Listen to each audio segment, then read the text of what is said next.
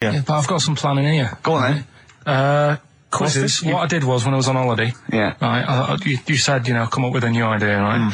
So the best way of coming up with ideas is sort of... Thinking. Sort of nicking a TV show name and then twisting it a bit. Yeah. So... Or just rip off Simon Mayo's idea completely. That's good advice for anyone out there. I didn't... Yeah. If you're interested in ideas. Karl is presently running a course writing for TV. Yeah. And that's the lesson one, isn't it? Just rip something else off. Just do it and change the title slightly. Yeah. Well, go on. This one I haven't really got... I don't know what to do on the game, but I'm thinking... Strike It Ricky. That's all you've got? That's what you've come up with. How long did that take? What is that? I just thought it sounded a bit like Lucky. Forget that one then. Yeah, forget that one. Okay, yeah, well, no, good. No, we all have hits and misses. Even Spielberg's, not all his films, can hit the. Go on. Right. No, okay, no, it's a good. Go on. Yeah. Do you remember Big Brother? Yeah. Do I remember Big Brother? No, go on. Big Mother, right? You call in. If your mum's heavy, you win a CD. What do you mean? How can you prove that? All right, forget that. Right, ER. Here's one. Right, ER. Good one. No. Yeah. No. The Price is Right. Remember that? Yeah. Right. The Price is Ricky? No. The Rice is Right. And what I do, I read from an Indian menu and a Chinese menu. You tell me whether you have pilau or egg fried. He's a genius, isn't he? He really is a modern... that one. Go on then. Let's go into this one. Let's not cross this off right away. Go on then. You read from what? Well, I'll get a couple of menus from like an Indian and a Chinese takeaway. Yeah. And I'll go like, chicken korma. Well, could I just suggest that as it's an Indian, it'll be pilau, and anything you read out that is... Yeah, but you don't know which one I'm reading from. What, the chicken korma's Indian, isn't it? Yeah, so you go pilau. But then Well, then you might as well say Indian or Chinese. No, because then the name wouldn't work. The Rice is Right. Okay, yeah, I forgot you're working for the title backwards, aren't you? Okay, yeah. Okay. I'm so confused. I don't know where I am or what day it is. Go on. Homeless person told me a dickhead. How did he know? Do you know him? Is that why? He's like the local big issue fella. Oh, yeah. Yeah. And he knows me, he sees me walking up and down the street. Oh, that's how he knew you. Right. So, normally I have a bit of a chat with him and that. And I walk past him. And, I can be a little bit cheeky with him, because I've been cheeky with him in the past with stuff. You pinched his arse. No, just, saying stuff like, God, you're always there. I mean, you got home to go to and stuff like that. Yeah, no, just breaking the ice. No, but he knows, and he'd laughed at that, right, last time, so I thought I can be a bit cheeky, right? So he goes, do you want a big issue? I said, no. He said, come on, I've got loads of them, right?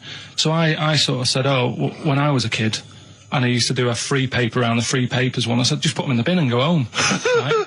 And he went, yeah, but how am I going to get any money doing that, you dickhead? You see, I can see his point. He is homeless and having to sell newspapers to get 50p or a quid or whatever.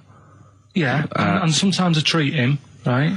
And today I didn't have any money. I had a takeaway last night and I normally give them a quid. And I felt bad not being able to do that because I didn't have any money on me last night. Right. I couldn't look him in the eye. Did you explain this to the homeless person, the traumas of the takeaway without the tip? Did you explain that, you've had it hard as well? I go, look, you don't I had food delivered to my warm flat. Yeah, it was you don't know what that's like. You don't know what the trauma is because you can't have food delivered to your flat because you haven't got one. So please don't look at me like that. You should have said. But most people ignore him. At least I gave him a bit of acknowledgement and sort of... took the mick. Yeah. I didn't think I was. I just was being friendly. Yeah. No, I know. You got to be careful with the homeless because this is true, and when the clocks went back recently, so you got an extra hour in bed. Yeah. And I was at Cash Point with a friend of mine, and there was a homeless person sat by the Cash Point, and we were getting some money out, and she said spare some change, and my friend thought, he's a bit awkward. He's just trying to make conversation with her. He went, clocks go back. Extra hour in bed. Oh no. I gave her £2. I felt so bad.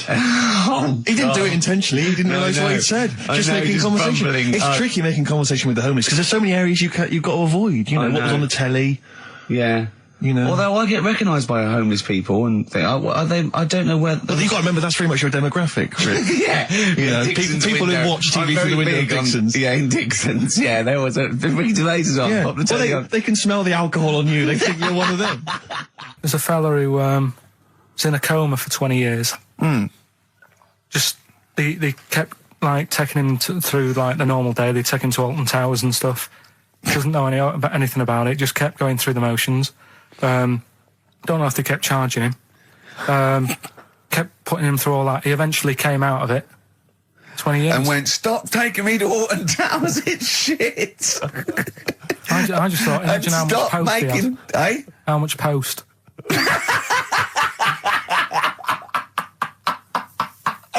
Oh, Did you read about that guy in the paper, Carl? He, sorry, on the internet. He in about, I think it was about 1984, 85, he had a terrible car accident. But this must be it. He went into a coma. This must be what he's talking about. Well, they didn't take him to Alton Towers. Of course they didn't. But you've got to try and decipher the truth from the conjecture, from the thing that I mean, don't forget, Carl realises that he's had a dream. He talks to Suzanne and goes, that was good, wasn't it, last night we were in the plane? She goes, no, it's a dream. He goes, oh yeah, where's my cornflakes? You got to, you know what I mean? I can now decipher what he's actually seen, what he's read. Well, go on, what did you... Well, I'm assuming it's the same guy. It is the same guy. It was a guy in some small American town, and he'd had a car crash and he'd gone into a coma, and his wife had left him. She'd gone on with her life because he'd been in a coma since then. And he had just woken up recently. Marriage wasn't working. Marriage wasn't working. He just wasn't paying enough attention. He actually had, she was pregnant at the time, and so now his daughter is basically the same age as he was when he went into the coma. And he's just started coming around, he's just started making jokes. They said, how do you feel? He said horny, which I thought was quite witty for a man who'd been in a coma for however many years. But anyway, yeah, so he's slowly trying to rebuild what life he can. That's what do you make of that though? Because the thing is that he's missed. Imagine what he's missed, Carl. Imagine the music that he's missed. The Live TV Aid. programs, Missed Live Aid. Live Aid. He missed Phil Collins playing in 2 continents in one day.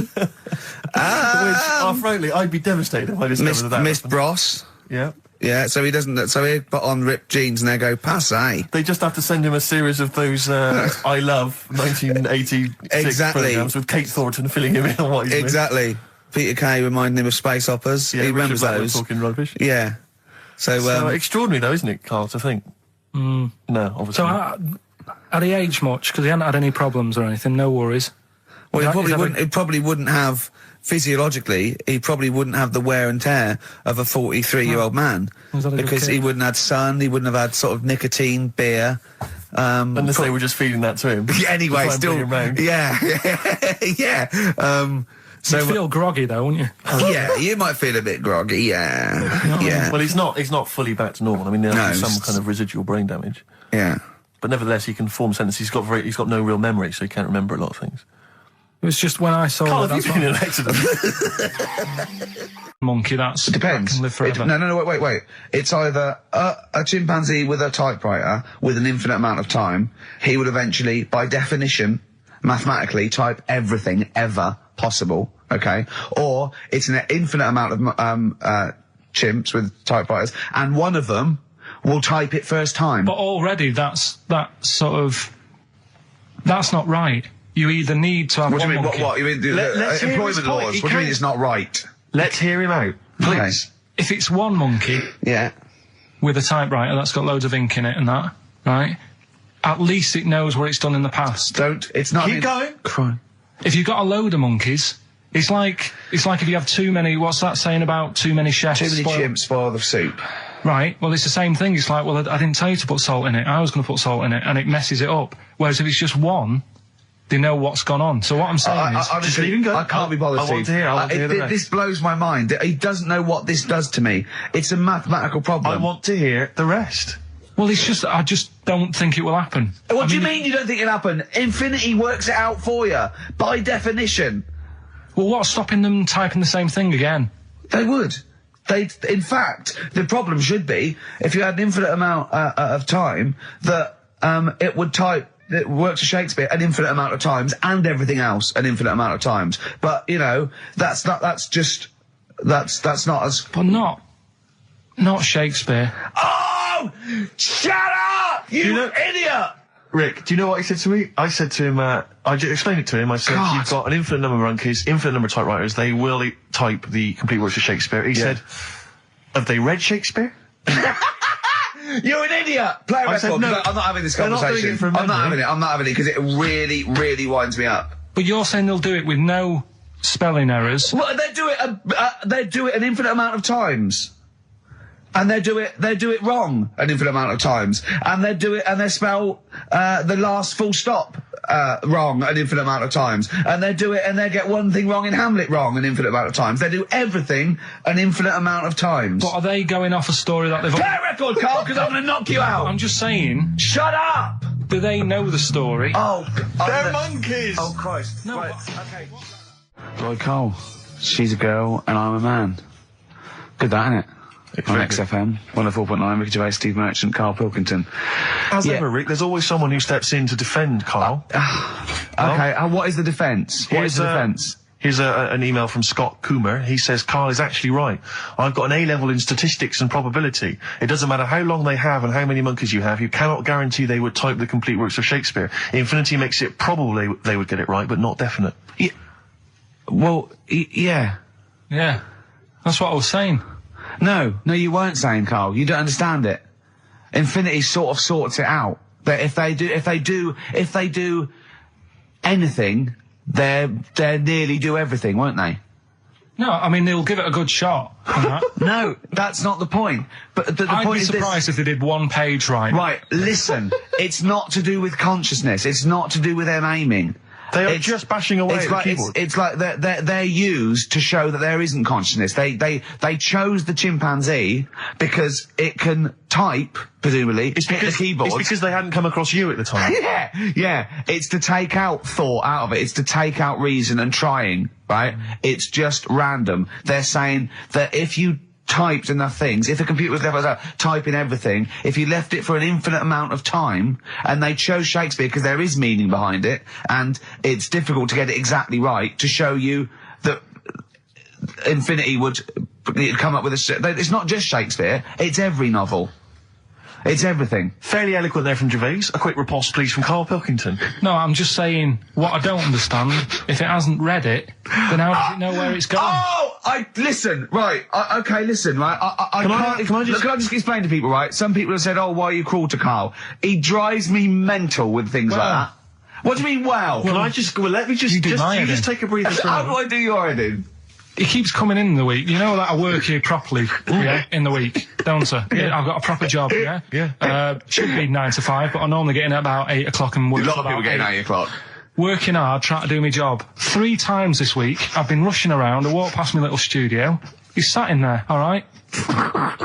Now, because I've got this sort of job, I can get away with it. I said to him, if I was a doctor, would he keep coming to me practice? If you were a doctor, there'd be severe problems with the NHS. Imagine that. The standards would have lowered so much if you can arrive at the hospital you're a We'll doctor. pop in, I'll go to lunch, don't we? We have a little lunch break, don't we? I go, come on, let's go now. He goes, I'm busy. I go, come on, let's go now. He's going, you're doing me head in. Well, when I was talking about the monkey conundrum with Carl, he said to me, right, if I had a day off work, and I was, say, watching the TV, and with one hand I was typing a typewriter, would I type Shakespeare? I mean... Yeah, but you see, there's certain things. We were talking a little bit about this stuff the other week, weren't we, when we said, you were going on about Einstein, and I said he's not that good.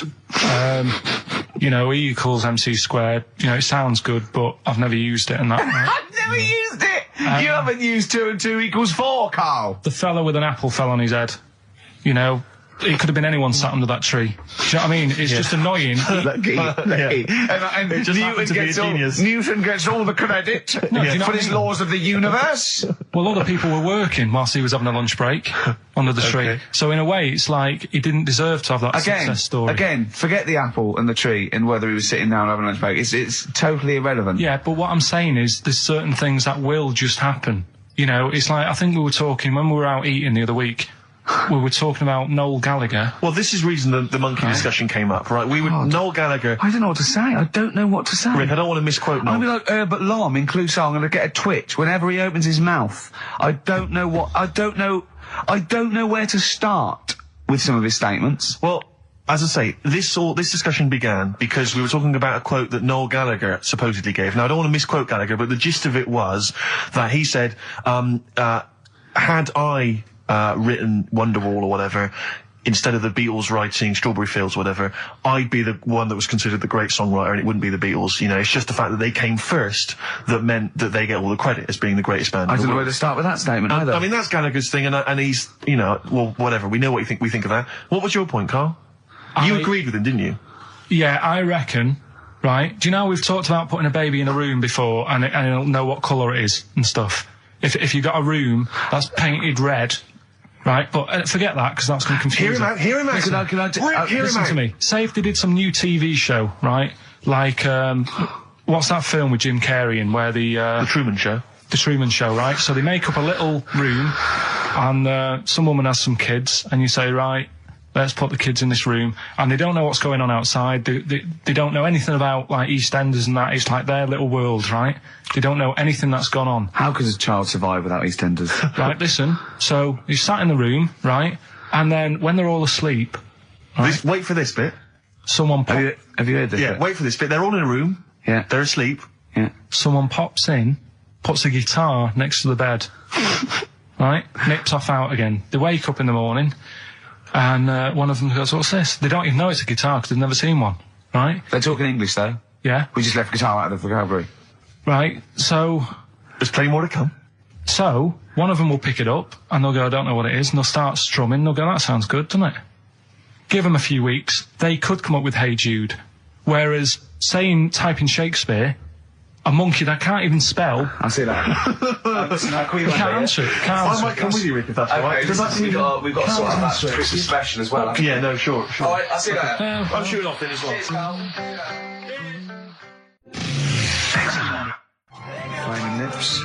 Yoshimi battles the Pink Robots on XFM 104.9. Before the ad break, Steve Miller Band, Fly Like an Eagle. Great track. Lovely to hear that. Brilliant track. We're not scared of playing that sort of stuff, are we? Indeed. We've got some great... I think we're underestimated here.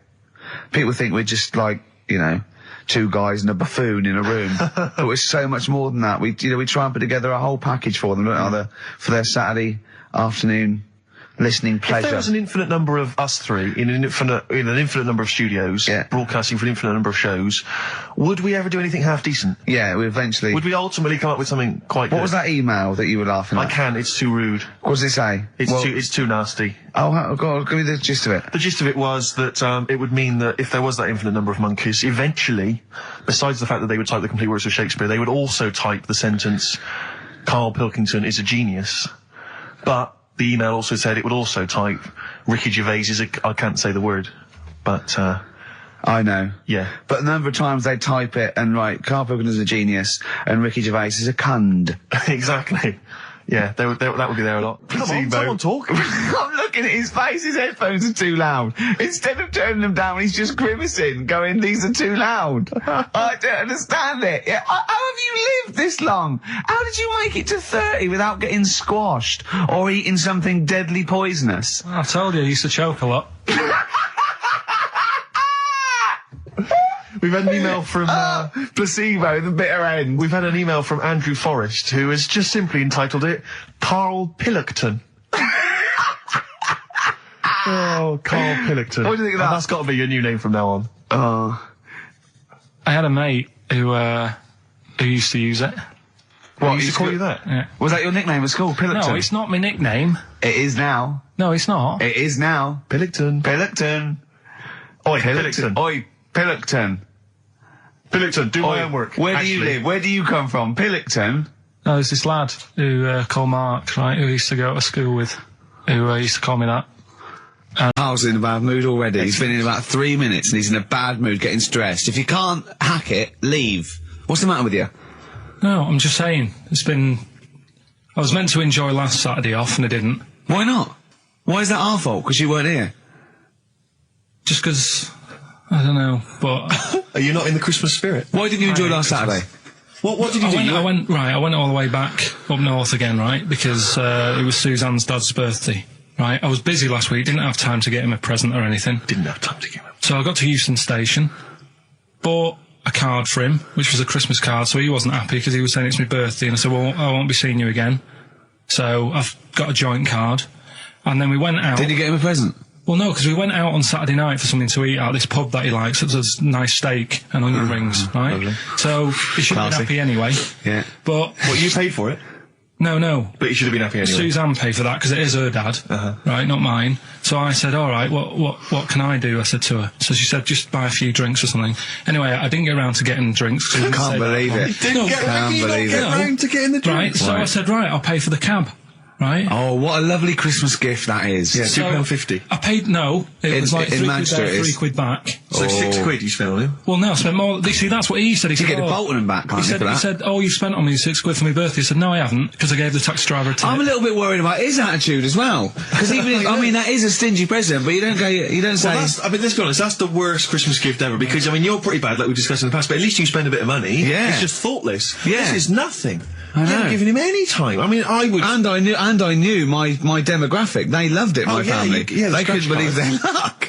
You know. Well, a tenner. You spent a tenner on him. Well, the cab fare was £6. But the thing is, it's not. I don't think he's saying that. I think it's the fact that this is like, you know, frittering away in it's everyday kind life. of He would thoughtless, have loved to. I'm sure he would have been appreciative of a lovely £10 gift that you cared about and bought. A book he probably likes, Fly Fishing, doesn't he, by J.R. Hartley. If you'd have bought that, he'd have gone, that's what I was looking for. Well. Or what I was looking for, Carl. Bloody hell, Carl, you little bald twat. That's just what I wanted. So, alright, so just calm down. So what have you got planned for Christmas? Is this what, I mean, are you doing the same approach with Carl, Suzanne? excellent. You've paid me milk bill for this week. That were nice. I'm spent this year. So have you planned anything for Suzanne, or are you just... Yeah, I'm taking her out Christmas Day for something to eat. Well, does she know that? Was that? She's working today, so she, you know, so... Right, okay. So what Christmas gift have you got? That's it, I'm taking her out. What, you haven't got a present? No, because we spent a lot Don't this forget, year. that's half yours, though. You're not going to just be sitting there watching her eat, going, oh, I'm hungry, but I spent all of it. You're going to be eating as well. That's half yours. So she's got Look at his nothing to face! unwrap. He's like a cat who's But been wait a hit. minute, she's got nothing to unwrap. There's nothing. She's going to hand something over to you, because I've met the woman, she will. She'll hand something over, you'll open it, you'll love it. Right, I might get something today. You shouldn't take me to begrudgingly persuade me to do it. God. Yeah. Right, so... Yeah. Well, I'm gonna try and stick in some Christmas songs. We're not playing all Christmas songs, but I brought in a couple. So this is Christmas, John Lennon, Yeah, The River, Joni Mitchell, Fairy Tale in New York, one of the best Christmas songs ever. Oh, well, what about a bit of Pretenders? That's a good one, 2,000 Miles. Let's hear it. Pretenders, 2,000 Miles on XFM 104.9. This sort of Christmas edition. We're not here next week, are we? No. Carl is, aren't you? Well, you are in a way. I was doing a best of, innit? Yeah. Is it a best of? Yeah. Brilliant. Have you been putting it together? Not yet. Okay. You want to get I'll a do move it. I'll do it today. Tell me what bits you want in it, and I'll sort it out. It's not for me All to the say, best is it? stuff. Yeah, it is the best stuff. Well, maybe people could email in with their the highlights of the year for them. I'm trying to think what they were. I mean, mostly talking to Carl. It'd be mostly Carl, wouldn't it? Mostly Carl. Gibberish from Carl. I think it'd be an awful lot of educating Ricky from Carl. Well, ricky.gervais@xfm.co.uk if you've got any thoughts on stuff you'd like to hear. Again, Is there anything you'd like to hear of Carl saying something stupid, me and Steve laughing or slapping him? Yeah. That's basically the competition, Well, isn't there's a it? couple of instances where I tried to kiss him, I think, and you encouraged me. Yeah. Those are some highlights for me. Donald Blitzen from the About a Boy soundtrack by Badly Drawn Boy. Christmas theme there. Christmas theme there. You spotted the Christmas theme. Yeah. Carl's not really in festive mood, but I can't imagine Christmas is your time of year, is it, Carl? Well, I'm not sure any time of the year is, really. I liked it when I was about... I think when I was about 7, I enjoyed it. was that the one? Was that the year, the big year for You you? get loads of stuff, you don't have to worry about anyone else, but once you've, like, got a job... What did you get when were you doing your paper round? How old were you then? I was about 13, 14. Well, that was then you were a man, weren't I you? had to buy stuff. Oh. But you're still not You're quite a having a good selfish time. man, aren't you? I didn't realise this. No, it's just that And Christmas... that's coming from him, Carl. My dad always said... Oh, right, steady on. Dad said Christmas morning was for, like, you know, for me, so he used to stay in bed. So he never... That's like, brilliant. That's a great thing to say, isn't it? Yeah. Christmas morning's for you. Run wild. Do what you want. Just don't bother So me. I'm going to Honolulu for 2 weeks. That's great. Dad, it's Christmas. Do I have to do anything? No. So my mum used to get up, because she used to like to see my face light up, you know, when I opened the presents. And then, to keep the fireworks. and then I'd have to go to my bedroom from about 6 o'clock onwards, because, like, my mum and dad were into having big Christmas parties, and I wasn't, like, old enough to go. Right. So they'd say, right, you know, you've had your fun there, you go up to your bedroom, stay in there. Really? Yeah, I remember one year, right, I got a train set, that's what I wanted. Yeah. Right? It's brilliant. Playing with it all day. I thought, I don't mind about the party, I'm happy staying up here, playing with this. Brother comes in, he's had a few, right, he's going, yeah, give us a go on your train. How old is set. he? He's a bit older than me, so he might have been like, let's see. Well, let him be 18. Yeah, probably about 18, 19, And how old something were like that. I had a train set, so, I don't know, about 14. something like that, right? So I'm playing on that, loving it and stuff, and then he comes in and goes, oh, give us a go. He turns the transformer up to like 14. He went really fast for about 5 seconds, broke it, and then he went back downstairs. Wow. So Christmas, I hadn't even got to Sounds Christmas like Day. the Conservative government with British Rail. Satire, that is. Satire. I just thought that there's satire. If there's any satirical shows listening or it magazines, doesn't work in any way, because there's the analogy falls down apart from there being a train. think it through though. British Rail was trains, Yeah. and the government broke the trains in many. Well, they didn't break them, like not officially breaking them, but they kind of. It does work, it's perfect. Oh, I'm very pleased with that. And I can't, and no one's asked him to be on Have I Got News For You. It's weird, isn't it? 'Cause it's strange that when you've got a satirical mind that's as quick as that. Yeah. All And right. he's broke your little train set. So what did you do? I just like watched telly and had some sausages. I bet you were happy with that though, weren't you? It's a bit annoying though, isn't it, when your main present of the year has been broke. And then, did it ever get you fixed? No, that was it. Put away. I'm intrigued why your parents wouldn't let you come and join in the festive fun. Was it like really debauched down there? Was it like eggnog everywhere? And Well, no, but I mean, that's fair enough. 6 is a little bit early, but I just think, you know, if you're a kid, you know, he had his fun, put him to bed at 8 maybe. And he you think won't. so on Christmas Day? I thought that was a day for family. Well, not if there's a party going on. And, Well, don't have the party on to Christmas Day. Well, that's another option. Yeah. Your parents are weird, aren't they? A strange breed. well, I think that was the year, right? You're talking about buying presents and stuff. I think I did treat my mum to that. I didn't buy my dad anything. I think that was like when I got a bit older, I used to get my dad something because he wasn't that bothered anyway. No. So, got me mum, there was a cheap shop, right? Of course. Thank God for that. Called Snips. Right? So I went in there and I thought, let's see what I can get her. And remember Victoria Plum? I don't think so. Well, it's like a fairy character. Right. Right? And my mum's into gnomes and stuff, right? So I thought, right. She must be pleased with you then.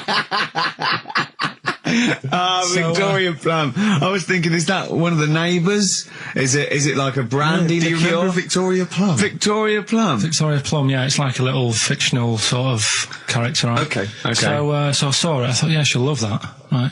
So I did my paper round, saved up for 2 weeks, right? Oh. Got that sorted, went to Snips, bought the Victoria Plum. Next day, I'm in town with her, right? So I think, I know what I'll do. I said, come in here a minute, right? So we go in and we're looking around, and I tested her, right? I went, look at that there, that's all right, isn't it? And she goes, oh, it's bloody awful. Oh, Carl. Oh, Carl. Oh, God. So then Christmas Day comes, I said, don't bother opening it. She said, no, why? I said, Oh, "Don't no! Why did you still give it to her? So, well, it's too late, I'd already bought it. Oh, Carl. So she opened it, and I was like, and she said, oh, that's nice. I said, why are you saying that? I said, the other day, you said it's bloody awful. She said, oh, no, I thought you were pointing at something else. Oh, no. So that's why I don't get anyone anything anymore. Oh, God. Play record. Oh, God. Oh. That's good, isn't it? Not bad. Gold Rush. Let you down. I'm actually quite affected by Carl's Victoria Plum scenario. Just the fact that, like, that eagerness, he wants to make sure it's a great present. He's saved up his paper round. He thinks it's like a gnome, but modern. I'm worried that you're using it as an excuse now, and that's why you're not buying anyone any gifts, because you've had your fingers burned once. I mean, you were 6, 7 years old. To be fair. No, you weren't. You were about 13, weren't you, if you're doing your paper round? Yeah, I must have been, yeah, 11 or 12 then. All right. Yeah, so I'd saved up. Oh, no, I'm not using it as a thing, it's just that... What did you get your mum this year? I've sent them some money so they can get a passport. So they can get a passport? What do you, where are they? Immigrants? Are they trapped No, somewhere? Well, they're in a holding bay somewhere in Dover. Yeah, I got What do a you friend mean? who's a truck driver who's going to sneak them across. What do you mean? So they can buy a passport. What do they do? Sell it when they were No, a bit... they're a bit down in their luck. No, they haven't got that much money, right? They've never been abroad, and the mate said they might take them next year, and they said, we haven't got a passport. So You've got to buy a passport, have you? Isn't that your God-given right as an Englishman?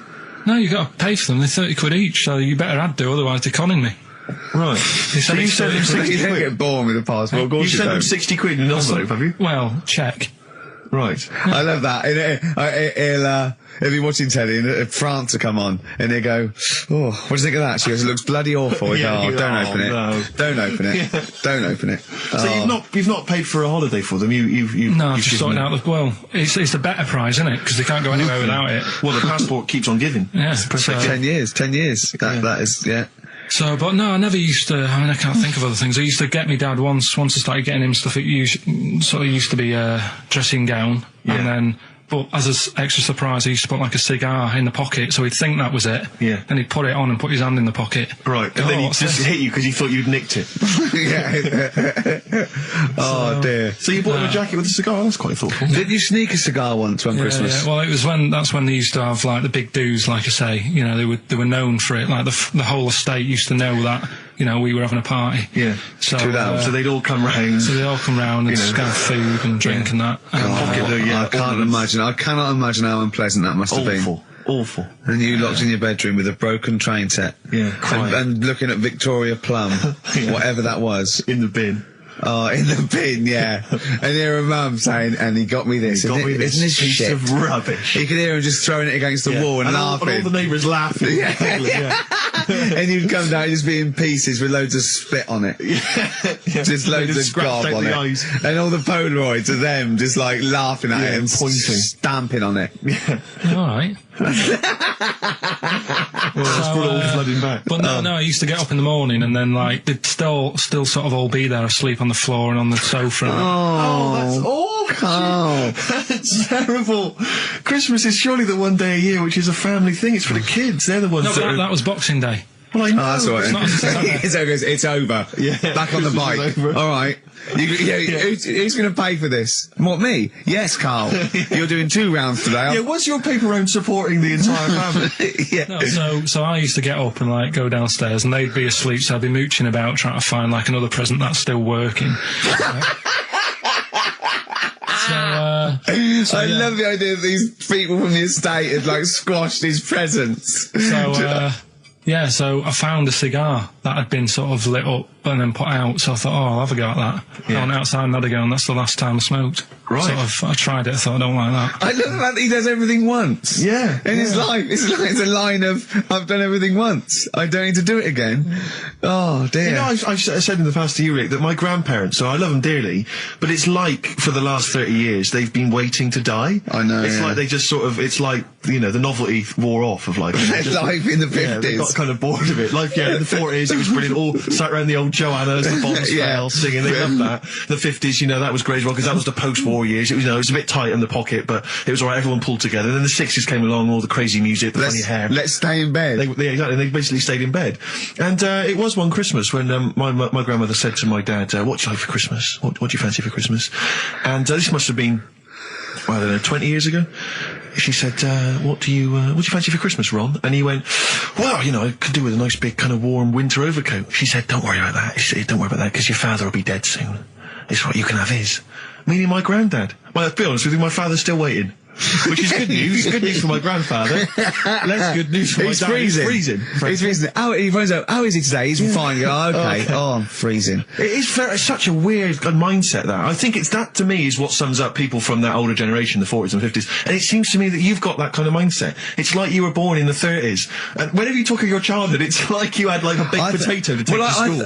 And a hoop and a stick as a Christmas gift. Teenage Fan Club from the XFM Christmas album, and that's Christmas Eve. Their guitar sounds are just brilliant. They're just always so nice.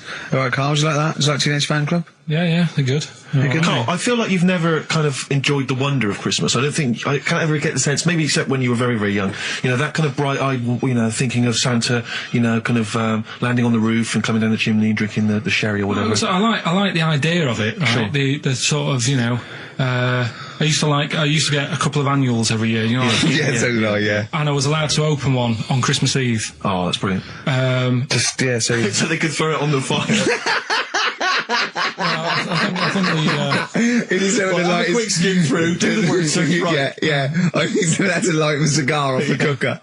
Oh. Well, anyway, listen, a good friend of ours, Ross Noble, the comedian, brilliant, he gave me this picture, Carl, which he's got from a magazine. He loves you. He And I have to thinks say, I think this... I just looked at it then. Obviously, it's not going to mean much to the listener. Oh, this is but it is self-indulgent. currently available. I think it's in the current edition of Bizarre magazine, so you might want to buy that. It's not horrible, though, is it? There's a certain grotesqueness about it. Oh, it's a deformed person, isn't it? Well, to a degree, but I think what it's going to do for Carl is give him, I think for you and I, Rick, we're going to see his face light up, lighten up, like opening a wonderful Christmas gift. Oh, you know what? I think I've seen this. Is this the one with the kid with the big head? I'll be honest with you, Carl, it is. Have you seen it already? Yeah. Let me just show it to you again so you can I haven't seen it. It's like... yeah. We shouldn't be laughing at that. No, but that is like the kid who I went to school with. That is the same. That can't be the same. So do you recognise him? Seriously, that is the same thing he had. I mean, I have to say, it does look like sure. it's been computer generated. It's so odd. Yeah. But look at the child's face. I know. Look at his reaction. Don't take another photo of me. I'm not sure this is right. Well, the thing is, right, you were just saying about what are you, about Christmas. That's the funny thing, right, because in our house there's no one who's religious, right? No. My dad got annoyed when I went to church that day. He was like, what are you doing that for? Of course. I went to see a gig in Liverpool. Remember the band The Christians? Yeah. He thought I'd join some club. Yeah. I said, I've been to see The Christians. He was saying to me, man, what's he doing going out with them? Yeah, yeah. And then the other thing is, because I'm not christened or anything, my mum used to say to me, don't tell anyone that, because there's witches and stuff. I want to go back and see his upbringing. I just want to go back and see him at 7. One day in the life of Carl, age 7. Just have 3 ghosts visiting tonight. And take him back through time. But we could go with him. We can be some of the ghosts. Yeah, the ghosts of Christmas past. Oh, remember this? That's incredible. Because don't tell what. Just say she thought. So she wasn't Christian, but she thought maybe someone could take your soul because you weren't christened. It's like there's cults and that, isn't there? And if they find out you're not christened, then right. I don't think they care. I don't think a lot of cults care. Well, but what can they do if you're not Christian? I don't know. I just said all right because then through that time there must have been a time when. But hold on, now they know. Yeah, but I'm older now, so I'm all right. She used to worry about me playing out on the street. Oh, she was worried about when you were naive and stupid and easily led. Well, yeah. No. Good point. No. I'm Ricky Gervais. With me, Stephen Merchant and Karl Pilkington. Yep. Our producer. Right. In inverted commas, heat put. Yeah. They know. How are you doing? All right, Karl? Yeah, didn't they also write something about me, bald round head? Yes, perfectly round little bald man head, they said, so... Because you need to know that when you listen to the radio and that. Really matters what my hair's doing. Your hair, have you given it a little sort of polish? Because you look like a cue ball at the moment, and you've had a shave in it. I've never seen such a round head. It actually looks like a plate with ears. Yeah, well, for those that have never seen Carl, I actually, if you remember, I think he looks a little bit like Mr. Spoon from Button Moon. He does. If you've ever seen that show, and also he looks like, you know when they say they find with a little 4-foot human and it's actually 500,000 years old and they give it a name and it's the first, Australopithecus into. Right? He looks like one of them as well. Perfectly round little. He is the missing link. He looks half human, half monkey. Because he's got a slight slouch as well. So yeah, it's like those pictures where you see it going from an ape to a man. He's one of those in the middle. Yeah, and of course his monkey hands, his hairy little wrist to those skinny little things that you can get oranges out of holes with. And it's unbelievable. Why are you so all shaved and polished and everything? Got a wedding. What? Got to go to a wedding today, so thought I'd, clean myself up a bit. Yeah. Shouldn't you be wearing a suit or something? No, I'll go home and put something on. Oh, okay. But, Suzanne said, make an effort. I sort of had a shave and that, and then I came out of the bathroom, she said, oh, your head looks a bit sort of eggish. She's right. She always worries about when I have a shave, because I just, That's your girlfriend, Karl. I know. Saying that. Just think, so don't worry about Heat saying it. The funny thing is, it's Boyd Hilton, I think, of Heat that wrote it. And he's got a little bald head. Yeah, no, don't slag him off. Yeah, but on the end of his review, does it say, written by Baldy Boyd? No, because it doesn't matter, it's a magazine. Don't worry about it. Looking forward to the wedding? A bit boring, isn't it? But you gotta do it. They're probably listening. Should we do a shot? No, it'll be a great day for them, but I know what will happen. Suzanne will see, all the fuss and that, and then she'll get ideas, and have to let her down and all that. Why is it you don't want to get married again? I always forget. It's just, who's it for at the end of the day? I've been with Suzanne for 11 years, right? Sure. We're happy. Well, I am. That's what counts. You're never happy. I am. I'm all right. Yeah, I know you're happy with Suzanne and everything, but apart from that, you're never happy. You are the most grumpy, moany thing in the world. I mean, I get annoyed, but I'm always happy. I was annoyed here. I was happy coming here, but there was a bloke behind me walking and scuffing his feet. He had a pair of those stupid skulls on, and he was clicking and scuffing. Wear some shoes. You don't have to click. Pick your feet up. Flip-flops annoy me. You know, but I'm happy. I'm just annoyed. You are just like, oh, the world's on me. It's rubbish, this. I know the world's great. It's just sometimes people annoy me by being there, you know. But Steve said I should be locked in one of those towers that princesses used to be locked in fairy tales, because everything annoys me. But you're grumpy. I'm not. I'm all right. XFM 104.9. We're not here. This next clip is one of my favourite clips. Look, it needs no introduction. Here it is. Finally, White Van Man. What do you make of the fact? What I'm saying is, why were they shouting Vera? Because pigs don't come to the name, do they? Hey? I don't know the ins and outs of pig, you know, how to lure a pig into your trap. Can I just tell you some very, very interesting things about pigs? Please do. Right. One, everyone knows they have a corkscrew-shaped penis, right? A corkscrew-shaped penis. That's the tail, isn't it? Two, they can't look up. They can't put their head back and look up, right? Three, they can have a 30-minute orgasm. Rick, is it only pigs that have got a corkscrew-shaped penis? No, and landlords. Okay. Very handy. Right. Here's one for you. Go on. Like insect facts and stuff. Go on. If a man was a flea... You could jump over St Paul's Cathedral. No. What? Wrong. It's gone up now. It's... the big wheel. The big wheel. It's the Millennium Wheel. Now. It's gone up now. Play a record. You're the best. Carl, let me ask you now. Carl, you will be a little bit unnerved about this. Have you seen the film Jurassic Park? Yeah. You know what happened there? Well, according to the Sun here, it says scientists are planning to clone mammoths for a theme park. Look at his face. Look at that. He looks like a dog caught in the headlights of a car. He's terrified. I love Carl. He's sprung to attention Carl. there. Is that the best news you could have? Man moths.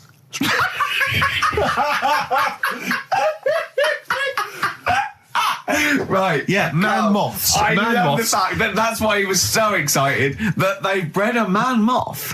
What is this? Yeah, it's a human being that hides in your wardrobe and eats an entire jacket in a day. Yeah. What do you mean, man moths? Mammoths. Mammoth, the big hairy cow from the Ice Age. I mean, elephant. You're not so excited about that, then? You can take or leave bringing back mammoths to life, but a man moth... A man moth is a different matter. Oh. if we'd have never brought that up, he'd have gone and told someone now, Yeah. you know, they've bred an half man, half moth. This is what we That's how mean. things start. This is what we mean when you hear these ghost Are you stories. slightly deaf? Is that it? When you hear these stories, is it... Carl, is English your first language? Are you actually foreign? Is that the thing? Yeah. Should we speak when we say slower? foreign, we mean not of this planet. Yeah. Should we speak slower? Would that be a help to you? No, go on. Next What do you one. make of that? Do you think that's good? The Do you think idea that's of good to bring back mammoths? prehistoric animals. These giant elephants. They're slow, aren't they? It's not as if they're going to, like, get out and run fast and they can't capture them. They'd probably be a fence, to be honest, Carl. They'd probably be a fence. No, but you're asking it as if, like, oh, it could all go wrong, but it couldn't, could it? Well, Really? but the point was about Jurassic Park is they thought it wouldn't go wrong. They thought they had it all under Yeah, but control. that was And Have you learned dinosaurs. nothing from Jurassic Park, Carl? Dinosaurs would say, oh, think about it before you do it. But with a hairy elephant, it's not going to... not a concern for you. Would you go along to see him? Would you be interested in that? If it was in the area. He's great, isn't he? I'd love a queue, Nothing right? impresses No, him. but what I'd like to do is Carl sitting like Yoda in a little cave, and I'd just like to see people like Tony Blair and, you know, Stephen Hawking in a queue, and they go and say, Carl, got a bit of a problem. And thinking of cloning a man and a moth. Problem? Not an issue. No, if I'm in the area, I might cruise around and have a look at it. Otherwise, just don't send it near my clothes. Oh, that's fantastic. So it's just for a second. As the words man moth came into your head, how excited were you? I mean, were you both terrified and excited?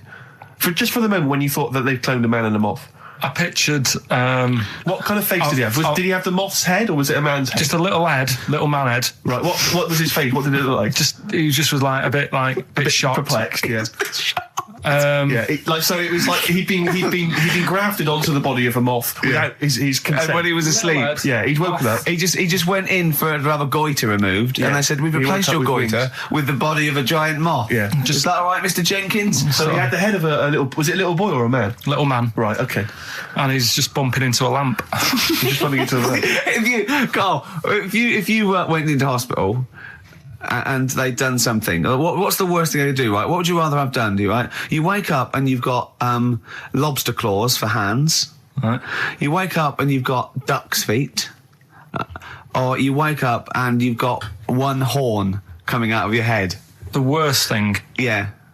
probably the horn coming out of my head. Why? Get in the way. That'd be useful, wouldn't it, in fights and stuff? And for like parties, people would play Well, I suppose quoits. the lobster claws would also be quite handy there. All right, this is Karl, the producer of Ricky Gervais and Stephen Merchant on XFM 104.9. We're playing out some of the best bits. Hope you're enjoying it. Here's another one. Carl, it was you that worked out the maths and worked out I was 28, because they just worked out I'm 27. You are 27. No way.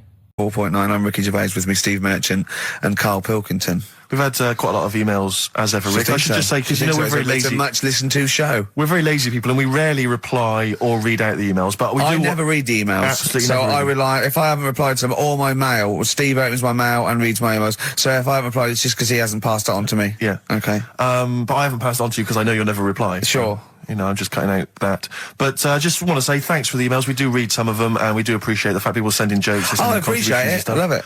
Yeah, but we've had to do anything towards it. Sure, we had an email from Jack. He just said he missed the last 2 weeks' shows. Has he missed anything? Not really. No, it's the same stuff. Same old I rubbish. think last week Karl was having a go at Chinese people not aging well. He had a go at the gays, and he came up with a ludicrous story about a monkey that was impossible. Yeah, so I don't think Jack's missed much. Go on. We've just had an email from the Pringles people. Oh, right. Good, because it's finally started to happen. I hear these stories about people given cars and Armani suits and trips abroad, and we haven't had no. But finally, people are starting to, realise what we're doing, our impact on society, and we've got a whole box of Pringles sent to us. Not on those little tubes, the proper tubes, the foot-long tubes. Yeah. So. And well, what have they said? Well, the Pringles guys want have them said, back. No. They've said they like the show, and if you want more Pringles, give them a call, and they'll send you more want Pringles. more Pringles. Yeah. I bloody love Pringles. Yeah. Pringles are. The thing about Pringles is, they're Moorish, right? Yeah. But how would I put it? You know the sort of thing when I open them. Yeah. And by that when I pop. Right. Yeah. I have to eat the. Well, okay. How can I put this? When I pop, I can't stop. What do you mean? I don't. Well, when I pop them open, I can't stop eating them. Right. Open. When you pop, you can't stop. Yeah. Yeah. I think that's because of the chemicals. I think that might be the reason. But they're good chemicals. They're good chemicals. They're the best chemicals. Pringle chemicals. They're not bad chemicals. Lovely. Like using chemical so warfare. yes, I want some more Pringles. Yes, what else more do they do? Pringles. It's interesting, actually, you were saying that like other people, like Kylie, I imagine, would get given sort of maybe sexy underwear. You got Robbie Williams, where he gives the Armani suits. You get sent the crisps. Yeah. Which seems appropriate. Yeah. Oh, but it's nice to be sent. Go on. Talking of Pringles, on the Finchley Road tube station, early on my way in, there's a lot of Pringles there, isn't there? Well, I'll tell you a job I don't like. What? I wouldn't want to be doing. The woman, there's a little woman who sits in the little snack stall on Finchley Road station. Yeah. And I don't know how to describe it, really. She is surrounded by snacks. She can't move for snacks. It's Does it look like American Beauty, but with different... Not dissimilar to that. Yeah. It's a little hut on the station. And it's like, if you go to the seaside, you can put your head through one of those cardboard cutouts and it looks like you're a big fat person or whatever, and you can have your photo taken. It's like an equivalent of that, but it's just snacks everywhere. She's got bananas up to her chin. She's got chocolate coming down to her eyes, crisps either side of her. She can't move. She can't do 360 degrees. She's like packed in there. I don't know how she gets in there. I think they put her in there first, and pour in the bananas. Yeah. And then they go pour in the nuts. She has 2 hours of makeup before they open, exactly, yeah. dressing her in there. Because I'll ask for something from the fridge, and she cannot turn her head to see. She has to go by feel alone, just to feel the fridge and get stuff out and pass it. And often I'll say, that's not what I wanted, but she can't. You've got to let her off. It's extraordinary. Dear. But there's no music playing. Does she have to sell her way out of it? Exactly. If it's a slow day, she's stuck there till the next day. Yeah, it's like a world-breaking attempt. Yeah. Oh dear. That's Finchley Road. So if you, if you're on Finchley Road or just want to pop down there, have a look at the Snack Woman, because it is. It's how always does she amusing. get refills though? I don't know how it works. I don't know how she goes to the toilet or eats. I don't know what she does. Yeah. But God bless her. So that's one of the jobs you wouldn't have. That's jobs I would not like. I've always worried about working in one of those big photocopying places. Sure. Because it's just that constant taste of toner. Yeah. You know what I mean? It's so dry, and I just imagine going to work with a hangover. Yeah. 8 hours in that sort of I think it's environment. those jobs where what's the best that can happen that day. Do you know what I mean? The photocopying shop. What's the best? Well, they probably have interesting things, like people going and photocopying. Porno mags. Can I have 30 copies of my arse? Right, yeah, exactly. Yeah, I couldn't make it to the staff party. Yeah, But I wonder if I could do. But what's the name? It was It's the attention span I like. Oh. these people who they've got like this autism thing going on. Yeah. And they sort of take in a lot of information. They get sort of they get so into it that they know everything about that subject and what have you, right? And there was this lad who he knew everything, right, about EastEnders. Right. He sort of the cameraman was saying to him, so you know why EastEnders and that. And he said, I don't know, I just like it. And he said, I remember when I first watched it was a Thursday, it was 5 to 8. Pauline Fowler walked in. She had a pink jumper on. She said, all right, love.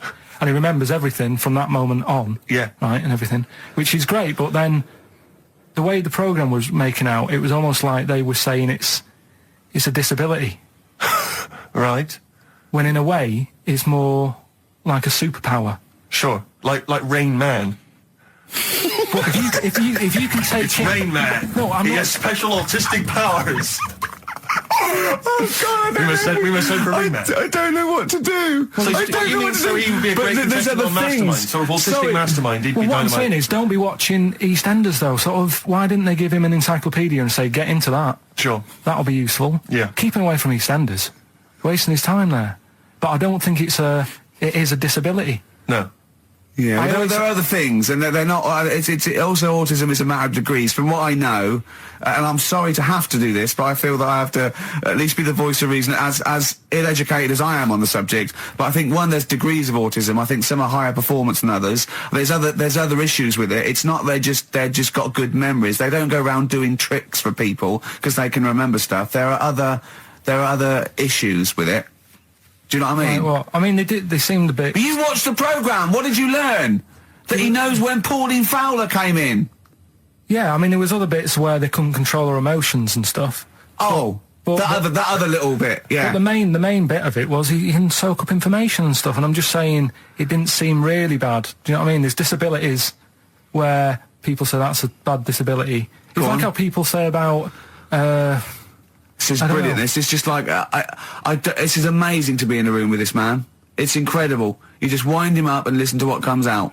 And I'm going to sit back now. I'm not going to defend you or explain anything. Just go on and tell me about the other disabilities that are worse. What I mean is how people can sometimes easily get mixed up.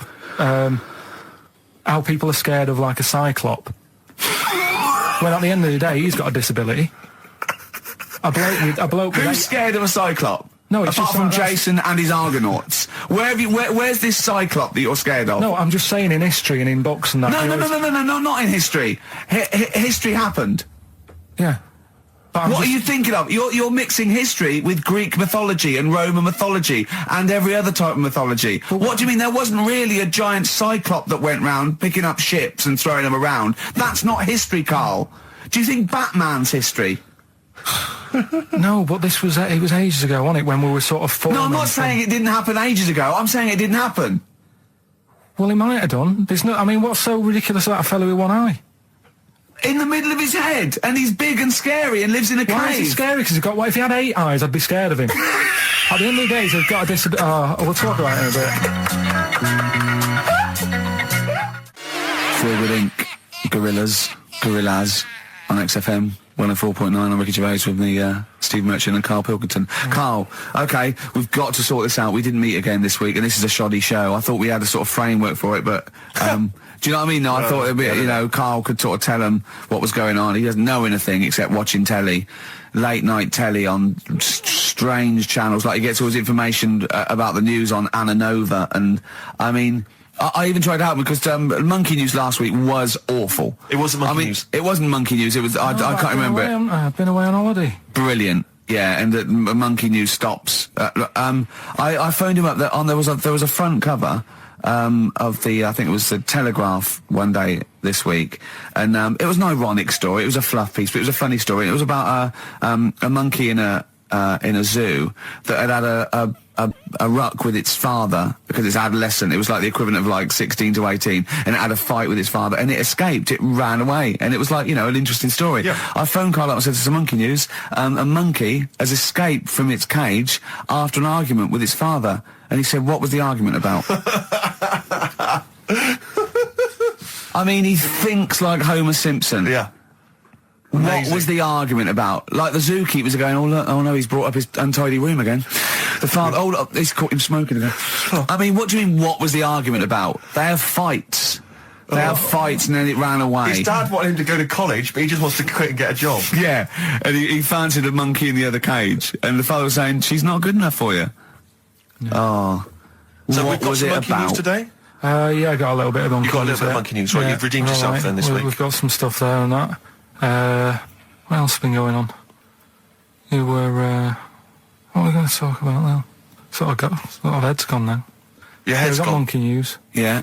And, Why is your brain? Why is it? It seems like since we've come back on air, you have become dimmer. I mean, it is extraordinary. It's like BSC has kicked in. Or and did you we really just forget? We just forgot. Maybe what- it's been a long time. We've forgotten just how stupid he is. Yeah. It's proper. Do you mean it's the silences? You know, Yeah. he forgets we're on the radio. There's just I know, dead air. it's unbelievable, and it's our name on this. know. They put up, but as I said before, you know, he is no offence, he's not a bright lad or educated or anything like that. Yeah, but some things he says does border on the retarded. Oh, yeah, I okay, get I don't I know. don't- I've been trying to take in too much information though. That's the problem recently. Well, I've said to you last week, I've been like reading more books and what have you, and trying to take in too much. But the problem is, like even watching telly and that now, Suzanne said to me, you know, stop doing that. Stop watching telly late at night and going to bed, because it's making your brain too active. And I'm sort of, Heaven forbid. and you know, I'm trying to get to sleep and I can't. And then when I wake up, she had a go at me the other day, right? Because it was a night after watching The Fat Baby, right? Woke up in the morning and she had a go at me because as soon as I woke up, I said it was something like, "How can you freeze time?"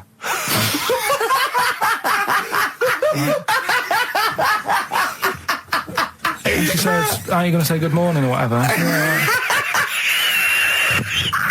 I'm gonna burst! Just imagine it, right? It's like the sun comes up through the window. Oh, she's right. Carl's like that, his little head. His eyes open, he goes, One of those floppy night hats. "How can you freeze time?" Oh, God. But it's because, like, whatever, the night before I might have heard that on the news or whatever, and it's just been sort of whizzing around my head. Sure. And, you know, it was a big debate. I think have they found a way of doing it or something? What are you talking about? They've done something about freezing time and all that. See, this isn't information. This is nothing. That is nothing, that. They've done something about freezing time. Imagine Jeremy Paxman coming on, going, "Well, the issues tonight said something about freezing time." It's you think before you talk.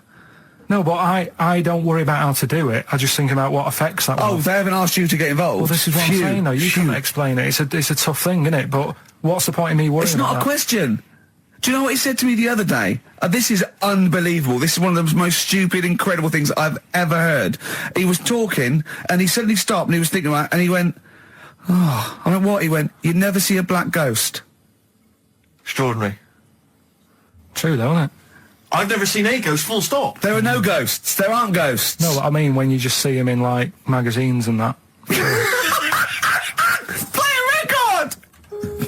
So So we get onto conversations. He's asking me stuff about evolution. Tell me that. Why did the giraffe? What's that rubbish about the giraffe getting a long neck? I said, well, it didn't try and get a long neck. It was selected because, anyway, I went into evolution for him, and he said, but why would evolution do that? I went, well, you think that evolution didn't do anything. There's not this consciousness, there's not this will that a giraffe has to stretch its neck to reach the leaves. One had a long enough neck to survive and pass it. He was going, yeah, but why did evolution... this isn't. But by the way, this isn't the most stupid thing. This is warming up. This is about 8:45. Sure. Right? He said, why didn't evolution make a giraffe good at carpentry so it could build a ladder?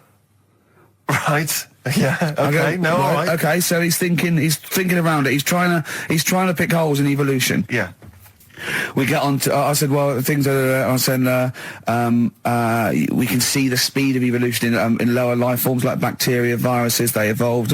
That's why soon we won't have an antibiotic that can kill some certain bacterial strains. And he said, and this is about 11:30, then I said, I'm going to bed, right?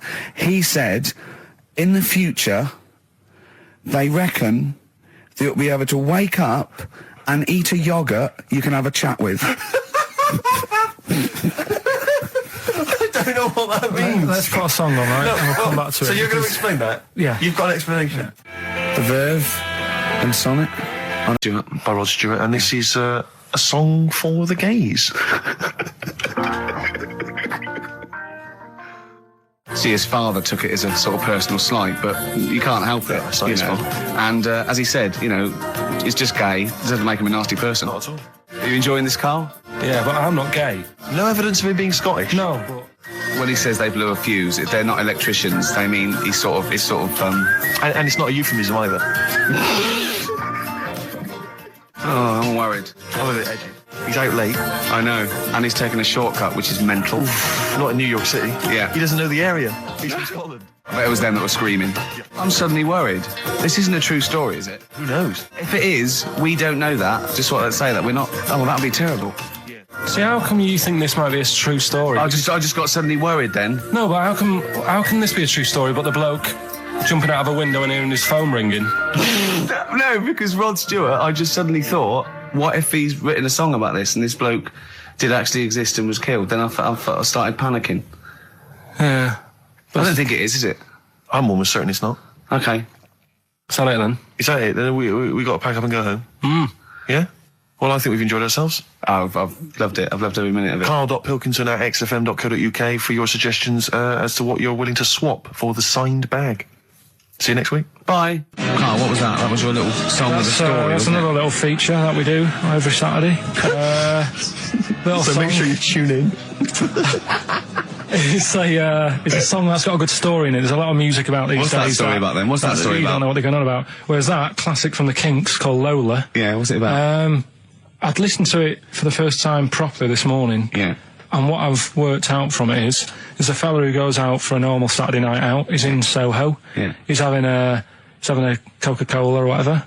And he sees this woman. He thinks, oh, she's all right. Won't mind a bit of that. So he wanders over, and he sort of gets talking to her. He looks at her. She's got a great figure, nice face, and all that. Lovely knob. And she speaks, and he goes, oh God. Got a bit of a bloke's voice. Yeah. Got a bit of a voice like a bloke. But he thought, that's her only down point. Sure. So he dances around with her, and I think he sits on his knee, I think he said. Yeah. Anyway, it turns out it's a fella. Yeah. Right. So, a sobering lesson. Yeah. What do you take from that? Look, always sort of, if you think you might be talking to a bloke in drag. just look at his sort of Adam's apple. And he'll probably have a hairier arse than a woman. Yeah, I think you've gone too far then, though. I think you're already getting too close. It's a bit late to pull out. No pun intended. There was a pun intended. Oh, was it? All right, was it? Yes. All right. Okay, we don't be disgusting then. Right. Okay. Right. The results of We ain't got a winner for the first time. Yes, we have. We've done this feature for. We've got loads of winners. No, we haven't. We've done this feature for 3 weeks. This is the first time I've managed to sort of. What? Well, let's go through them then. What have they got wrong? The first one. The first one. What was the first one? Well, hang on. Let's do them in reverse order first. So what's the last one? The last one. The clue was that bloke does sport on the telly, and he's got a little kid. What's that? That's Destiny's Child. Des, who does ITV Sport, has got a tiny child, right? No, that's fine. They got that. Okay, Destiny's Child. What's the middle one? Right, the middle one. Right. Child. The second one was he doesn't like women. Yeah, he's got a couple of kids. That's a bit weird. Yeah. Right. That was PD. That was Puff Daddy. That is offensive. Go on. But it's not Puff Daddy. It's Puff Daddy. And he's not even called that anymore. He's called P Diddy. Well. Okay, fair enough. But they got that one. Yeah. And if I'm being tight, these lot are as well. Yeah. Yeah. Tight means something in Manchester. Go on. Right. And the first one that they're having problems with, I don't think them birds should be allowed in this area. Got it. Boyzone. It's not Boyzone. What's the clue again? I don't think them birds should be allowed in this area. That is perfect. A boy zone. No birds. No women. No women, yeah, birds, right? A boy zone. Sorry, Carl. If that isn't the answer, their clue is better than yours. That is brilliant. What was yours? Boy zone, it works perfectly. What's your answer then? Bangles. I have no idea what that means. Like seagulls. So you don't want them in this area, so you're banning them. Bangles.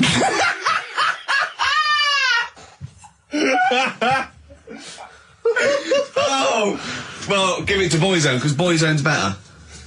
Don't use birds to be allowed in this area, it's a Boyzone. I think we should have a rollover. Carl beat them. Carl beat them. You have to use his logic, surely. But theirs works. You can't do what am I thinking. No, that's not what I'm thinking. It works perfectly. I think you've got to give it to the ones that got the Boyzone. Well, how about, right, because they didn't actually get into my head and my way of thinking, heaven right? forbid. How about we just keep back the David Attenborough, and they can have, I'll chuck in the Hellraiser, right? Okay. And Blondie album and the Madness Yeah, one. okay, pick a winner at random. Pick a winner, Steve. I'm going to give it to Paul Sloman, who got those answers, and he also says, P.S. Carl, you're a moron. So, I'm giving that to Paul, and good luck to him. Right, well, He's got a crazy night tonight. If we can rush these over to him, he's got a cracking Saturday night. well, if I'm a moron, I might get your address wrong when I send them to you. Oh, Coming right back at you, Paul. Yes. Right, John, play your song. Carl's annoyed because they didn't get banned girls. A song for the ladies. I think we seem to have missed this a lot of weeks, but this is, I've been wanting to play this. It's not for like ages. us to forget things like that. This is a band, Frente, who kind of came and went and no one was particularly interested, but they did this lovely acoustic version of the New Order tune, Bizarre Love Triangle, and this just shows you how incredible the melodies and the words and everything are. Brilliant, I'm a fan. New Order, just play this. Good night. Bye-bye. Is this in the week? Do you reckon Richard Anderson will be back next week? Yeah, Richard Anderson will not miss this show. Kids, they know too much now. Yeah. You Compared to you, yeah. Despair. I know, right? Yeah. Listen to this one, right? Go on. My dad had me niece in the car. So it just suddenly struck me something. I don't know if I mentioned it before. You mentioned that you tried to catch your guy out when you came back once. You opened the door really quickly to see what he was up to. Did I ever tell you when I was at university? Now I'm very tall and I've got enormous feet. Size 14. Size 14 shoes. And when I was at university, everyone, it seemed to me, was wearing Dr. Martens. It was like you had to wear a pair of Dr. Martens. It was kind of the rule. Dr. Martens was big for you. Yeah, so that's a big pair of Dr. Martens. That's where the myth of the old woman who lived in a shoe, I think. I know. From people with my size shoes. Anyway, I just literally kind of moved to university. I'd been there for literally a couple of months. And obviously in that first period, you're quite keen to kind of, reinvent yourself, strike yourself, try and give the impression of perhaps being quite sophisticated, worldly, cool, all those things that, you've left behind all your childhood friends, so you're trying to, develop something. But you didn't bother, you didn't. What, sorry? You didn't bother? No, I was working hard on it, and I was kind of, I was doing alright, and I had a tie-dye shirt, I was looking good. And, so I was trying, working hard to try and seem kind of cool and, not freakish. And, I came back from studies once, and I came in, and there was a little old cleaning lady that kind of would always come in every day and clean up our halls of residence. And I came back, and my door of my room was open, and there was like a little huddle of people just peering in, right? And I thought, this is odd, that my door's open and I'm not in there, and there's people staring in the door. And I looked in, and the little cleaning lady had my Dr. Martens on and was clumping around, making them all laugh, doing an impression of me. That's amazing. Imagine that. Imagine the psychological scars that has. I know that she's more popular than you. Yeah, exactly. And they go, come on, Maud, let's go to the JCR. Exactly. And they carry her down. They go, drink. And she goes to, Steve, you better have that spotless by the time I come back. You go, all right, I will. All right. But what I like is the fact that I'm sure that that's not part of the cleaner's code. The cleaner's code is you don't have the keys to everyone's room, so you can go through their belongings and play practical jokes. I mean, surely it's a kind of, there's a trust. She must have looked like a wall bracket. I went bowling with him once the first time, and we went bowling at this place. Where was it? I mean, Finsbury Park. And I'd never been before. And he goes, "You got to wear special shoes." I went, "All right." He went, so. He goes, "Have you got size 14?" And she went, "Yeah, I've got one pair." And she put them on the table, and they look like crusty. Honestly, honestly, it looked like. It was. I just started laughing because they're so long and thin anyway, and they're multicoloured, aren't they? They're two colours, and it looked like Krusty the Clown's feet. And then this teacher just went, all right, 14. That is big, isn't it? It is a huge size shoe. You're right. Yeah, and it was just the one cleaner in them. Just the one, sadly. She did have loads of kids eventually and brought them up in there. You were talking about renting an office. I'm a little bit intimidated because I'm just at the moment thinking about trying to buy a flat or something because I'm just tired of pissing money down the drain every month. I know, yeah. And, but I'm really petrified. I've put it off because I'm really gullible. When I'm confronted with anyone in a suit who sort of knows what they're talking about, they can sell me anything. I'm intimidated. It's like, you know, you're supposed to go in there and you're supposed to sort of act like you're the guy with the money. This is what I want. This is what no. But I go in there and it's like I'm afraid they're going to say, "Clear off. I don't want to sell you a house. I'm not really interested." Have you ever thought of like really putting on sort of like some sort of cool air? Like, sort of like kicking the door and going, what's that, Oak? Is it like, you'd be found out in 30 seconds, wouldn't you? Exactly. You'd go in there, you'd stub your toe, and they go, "What do you give? I can't put my toe, I've got my toe." Exactly, yeah. Brilliant. Just tapping the walls. Yeah, tapping the wall. What's the rates? What rates? I don't know. Well, do you remember, I don't know if I told you before, I wanted to buy a laptop computer, and everyone said, go up Tottenham Court Road, and I was reading like magazines and stuff, they were saying haggle, make sure you haggle, make sure you're planning to haggle, get the best deal you can. And I found a shop which was selling the computer I wanted, and I went in there, and I had this whole plan in my mind of what was going to happen. He was going to say, like, "It's worth this." I'm going to go, "Well, look, I can get it cheaper here, I want to buy it from you, I'm going to haggle, and off I went. So I went in the shop, and I said, "Yeah, looking for this, interested in this Toshiba. How much is it?" He went, "Oh, it's 1,500 quid. I went, "Sure. Okay." I said, "I'll give you 1,300. He went, "It's 1,500. And I said, "Sure, but I'm willing to give you 1,300. He went, 1,500. And I was done already because he hadn't even begun to haggle. And I was assuming he'd at least go 1,400 and we could start, but nothing. So now I was screwed. My whole plan went out the window. Yeah. What did you just leave? No, I said to him, the thing is, I can get this computer cheaper down the road, but, you know, I like what you're providing here. I like your service. I've had good stuff about you." It was amazing. I said, "I've heard good stuff about you." And he went, I said, "Seriously, I can walk down the street, I can buy it there for cheap, for like 1,400. And he went, "Well, see you later then." And I was like, right. So I walked out the place. I said, "Well, I'm going to have to leave then." And I walked out the place, and of course I wanted to get it from there because it was still the cheapest, so I had to walk back in again. I went, yeah. I've just had some second thoughts. Listen, I'll tell you what, I'll pay the 1,500. Can I get a free carry case? He went, "The carry case is free anyway." I said, "I'll take it." The carry case is free. I got nothing. No, but how much would you charge for that if it was on sale? Carry case a tenner. Well, let's just say it is a tenner. Give it to me for free. And he went, "No, it's a tenner." And you went, "Well, you said it was free a minute." Yeah. It's just pathetic. That is lovely. It's having to walk out making a big statement and then come back in again. Oh dear. So I'm really scared. I feel like I need someone to come with me and do all the talking. You know what they're talking about, because I'm not going to be able to tell if there's subsidence or if there's damp or. No, but you don't do that, don't I? Is that not my responsibility? No, you get a survey done. Sure. And they charge for that, and then you don't have to go around doing it yourself. Right. Could I make a saving if I did it myself? Yeah, this should be all right. Yeah. There's a hole in the wall, Steve. Yeah, but what's a hole in the wall? Put some newspaper over that. In Chaucer's day, that was the toilet. That'd be fine. I'll tell you, you're going to go along later to the Live 8 gig and you're probably going to see some bands that are going to make an effort to entertain you, but if you want entertainment, Rick, you know it. There's only one person to book. Go on. Me. If you perhaps something to do, because I'm obviously a top DJ on the radio, but where I really come into my own is DJing in any kind of club environment. Well, you told me you were DJing, I didn't go to it, DJing at a party, and you said the place was rocking. The place was roaring. And I loved it. Carl just said he was there and they weren't. Well, that's nonsense, Carl, because you know very well that when I'd put on a tune, they'd cheer. Yeah, but it was late on in the night. They would have done that, whatever you put on. That's nonsense. No, they said they were happy and everything. I'm not saying they weren't having a good time. It was your party. It was all right, but they weren't going mental like you're sort of making up. They were definitely going mental. When I put on the Proclaimers, they could not believe their luck. They would have walked 1,000 miles. Was it good though? Were they really? What were they doing? They were dancing, were they? Dancing and that, but they weren't sort of cheering, going, more and all that at the end. What are you talking about? Oh, Take wow. On Me came on. The big cheer went up. Oh, I don't know who to believe. I've been there, done it, Steve. I've been the DJ as well. Oh, it might be jealousy. It might be like professional jealousy there. Yeah. I think it's because my fortunes are on the up and these are on the down. We all know famously that he had Pilkington making music. his DJ outfit. Didn't happen. I did enough. I just wanted to do enough to pay for the equipment, and I did. And that was that. But I don't like crowds, do I? But you're safe, aren't you? You're behind the little thing with the flashing lights. But there's still a lot of people and that. Forced fun. Don't like that. Forced It's fun. not forced fun. They haven't got to dance if they don't want to dance. Yeah. Don't like it.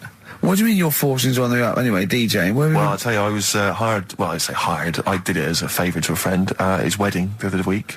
And I got there, I was thinking, because everyone had their little role to play, and then people were doing a good job. I love you taking it seriously. And I spent ages putting together some CDs, special selection CDs. I love that! Because what I did is I burned them on iTunes. Did you turn up with your own headphones round your neck? Own headphones, wearing a suit, but headphones. Metal case. Didn't need it, just had them all in one small box. Brilliant. Boom. I thought, this is good stuff. I got some classics here. Give me an example. Give me an example of that, like the first hour, the warm-up hour. Rick, I'm coming straight in with Frankie Valli, Oh What a Night. Brilliant track. I mean, when those beats start at the beginning, who's not getting on the dance floor? Wait a minute, what's this following up? Go on. It's the Jacksons. What, I Want You Back? I Want You Back. Brilliant. It sounds good at the moment, Carl. Yeah. So I'm thinking, at least I'm gonna roar this, because they laid on a good spread. The ceremony was nice, food was nice. I'm thinking this is going to be the piece de resistance. Yeah. Alarm bell started ringing. Why? When I realised there was a marquee outside. Of course, it's a balmy summer evening. I'm stuck inside on the dance floor. So I'm thinking I'm going to be struggling here to get them in. Even with flavours like this, I thought I'd struggle, Rick. So I'm sat there in my suit. I'm sat behind this little DJ console. I've got all the big numbers. There's one or two people making some token effort, but frankly, most people are outside everywhere. So I was livid. Of course, they couldn't hear it out there. So I was playing to an empty room, really, and I was furious. I was absolutely furious. Because, I mean, what is, you're wasting my time. You're wasting now. I could have just stuck the CD on and gone out. They're wasting Frankie Valli's. Frankie Valli's time. They're wasting the Jackson 5's time. They're wasting, D-Light's time. Yeah, yeah. And, so I'm sat there, and there's a couple of people making a cursory effort. Mainly when they come to get a drink from the bar, they might have a little quick, couple of twos. You shout, we don't want your Not interested. All of your no one. All of your no one at all. And, then there's a microphone set up because people have been doing speeches. This little girl gets on the mic, right? It's being funneled through the speaker system. So every time I put my headphones on... Miss Dynamite, was it? It wasn't, sadly, Miss Dynamite. Although she decided to have a little go at MCing. She was screeching a little head How off. old is she? Oh, I don't know, 8 or 9. At their most annoying. when children are at their most annoying, because they got a bit of confidence there. They're a bit cocky. They're not shy anymore. They're a bit arrogant. Yeah. She's screeching her head off. So I'm playing, and she doesn't know it. Your face! I'm playing into the groove. No one's getting into the groove because she's going mental. She's just going, what's this? What's this? I don't know what this is. Play something I know. I'm thinking, I haven't got any bloody DJ Otsu or Crazy Frog. I'm not going to play what you... So she's just screeching along, ruining it for everyone. And I say everyone, there was no one there. So she was ruining it for me. I bet you were really angry. I'm furious. But of course as well, every time she screeched, it went through my headphones. So, of course, and then her dad comes along, right? And I'm thinking, all right, he's seen what's happening. Just imagine you in your suit, sweating, getting annoyed at someone ruining your set that no one's listening to. I think, her dad's coming over. He's going to put pay to this. He's realised that, she's causing a disturbance. He comes over there, joins in. No. Sits her on his lap. He's just saying, hey, she's having a well of a time. I'm thinking I'm furious. I'm thinking it's his responsibility to shut her up. He's not going to do anything. What can I do? I can't step in. No. And I know very well that if I interfere, he's going to say, oh, well, she's enjoying herself and no one's dancing anyway, and we'd have just got into a fracas. Yeah. And I didn't want to start a fight. No. Because I don't know, but he'd have knocked you out, wouldn't he? Someone would have got knocked out. And I'm not saying who it would have been, but, but to bear in mind, Rick, there would have been 2 of them.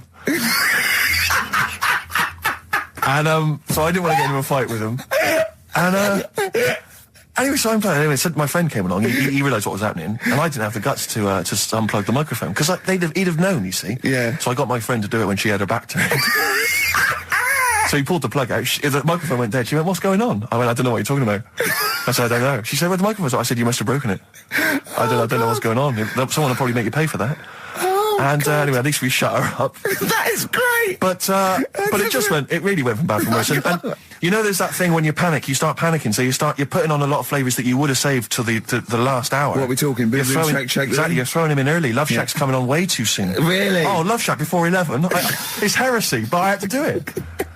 But anyway, in the end, I made the bride go and get some people in. I said, look, it's your special night, all right, and they're going to enjoy this. I'll be honest, love, this is a washout, and it's up to you Exactly. to turn this wedding around, or I'm walking. I'm walking, and I tell you, they're going to have a sour memory of this evening, unless you bring some people in. Get everyone in dancing. So she got him in at the end, Brilliant. And I'll tell you this, Carl. I mean, I don't know what you say, but they were loving it. They were absolutely loving it. A bloke came over and said, have you got Amarillo? I said, no, but I put on something even better, Delilah.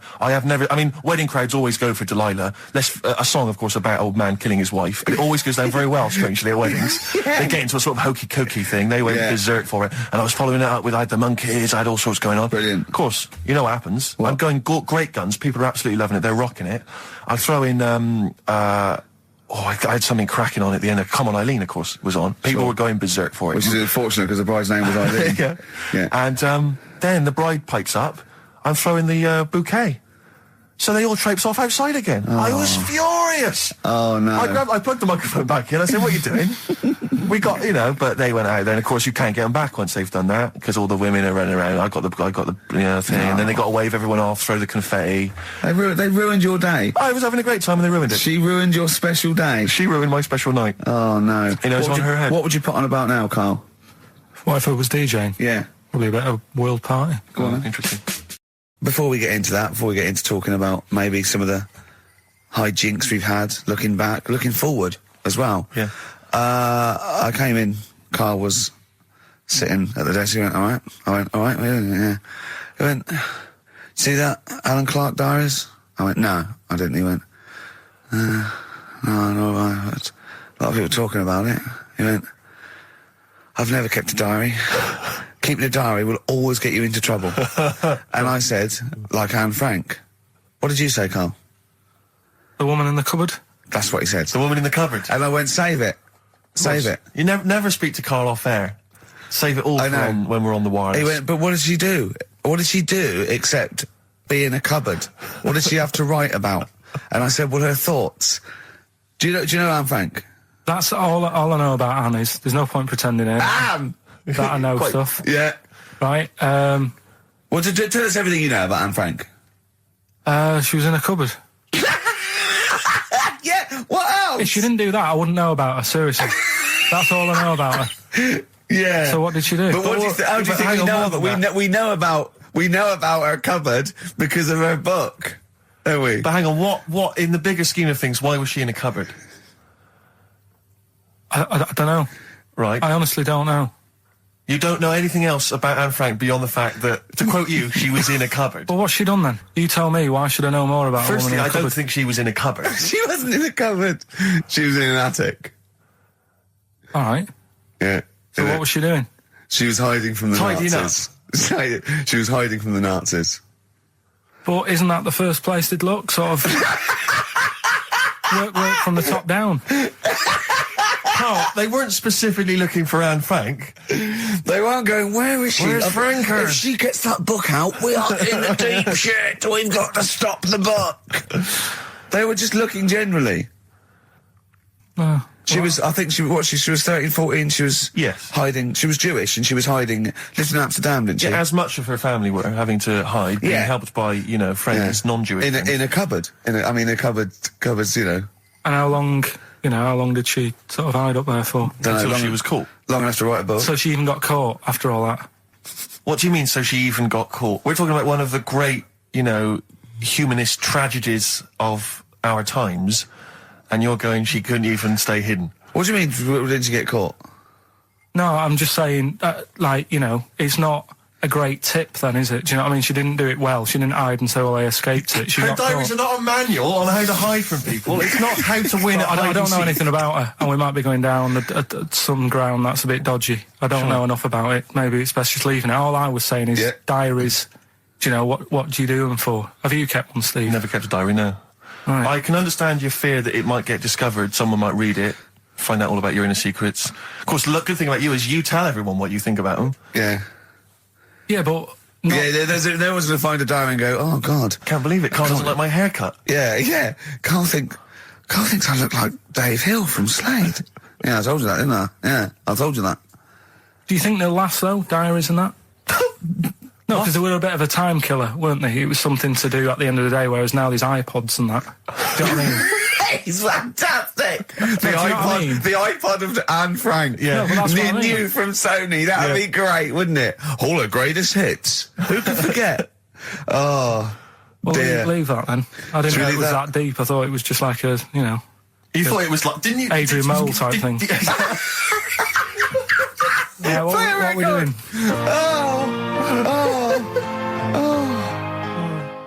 Since you've been gone, by Rainbow. Since we've been gone, Steve.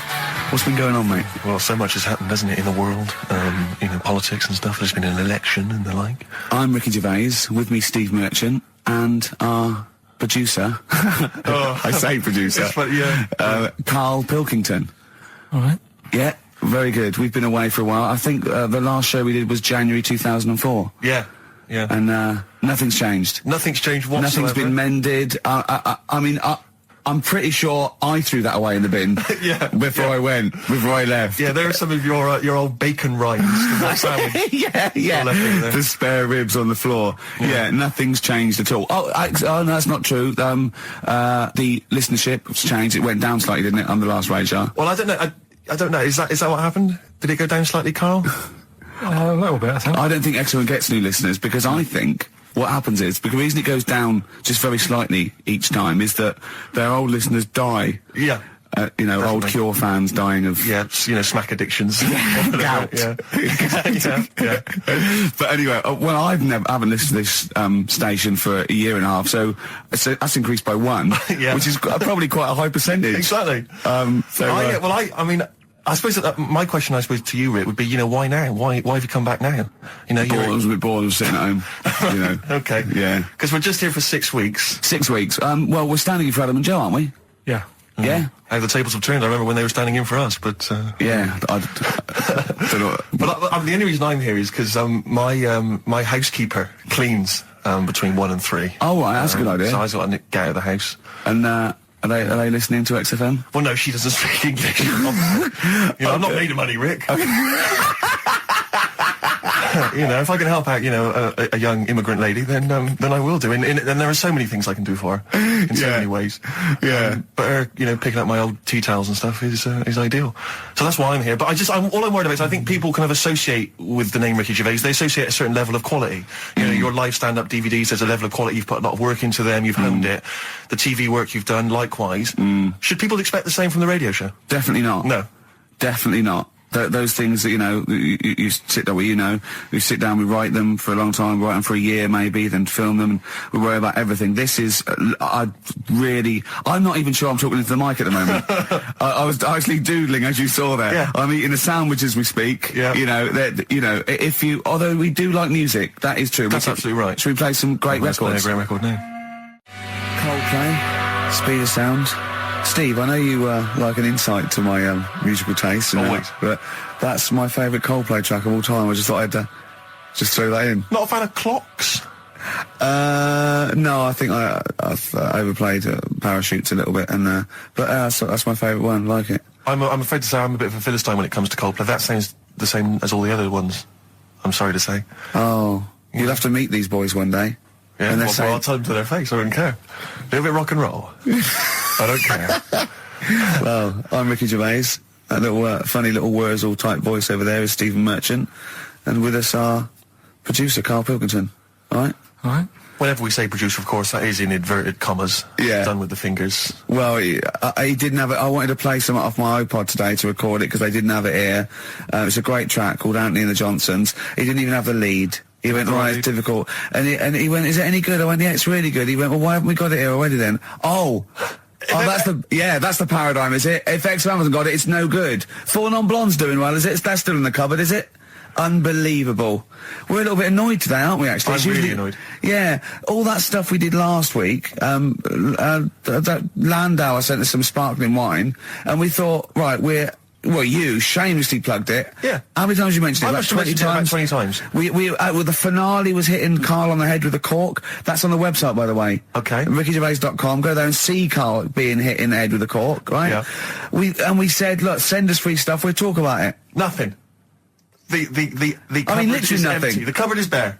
No one has thought. I tell you what, there's those guys from The Office. Yeah. I mean, let's be honest, Rick. We are taste makers. We're Yeah. opinion formers, you and Yeah. I. Yeah. And you'd have thought if anyone was going to send us some free stuff, yeah. you know, it makes me Unbelievable. fume. And do you know what it is? It's because people, PR people and that, they've realised no one's listening. But not only are we going against all our principles and losing our dignity just for some free stuff. And integrity. And integrity, yeah.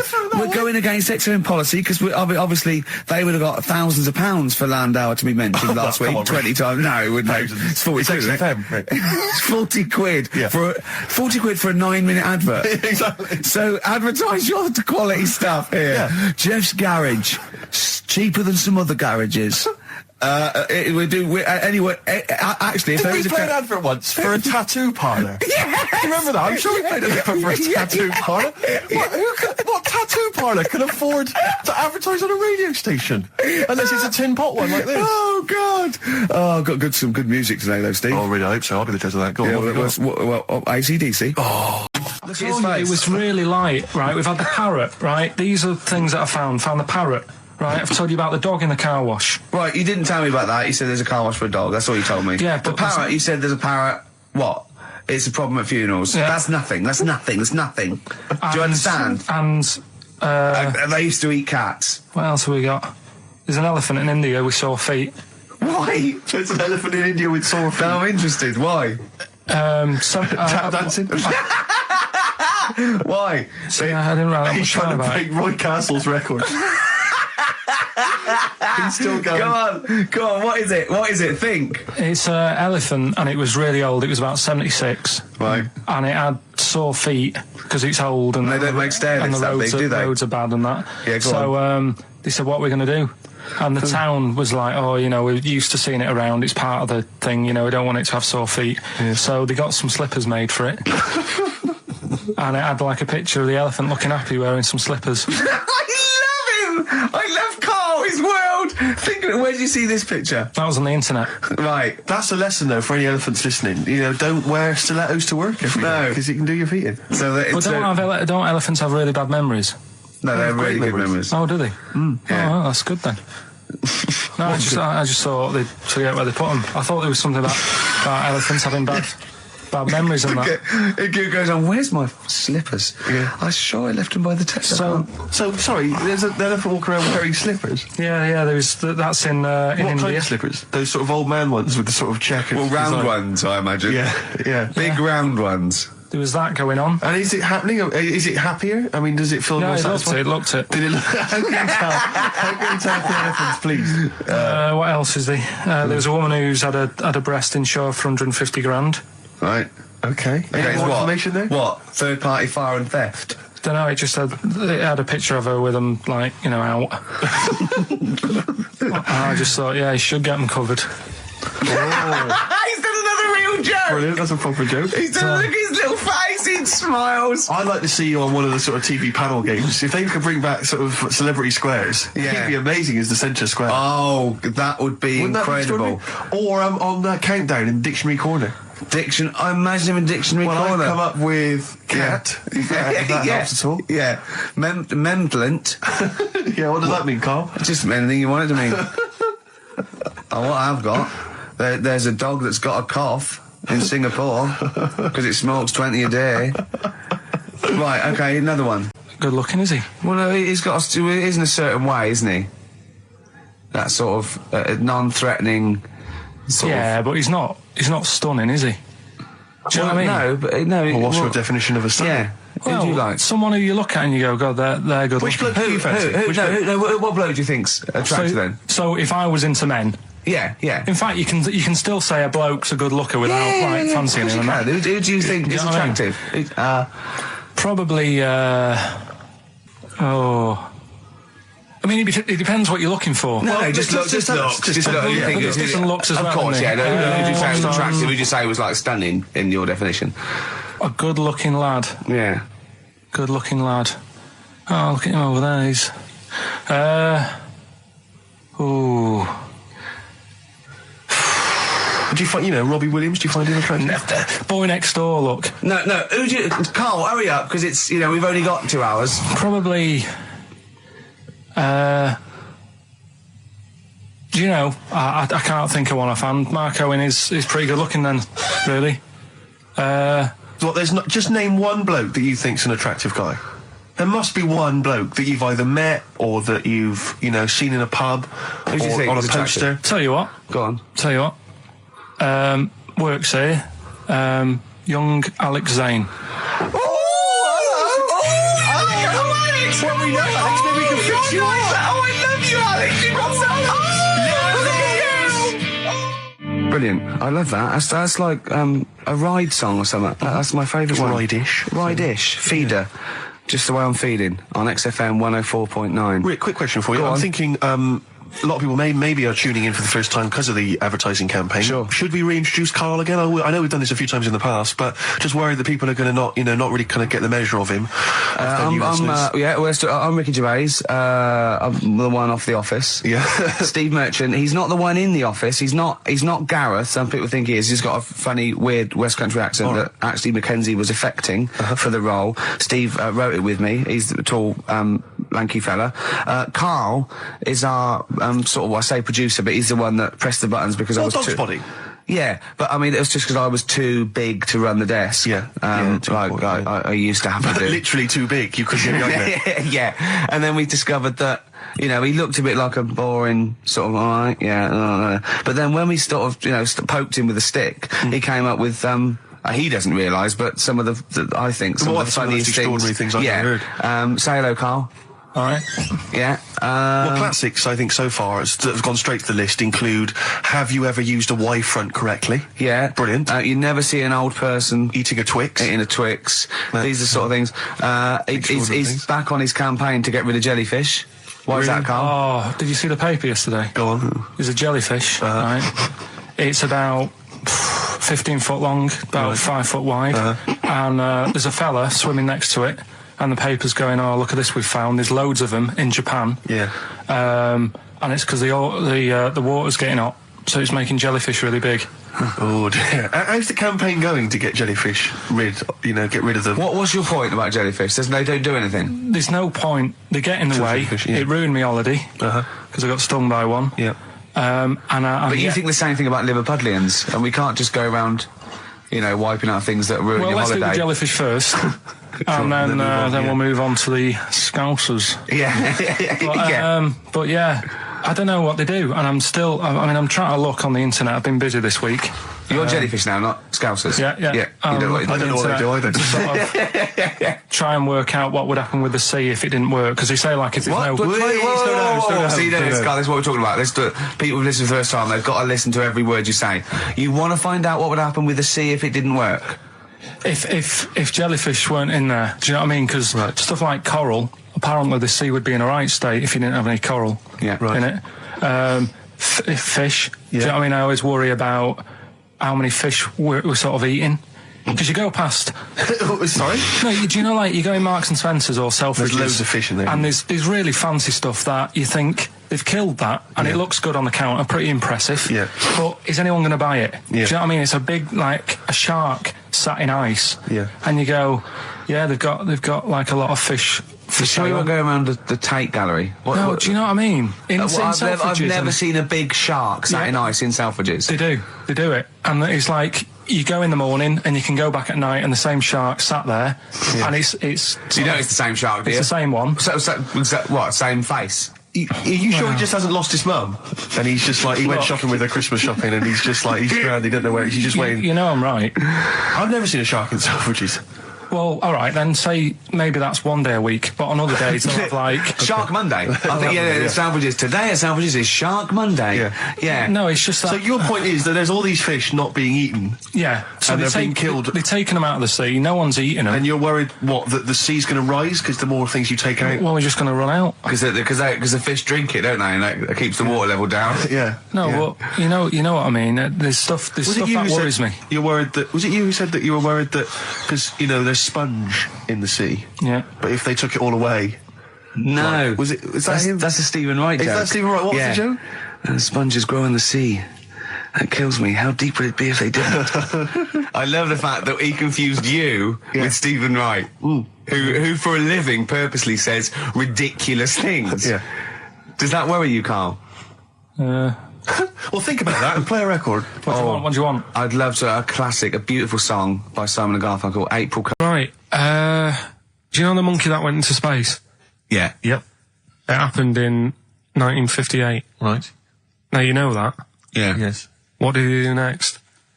What he did the do monkey do next? Yeah. One appearance on Celebrity Squares and it was like forgotten. Right. Yeah, cut a novelty record. Yeah, just like Rick Waller. I'll tell you what happened. He got back and all that. He got back. Heroes welcome. NASA sort of said, you know, you did a good job. And that's where a lot of people think, you know, it all ended. Sure. Yeah. But NASA were like, well, hang on a minute. We spent He's a lot of trained. time, we've trained him up and stuff.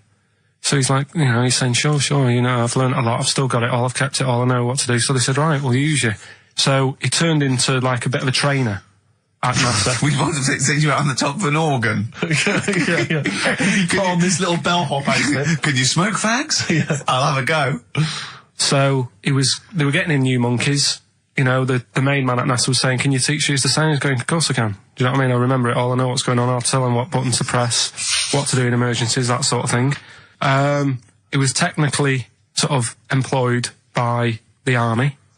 Right, Because can I just fit in here? I don't know the story, Carl, and I might embarrass myself here. You've got an army of people out there that will probably send me an equally deranged email from a different website, but I'm pretty sure when they sent the monkey into space, it was to monitor his physiology. He didn't press any buttons or learn to dock or take off. It was just the effects of weightlessness and space on basically a primate. I'm pretty sure he was tied in with electrodes to his head. So, well, yeah, I'm pretty sure. I could be proved. But even if that were the case, and he had learned to press one or two very basic buttons... Definitely not. Definitely But not. even if it were the case, I'm pretty certain they wouldn't have brought him back to train up Neil Armstrong. Right, definitely. Go on. Going, Neil, what are you going to say when you come out there? Yeah. I was thinking of just saying, hello, I'm on the moon. Hello, it's made of cheese. Don't say that. What about... I've noticed that you got little legs, right? But mankind stepped forward. Well, how could I put that? I was just going to say, hello, I'm on the moon. It's great to be here. Wish you were here. I've got to think so. Hi, Mum. Yeah, go on. Anyway, basically he got back. They sorted him out with a nice pension. He was happy. Because of, like, the rank that he got, he was like, you know, he had loads of medals and stuff. He said, right, we'll make him a colonel. He got that. Like I say, he got a pension. How does it end? He died in 1969. He was buried with his wife. He passed away. His wife. I'm sure it just goes on to a different website about something completely different. And You're talking about Buzz Aldrin. Yeah. His page is missing. Oh dear. So, well, Carl, if someone could call in. Did they train Leica the dog to sort of like, you know, dock and He never re-entry? made it back, did he, Leica? They didn't bother. They didn't even bother. They didn't bother to bring him back. They just sent him up there and they didn't have technology to bring him back. And they just went, yeah, that's brilliant. Well, I can do that. Yeah. Amazing. really? Yeah. What do you think of that, Carl? Rubbish, isn't it? Sort of brought it down a bit. But But the little monkey made a colonel. Hero. Big hero.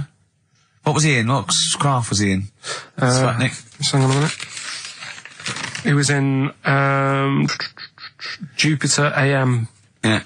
Let me see that piece of paper. Yeah, I can guarantee there's nothing there about his training other than let's hope he's not sick on the control panel when we shoot him up at 400 Gs. Oh dear. I love the fact that you think that this monkey was a high... Do you know what I mean? When you think of these things that they send a monkey in space, do you think of the Planet of the Apes? Like they're sort of talking sort of chimps and gorillas and they're in tunics on horseback with snub-nosed rifles. What do you think of? Just a little monkey getting on with it. He knows his job, he knows what he's got to do, he gets on with it. Look, he's pressed the button. Watch him press the button. This takes me back. Do you remember 1965, I think it was? We're going to use him to train other DJs. That's it then. Goodbye. Thanks. Cheers. Cheers. saw a programme about a parasite the other night. Yeah. Apparently they get in through your eye and eat their way up through your genitals. Anyway, You here's think you've got it Radiohead. bad? Yeah, exactly. Play a record, Carl. Stone Roses, yeah? Oh, Fool's Gold. Classic. Stone Roses, Fool's Gold. XFM, 104.9. Brilliant. Can't help but notice you've brought some sandwiches in, Rick. What's in them there? Cheese and onion. Cheese and onion? Yeah. Because I've never, ever seen you make sandwiches before. I've seen you take a piece of bread out of a loaf and sort of fold it in half, crumbs everywhere. Well, Jane made that for me because I was in a bit of a hurry. I didn't think for a minute that you Why? made Because it looks neat. Well, they're wrapped in the tin foil. A knife has been used. As opposed to chewing round the baguette. Exactly. Yeah, breaking it in half. Yeah. Albert Steptoe. Yeah, brilliant. Yeah. Nice. It's great, but the onions are strong. Are they? Making my eyes water. Yeah. If I go and breathe on you, it'll cure any sort of skin disease you might have. Skin disease. We watched that, Carl, you know, that Carl was raving about that thing about parasites, about worms coming out your brain and that. And I watched What is this? Is it a TV show? Yeah, called Body Snatchers. Right. And it was pretty fascinating. And, I mean, amazingly shot as well. I mean, it's got to win an award for photography. Yeah. And there was one bit that this little girl had been bitten by a mosquito and it laid her eggs, and it went to the doctor. She had a lump on her neck, like a boil. And they pulled it out, and it was like a bullet, this maggot. And they put it down, and it was wriggling in her blood, right? But the hole left was sort of aesthetically pleasing. You know, like that feeling you get, like, once I had an ingrowing hair, and I quite liked it when I pulled it out. And it's a perfect little hole. And I thought, I wouldn't mind having those as long as they sort of like healed over. What are you talking about? I don't know, it's weird, isn't it? But why would you want a hole in your body? No, it's got pulling something out, sort of like pulling something out of your body. It's I sort don't of know what you're cleansing, talking isn't it? No, but it's sort of like, I don't know what This is it. You watch one programme recommended to you by Carl, you've turned into Carl. You want a hole in your body? No, it was like, you know, like squeezing a really good sort of like spot. I mean, I haven't squeezed spots for ages, and I'd never had spots, but maybe that's it. I didn't have spots. Right. And I always thought that'd be nice, squeezing a spot. I don't know what you're talking about. Why would these things be pleasurable? Why would an ingrowing hair? That's it was great good. fun. That was good, because I got it. It was like a little lump, and I pulled it, and then it pulled out, and it was like left a little... I know what you mean. Because I get thick hairs around there. Yeah. Like, really... Oh, when they come out, it's like a bit of wax. Yeah. Like putting out a little candle. And I love that. What? Yeah. Because I've got not much hair on my head, right? It sort of grows thicker on my face. No, not true. Sure, like, go on. Yeah. No, it does. Not true, baby. Go on. No evidence for that. Just made it up. So it grows sort of thicker on my neck and that, and now and again I'll see like something that's like a twig. Right, it's really thick. Yeah, you feel it, and then you think, oh, I'm going to have that. And then you work at it, and then when you get hold of it, it's brilliant. It's like pulling out, it's fantastic. It's waxy and build up, and it pulls it out, and it stretches your skin, and it leaves a hole. I've just realised why we talk about Chinese people, monkeys and gays every week. Why? Because this is the sort of replacement. This is what we've got if we're not talking about them. But it was great as well. And there's this parasite, right, that lives in a fish, right? And what it does... it changes the fish's behaviour. Because to breed, it has to get its body temperature up, so it has to get into a bird. Right? What needs to get into the bird? The fish? Parasite. To the parasite needs to get into a bird, yeah. right. So it changes the behaviour of the stickleback, and it makes the stickleback sort of suicidal. So the stickleback doesn't flee when it sees a heron, it gets caught. Right. Because this stickleback has changed its behaviour. Carl didn't quite understand this, I still don't really get it. I watched it, and you see like the fat fish and that, and you go, oh, it's not well. But I don't understand. Well, all it does is, it has to get into a bird because it has to breed, to lay its eggs, it has to have a raise of body temperature. So a fish is cold-blooded, so it has to get into a bird which is warm-blooded. There's lots of things, there's certain things at that level. Why is it doing that? Because it needs the temperature. It needs the heat energies for its reaction. Just like, for example, that's why your balls are on the outside. Because the cells have to be a certain temperature to survive. I don't know if it's the sperm or Sertoli cells, but they have to be a couple of degrees below body temperature. Otherwise, they'd be in a nice cage and we wouldn't get kicked in the nads. What do you mean? That's why your testicles are on the outside of your body. They have to be a couple of degrees below body temperature. Yeah, but that isn't why they're there. You see, this is like the chat we had last week about the giraffe having a long neck. What do you mean? They're there because that's where they happen to be. They didn't go, right. Well, that's what evolution is. It's a selection process. It's not a will.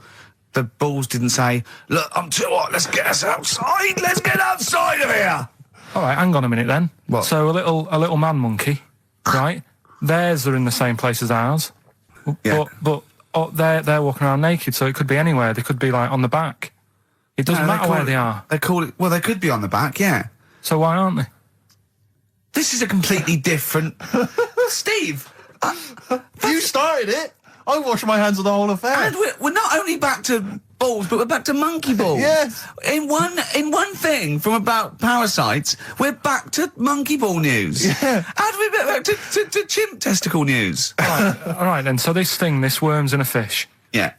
It's like a little platy helminth. I think it's some sort of... But what I mean is, why are they about? What do you mean? They Why? evolved. But why haven't they died out? Because they're very successful. Yeah. What do you mean, yeah? What do you mean, yeah? Tell me the brain event that made you say yeah in that 1 second gap. Because in a way I don't get it, and if I think about it too much, it hurts a bit.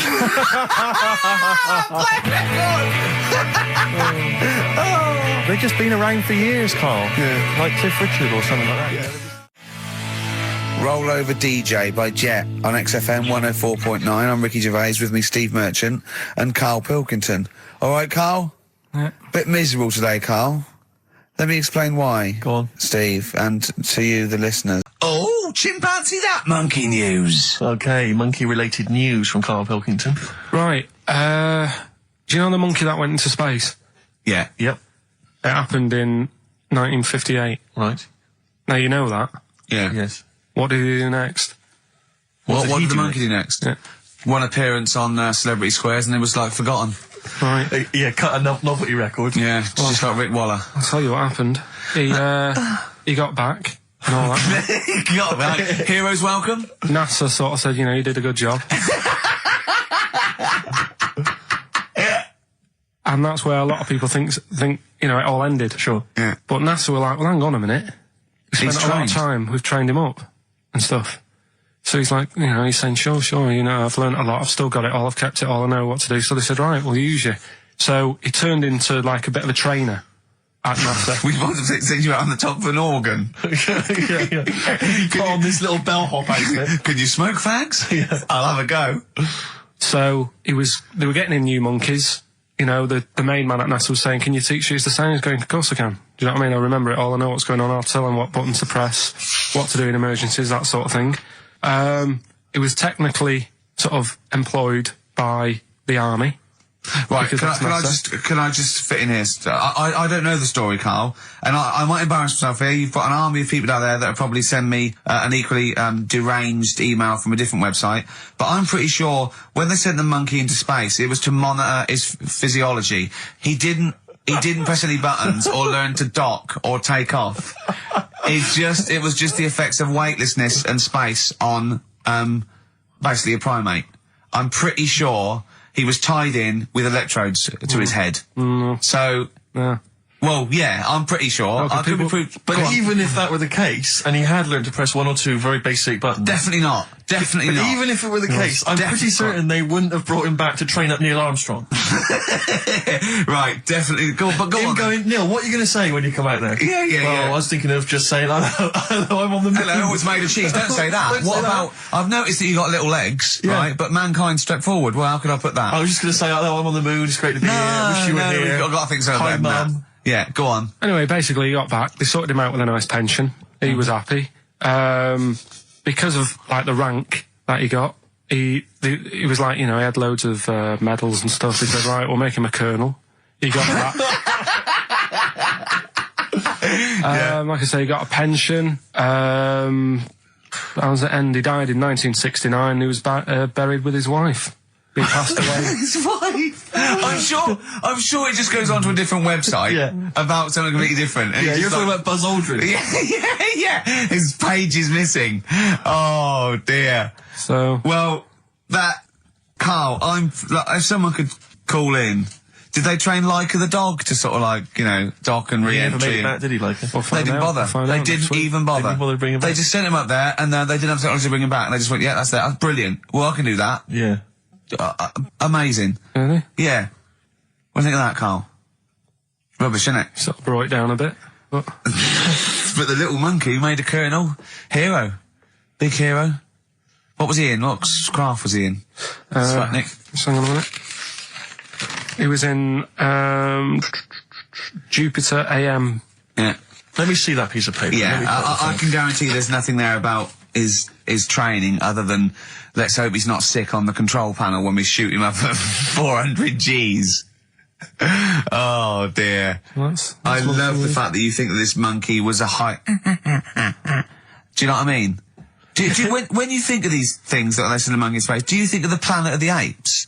Like they're sort of talking... sort of chimps and gorillas, and they're in tunics on horseback with snub-nosed rifles. What do you think of? Just a little monkey getting on with it. He knows his job, he knows what he's got to do, he gets on with it. Look, he's pressed the button, watch him press the button. This takes me back. Do you remember 1965, I think it was? We're going to use him to train other DJs. That's it then. Goodbye. Thanks, cheers. Cheers. Okay, monkey news? Do you want a bit? Yes, please, play the jingle. This rush is weird. Oh, chimpanzee that monkey news. Right. Right, they were filming a documentary, right, this telly company. Yeah. Doing a documentary. Who, which one? Don't know. No, what was the documentary about? About monkeys. Yeah. Where was it? Africa. Right, when was this? I haven't got a date. Okay. Recently though, since the advent of television, obviously. Yeah. Actually, a bit of extra monkey news if you want it. Okay, always. Do you know the, Monkey news extra. Go on. Do you know the Halfords ads? Halfords ads? I don't think so, no. What happens? Halfords, they've you know, they sell nuts and bolts and stuff. Right. They were using monkeys in the ads. Okay. Yeah. And what happened? Don't they sell bikes, Halfords? Well, mainly.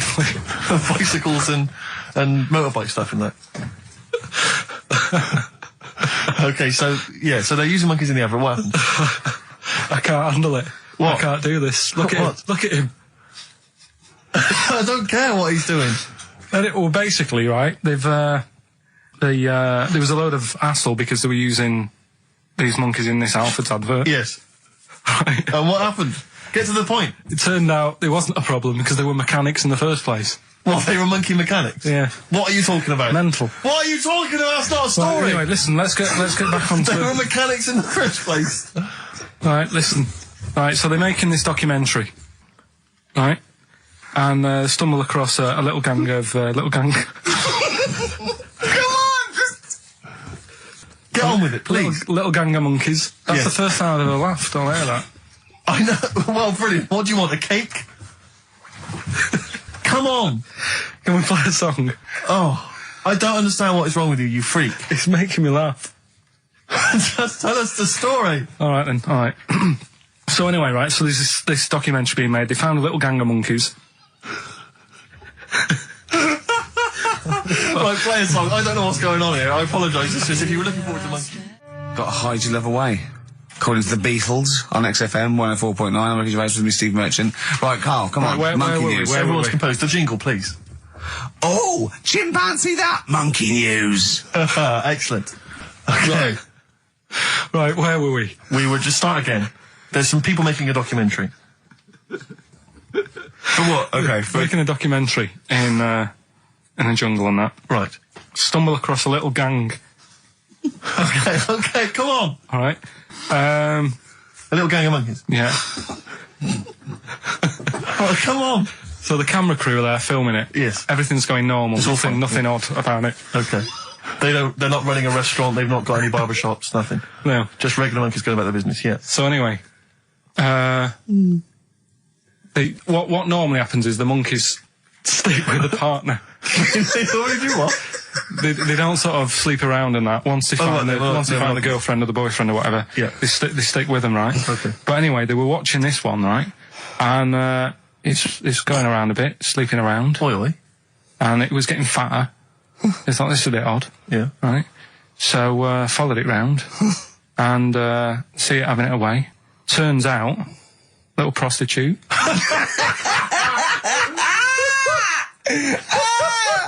Oh, God! It's a little monkey prostitute. And it was getting fatter because it was charging them bananas. What a load of old rubbish. It's charging them bananas! What was it, a boy or... It was a... Woman. Little woman monkey. That's the most extraordinary monkey news I've ever heard. Oh! That is genius! Has this documentary been televised? I don't think it's been on yet. No. And that's all the information you've got? Yeah. And is that's one banana for everything? Now, half a banana is for... Just oral. A paw job. Right. If you want full-blown monkey sex, it is 2.5 bananas. Sure. So, Let's just play a song. let's just play... All right, well, this is our penultimate show, so we're back next week. We're going to make it a barnstormer, I'm sure, lads. I want 100% behind it, 110% next week. All right, none of this giggling, none of this infantile giggling, like two schoolboys. Right. All right, we're going to come back, we're going to have some quality monkey news next week. We're going to have all kinds of treats, I would have thought. Okay. Some great prizes. All right, are we okay? Yeah, We all best show. behind that? Let's make next week the best show ever. Good luck. If you miss it, then you miss out. We're ending with a track from a couple of years back. I think it was 92, 93. Dinosaur Jr. Start Chopping. Play that. Start playing. Forget start chopping. Start playing. All right. All right. See you next week. Yeah. Anyway, it's what everyone's been waiting for. For It's the what last Karl time. exists for the last time. It's the... This is XFM 104.9. I'm Ricky Gervais with me, Stephen Merchant. You're listening to the best of, basically, Karl Pilkington. Check, because there are rules in place, aren't there? Yeah. There was a big bust up in the week. I'm only allowed to wind him up. I'm not allowed to wind him up socially now. I'm not allowed to... What am I not allowed to do socially? I think squeezing the head, socially, Yeah. has been crossed off. Right, okay. And I agreed to that because it got to a head where, you know, Karl was really upset and he was thinking of just giving it all in, weren't you? Yeah. Yeah. Why was that? Because you were just winding me up too much. Yeah. I mean, do you want to bring it all up again? I don't mind. What was I doing? It was just... I mean, I should say now that there was a conversation where we were all sort of really walking on eggshells. It was frosty. It was a conference call, and Karl was on one end. And I'll tell you, I was very much a mediator. I was very much a UN mediator. What do you think of that, Karl? It was difficult to sort of keep it serious when I'm saying stuff like, I'm sick of you putting a Burger King bag on my head. Do you know what I mean? Yeah. There's a part of me that's like, I can't believe we're doing this. But What I like about it is that I'm laughing and going, well, I won't do that anymore. And he's going, you can still do it on air. And like today, I came in, I went to squeeze Eddie, went at 1 o'clock. I love those rules. Yeah. I love those rules. Well, between the hours of 1 and 3 on a Saturday, you can squeeze his head, you can put a Burger But I King bag on can't his... wait. It's terrible. Oh, But dear. that all started last week as well, really, because I got in a bit earlier to do an edit for you on some track that had swearing in it, right? Yeah. So I get in early, he comes in, first thing he does is go to sort of squeeze me head. And my reaction was, not now, do it later. As if it's all right to do it later. Yeah. So that's kind of what made me think this isn't normal. We should just point out, when we say squeezing your head, what exactly does that mean? I put my hand on the front. I do 2 experiments, right? Yeah. One is the side, because you can crush an egg sideways, so I think that's more dangerous. Right. And I actually put my elbows out, and I pressed like a vice, and I really go for it until it really hurts. And the front one it shouldn't hurt so much, if my experiment's right. I don't know. Well, it was all this that sort of, built up. Sure. And the research that you're doing there, Rick, is that going to be available online at some point? Well, that was the problem. That's what I was saying to him, because it kind of started last week. Well, it's been going on since we've known you. hasn't it, really? Yeah, but I just upped it last week. It got out of hand a bit. I upped it to when I think it got to, I had on, Thursday when I filmed it. That was it, yeah. That's right, I yeah. brought in the cameraman to film me torturing him. And there was some people from the 6th floor being shown round. Yeah, some management and that, showing probably clients round, sort of, they've probably been on all the different floors, same what all the different radio They've seen stations Dr. do. Fox. This is XFM, the sort of this sort of noise going on. Yeah. You see them all look down and saying, don't do that, right? Sure. They might want to spend a load of money. Yeah. And he's doing that, he's wrestling with me, he's filming it. So that's when I just thought, Mad, isn't it? and then when we were having the argument on the phone, I was saying, has this been some sort of experiment? Yeah. He did, he said that, and of course I lost it. Yeah. But it's all good now. Do isn't you it? want to squeeze his head before we play the next I record? won't at the moment because we've got to get on. It's not right, and that annoyed me as well. Because I was trying to find out where he was going. I was filming him. I was going on waiting for Karl. Told Johnny he's meeting a mate at 6, which annoys me on 2 counts. And I'm just doing it to the camera. So I'm gonna follow him and just turn up and go, all right, where you been? But then when I came in, he went, I'm meeting a mate, and he told me where it was. So I told him that spoils my fun. Of course. Because you'd want it to just track him down. I don't want him to like it. Yeah. Which is sort of pulled the rug under my carpet now that he's going to let me do you know what I mean? It's just, it's a little bit annoying. Right, is this talking about diets and stuff, right? Go on. They've come up with a drug that, they tested it out on a mouse, right? They said, you know, it's a problem that weight is a big issue in the world, and, you know, a lot of people are depressed, and that, probably like Rick Waller. Well, right? I'm depressed looking at Rick Waller. Well, you know. Oh. I mean, you could sort out Rick by, you know, Jono is an old man, he's got loads of money. He's not old. No, but he's getting on a bit, right? He's about no, but my hang on a age. minute. What I mean is he does his own shopping, right? So I bet it's Sorry, hard. what do you mean? Because he's like, how old is he? 35.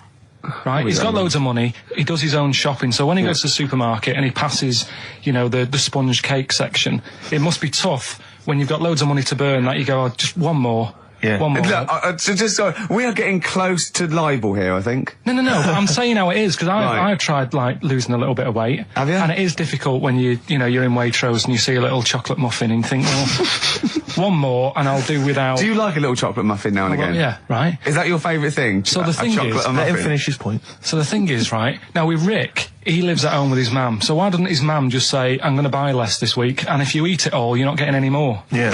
That's sort that Does he live with his Short, mum? sharp shot. I bet he does.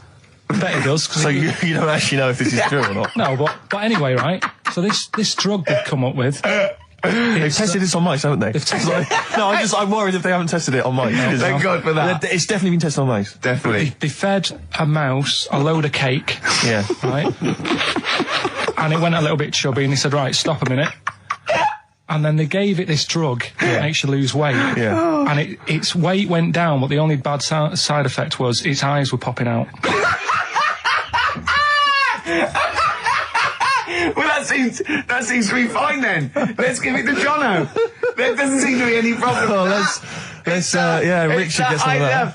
Yes, Struth, Doc, look at these. Oh, Jesus, Jono, your eyes are popping out. That happened to the mice. Sorry? That happened to the mice. But what would do you mean? That's the option. What do you mean that's the option? So I love the fact that your choice is either be like a fat, happy man who has the odd sponge cake. What albums am I getting? Yeah. Is that good? Mm-hmm. Good, yeah. What albums am I getting from for working for this place for 6 years? All right. Ricky.Gervais at XFM.co.uk. Do you want to apologise once more for anyone you might have offended over the year? Yeah, like I say, I never want to upset anyone. We're No, just chatting about stuff it's just chatting. fascinates me. It's from the heart. You see something, you say, "Oh, it looks a bit like so and so," or "Isn't it a bit?" You're not really, you know, you don't really try and hurt anyone's feelings, do you? But I think most people know that. And I mean, I've got to apologise for laughing at anything you say. I actually can't help it. Again, it's not vindictive, but when Karl comes out with some of the things he says, it's impossible for me not to laugh or react. So, have a Merry Christmas, everyone. Well, before that, Rick, is there some final, for the year, Monkey News? Tell you what, let's play a good song. Okay. Right, we'll have a bit of Monkey News, and then that's it. A bit of Amy Mann, then. Perfect. Brilliant, this one. I bought in Metal Christmas, is that all right? That's my only request from this show, that we do play Paul Di'Anno's version of Santa Claus is Coming to Town. The rest of it's over to you. Yeah, we're going to play some Christmas tunes, we're going to play some, our favourite hits of the year, but mainly, this is the rock programme. This is the rock programme. What worries me, Rick, is there's a lot of people who listen to our show and they're not regular XFM listeners. They just kind of crawl They're out not of their regular morphine people. stupid on a Saturday afternoon, put the show on. So they might not be familiar with Well, the Ian Canfield is a young man. He's been in.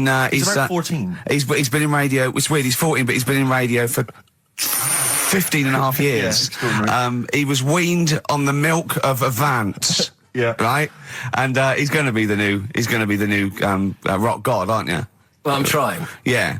No DJ Canfield. Just go, yeah. Right? And over the 2 hours, I want to work out the 4 pillars of rock, right? I want 4 names, 4 pillars of rock, right? Huge rock pillars. And then I want the king who stands astride them like the archangel of metal. So we'll be asking Ian, every few minutes we'll be asking, right, who's your first pillar of rock? And then, keeping the one that stands astride them. Okay? And how many do we need? Well, we need 5 names then, don't we? The 4 pillars of rock and who stands astride them. Right, okay. Like the Overlord with these Axe Attack albums. Yeah. Yeah. This is Oasis. Christmas. I just wonder if there's one more contender. I don't know who this was, Ian, that phoned in with it, but possibly it's topical. Deathly Hem. Yeah. Deathly Hem. It's brilliant. Oh, it's Deathly Hem. Please welcome to the stage, Deathly It's Hem. Deathly Hem. Who's that? We've got to give it to I don't know who that was. Oh, well, if you came up with Deathly Hem, email again, Deathly Hem. It's the greatest name for the greatest rock band of all time. Will you please welcome to the stage, Deathly Hem. It's golden tonsils. Isn't it? I went to, I was going to go see him once at the Camden Underworld about a year ago, and they had this sign up, right, saying that Graham Bonnet, who sang that song, had cancelled, right, and it said, God willing, he'll be performing tomorrow. And just in case you thought he'd cancelled because maybe no one bought any tickets, the doctor's certificate was beneath the cancellation sign. Brilliant. Well, we've sung that a couple of times drunk, haven't we, Ian? Oh, but, at the top of our voice. We have done it. It is the best ever. Yeah, it is. Ben has won whatever you're giving away. Yeah, Ben came up with Deathly Hem. Yeah, Deathly Hem. Yeah. I mean, if you are in a rock band, you're looking for a name, and you think you deserve that name, then, you know, write to us. We want to know that you're really heavy, and Ian Camphor would officially hand over the deeds of the name Bethlehem. Deathly Hem? Deathly Hem, yeah. Deathly Hem. They only play at Christmas. You only play, like, big venues at Christmas, and it's all things about, like, fighting, like, good versus evil, and God versus the devil. And you got to write songs like that, yeah. Yeah. Deathly Hem on XFM 104.9. Perhaps that the debut should certainly be a concept album based on the Nativity play. Yeah, Brilliant. Yeah, that'd be just good. the whole kind of Old Testament in kind of rock form. Yeah, with like, we're extraordinary. It's the battle for humanity. Yeah, it's called Humanity Manatee, and it's a fight in the ocean of hell. Yes, sure. Yeah, sure. Yeah, I'd like to see a serpent. Maybe pictured somewhere. There'd be a serpent, isn't it? Track four. Track four. Yeah. I think we should give massive props and suitable regards to Ian Camphor. He's come in, he's pressed the buttons. He stood in for an idiot brilliantly. Yeah, he has stood in for the retarded. It's a shame that you've not displayed some of the usual incompetence that we've come to love and expect from Carl. It's a shame. Okay, well, you are the greatest DJ in the world, though. The way you sort of like drop press these buttons, but you know. Every time I've pressed a button off air, Ricky's been going, "Oh, what great DJ!" It's great because he ends it. It's just brilliant. I mean, we're lucky if we can talk with the mic on. That's the title, not talk over a record. We did some great links during the ads. Yeah, and of course, Jonathan Ross masturbating live on air. Just looking back at some of the highlights. You of this don't get that on Capital Gold, do you? Like Tony Black. How's your aunt, anyway? How's your aunt, the one who farted for 5 minutes, Carl? Also got the U2. I've not been that well. What's up with her? The best chill out album ever. Is she right? Yeah, she'll be alright. Yeah. Okay, guys, so that's the prizes up for grabs. So we were having two conversations there. I think we're a little bit too relaxed in this show. Sure. I mean, people tuning in will just think, do those three people know they're going out live? Or is that a conversation, like, between the records? It's... Do you know what I mean? It probably sounds like, the record is playing. We think the record's playing and we're just chatting. Oh, dear. What we got, Carl? What we got? Carl. One opportunity. Carl, come on. Oasis, Live Forever on XFM 104.9. Right, we're in the swing of things. It's mine and Steve's favourite bit of the whole show. This is what we do this show for now. Educating Ricky. Yeah. Go for it, Carl. As you said, learning can't be fun. Yeah. Yeah. Okay, I'll go for the one. What's the one about the butcher going down the butcher shop? You've got to get your kit on, we're off down the butcher's. Yeah. You going for that one? Yeah. Well, do you know the saying, don't let the cat out of the bag? Yeah. Do you know what it means? Yeah, well, don't give away a secret. Right. Well, do you know how it came about? No. Well, ages ago. Before, like... ages ago. 17th century? Yeah, before, like... Yeah, 17's good. Yeah. Before, like, you know, proper butchers and Dewhursts and supermarkets and that, you used to get these blokes who sold meat. Right. Butchers, they were called then, I think. Yeah, but the difference was they didn't stay in the same place, they moved about. Right, so they'd turn up on a street corner, and he'd have, like, loads of carrier bags of, like... Carrier bags? Yeah, with meat in and that, and people would plastic be like, carrier bags. Yeah, with mobile butcher on them. Yeah. Right, so and an email address. Yeah, go on. People went, right, yeah, I need some meat. Right, so they'd go up to this bloke and say, what have you got? And he'd say, well, I've got a you know, you can have a bag full of pig, or you can have whatever, a bag full of chicken, whatever. Yeah. And they'd go, yeah, how much? They go, oh, you know, call it a fiver, whatever. Yeah. And they'd buy them, and to make more money, they didn't always fill the bag with what they said was in it. Oh, I thought that might be the case. Right? Yeah. So what did they used to do... put cats in there? Yeah. But I don't see what... Okay, so sometimes they would put a cat in the bag and pretend it was chicken or whatever else. Yeah, so... But why was a cat any cheaper than a chicken? Because cats are wandering around the streets, aren't they? Chickens aren't. So they'd get a chicken, they put a chicken on the top so that when they look in it, they'd go, yeah, that's all right. Got a bag full of chicken. They'd get home to make the dinner, and they'd be like, what are we having tonight? And they'd go, well, you'll never guess. And they'd have, like, you know, well, you can have a chicken leg, and, you know... But it would be a cat. Yeah. They'd have to defrost a pizza.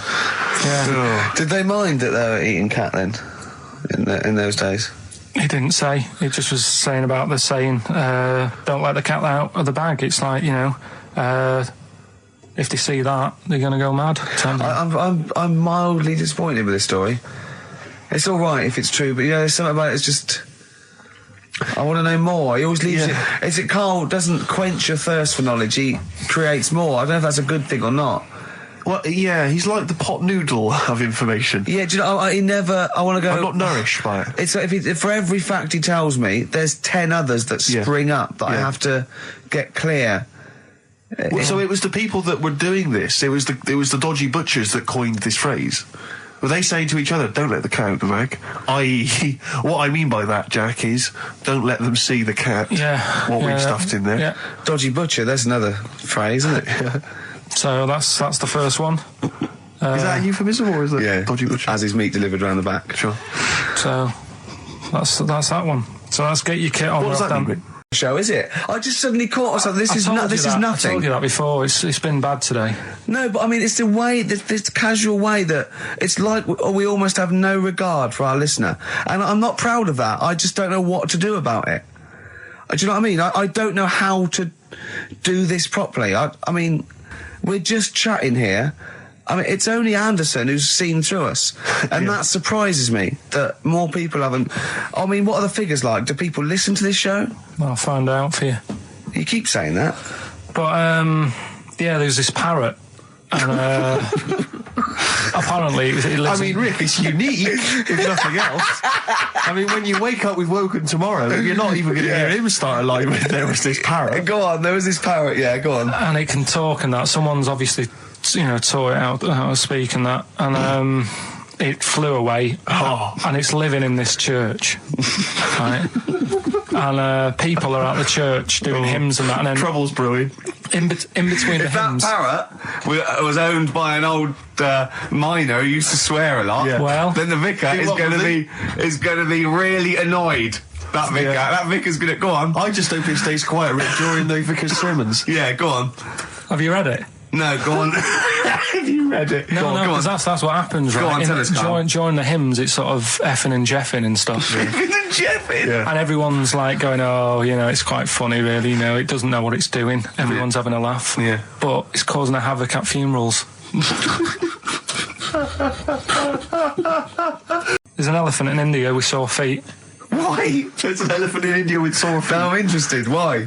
Tap dancing? Why? See, I didn't write that He's much trying about to break Roy Castle's record. He's still going. Go on, what is it? Think. It's an elephant, and it was really old. It was about 76. Right. And it had sore feet, because it's old, and they don't make stairs and the that roads big, do they? roads are bad and that. Yeah, go on. So they said, what are we going to do? And the town was like, oh, you know, we're used to seeing it around, it's part of the thing, you know, we don't want it to have sore feet. Yeah. So they got some slippers made for it. And it had like a picture of the elephant looking happy wearing some slippers. I love him! I love Karl, his world! Where did you see this picture? That was on the internet. Right. That's a lesson, though, for any elephants listening. You know, don't wear stilettos to work every day, because you can do your feet in. So that it's don't elephants have really bad memories? No, they have really good memories. Oh, do they? Yeah. Oh, well, that's good then. No, I just thought they'd forget where they put them. I thought there was something about elephants having bad bad memories and that. It goes on, where's my slippers? Yeah. I'm sure I left them by the test. So sorry, there's an elephant walking around wearing slippers. Yeah, that's in What India. kind of slippers? Those sort of old man ones with the sort of check. Well, round ones, I imagine. Yeah. Big round ones. There was that going on. And is it happening? Is it happier? I mean, does it feel more satisfying? It looked it. Did it look? How can you tell the elephants, please? What else is there? There was a woman who's had a breast insured for 150 grand. Right. Okay. Any more information there? What? Third party fire and theft? Don't know. It had a picture of her with them, like, out. I just thought, he should get them covered. He's done another real joke. Brilliant. That's a proper joke. He's done look at his little face. He smiles. I'd like to see you on one of the sort of TV panel games. If they could bring back sort of celebrity squares, he'd be amazing as the centre square. One of my uncles, right, Tattoo Stan, he's just caked in them. Tattoos. Right. I don't think he's my proper uncle, but he's just like my dad's got. Tattoo Stan. No, my dad's got. That's a province in Russia, isn't it?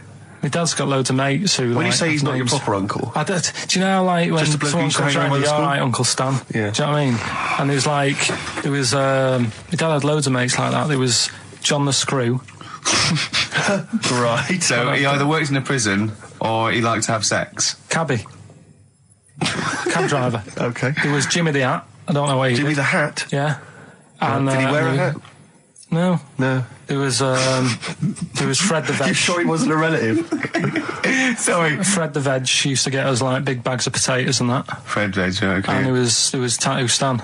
Right. And he was just caked in them. And I used to always look at him thinking, why have you done that? I must have only been like, 6 I or suppose 7. if you're born with a name like Tattoo Stan, Exactly. you're destined, Sorry, aren't you, were really? they like a 1950s gang? I'm worried about...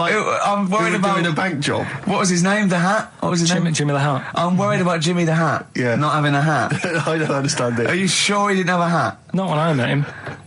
Did he ever wear a hat? I didn't see him that much. Do you think it was a joke, like, when your mate's sort of like, 8 foot and huge, you call him Little John or Tiny? Do you think... Well, the fact that he never wore Yeah, a they hat. went, hold on, I've noticed something about Jim. Go on.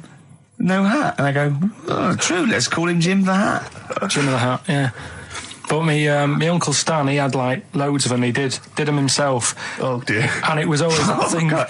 What was it things like? He had like the cross. cut here, Cut here, on made the in neck. Britain. And if you're going to do them yourself, I'd say at least make sure you're sort of a good drawer. Yeah. And don't do it in the mirror so it comes out backwards. Well, that was the other thing. But like, I remember he did. Names are all right. He had like all his kids' names down his arm.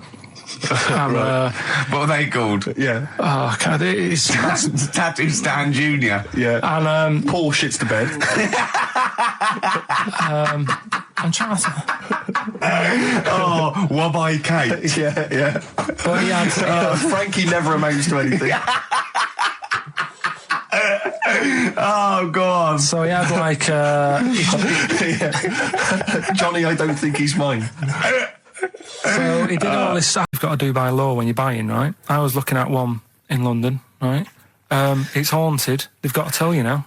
Right, don't talk shit. I'm telling you Play now. a record. I'm telling you now. Yeah. There's no such thing as ghosts. That is ridiculous if that appears on a legal document. Right, if there's anyone who sells flats and that, does that for a living, Yeah. right, email in, because I'm telling you now, that is a fact. She sort of dropped it in. I said, oh, nice feel here. And she said, yeah, well, that'll be the ghost. Just dropped it in, that's all they've got to do. And then I was like, what? And they went, oh, yeah. That's all I've got to do, is it? So that's the legal thing. Did you drop it in? So in court you go, did you drop it in? Yeah, I dropped it in. Play a record, you're an idiot. Did you have to have that thing done where they say, what side do you wear your member? What side do you dress? They don't say what side you wear your member. That would hardly be a euphemism, would it? So they say, what side you dress, sir? It means what side your little John Thomas leans, doesn't it, on rest, usually to the left, isn't it? Your little But left testicles. If I said to you now, what side do you wear? Hang on. Do you know? It would be left. It would be the left. That's what I mean. If standing there, right, with nothing restricting it or holding it in or holding it up, right, it sort of leans. Your one ball is sort of like slightly back and lower, isn't it? And your little John Thomas rests there, so it's left. And the reason they ask it is so they don't put the tape measure up on the left and squash your willy or touch your willy. So it's nothing to do with like, well, you'll need a bit more room of sort of more material on that side, or. Well, no, I don't think they compensate. It's just when they put when they stick that up into your groin, they don't want to come in contact with your little. The thing is, I don't know what side I wear stuff on. I just sort of pull my pants up and wherever it wants to go that day. But maybe it's not big enough to sort of make any, real decision. But, like now, I'm sat here, right, with my jeans on. I don't know where I am. Well, that's clear from hearing you talk. No, but what I mean is, if a fella said to me, what side are you, what side do you member on? Member? What is this the use of the word member suddenly? I'd go. Well, it's usually not appropriate, and also, I imagine in the old days they had big baggy pants. They used to sort of like hang down, and now, like with those stretchy boxers and briefs, it's sort of held up in a nice neat little parcel, isn't it? So it's probably not appropriate. It doesn't come in contact with your little snake. So, did you ever? What have you ever heard that? Are you telling me a tailor has asked you that, and you went, "What do you mean, mate?" No, I've never. I've not really had one made to measure. I had one made when I was a kid, but since then I've sort of bought a suit off the hook. But when you were saying about buying a suit, I know that question sort of crops up, and I don't know what the answer is. It just annoys me the way I don't know. There's no surprises anymore. Do you know what I mean? People know. What do you mean? He's going to go, right, I'm going to measure you now. Which side shall I measure? Go, well, pot luck, go and have a look. Right, there you go. Oh, you got it. You checked me out. What do you mean there's no surprises anymore? What are you talking about? Everything you say is a surprise. Everything you say, every opinion you have is a surprise to me. What I mean is, why aren't people just happy just to go, well, depends, doesn't it? I'll just pull the pants up wherever it wants to go. I'm happy. What do you mean? Why is this such a big issue? But Carl, when they ask you this question, they're not making a note of it somewhere. It's not statistical research to find out what the kind of common leaning is. It's a question so he doesn't touch it when he's using his tape measure. Just be careful. But he is being careful by asking the question. But what's wrong with him touching it anyway? If he's, it's only like a slight. Fair enough. But if he just sort of, knocks it a little bit, you can just go. Do that again? To me, it's the same as the prostate thing. It's just happening all over again. But a doctor doesn't go, what side's your arse on, sir? Trying to avoid the arse. He wants to go, he knows where your arse is and he's aiming for it and he wants to get it up there. He's aiming for it for a good cause. This little fella's going, well, I've got to measure his leg. I don't want to touch the knob. I'll just ask him, sir, do you mind telling me where your cock is so I can avoid it? It's a big difference. But like I'm saying to you, I'd have to have a look first to let him know. I don't know where it is now. I don't know. It could be the left, could be the right. Are you telling me you don't know where your knob is without now? looking? Well, what do you mean without looking? How could... Well, you're saying it as if like... Should we have a guess? Well, have a look and tell us where it is. What are you wearing? What sort of pants are you wearing? I've got my jeans on. But you got pants on underneath them? Yeah. What are they? Briefs or boxer shorts? Boxer shorts. Boxer shorts. Well, it's probably free, but the jeans are probably strict in it. I think it's probably either in the middle, dressed in, or just slightly to the left. Have a look. We'll tell the listeners after the break where's Carl's knob. It's a big competition. Oh, brilliant! We've got to send this to the Sony Awards people. Well, big question. Where was Carl's knob? That's what people have been hanging on for. Yeah. Where was it? Well, I can't believe people have been texting in. Hey, what, guessing where it is? People saying, is it in the middle? Is it in the left? It cost them 10p. It cost them 10p to find out. Just wait, I'm going to get out the answer. You don't win anything, right? Like, strike it lucky. Right? Bottom or middle? Right. It was to the left. Oh! Yeah. I went with the right. That's annoying. See, I thought it would be to the left. If not, maybe if it was all scrunched up, sitting on your lap right, it might just pop up to the middle. Just pop out, like, Well, next week we'll be finding out where... In the week, I called Karl up. I said, how are you, mate? He went, not too bad. Now, as you know, his girlfriend's been away for ages, hasn't she? Yeah. Covering the World Cup, the African Nations Cup. She's a sports journalist. Well, yeah. All right. Okay. I love the fact you're thinking, what does that mean? Like, well, she's not much of a journalist, Rick, to be honest. I've read some of her stuff. No, but she's not on air. She does stuff, Yeah. Behind the scenes. Yeah. Sure. A lot of journalists do. You always want to make clear that you're not going out with Kate Adie. That's what you want to make clear, isn't it? Yeah. Now, So she'd seen none of the meteoric rise of Karl as a Right, 'cause broadcaster. she's been away for the whole time a since you've sort of raconteur, become... a wit, Yeah. a cult figure, to be honest.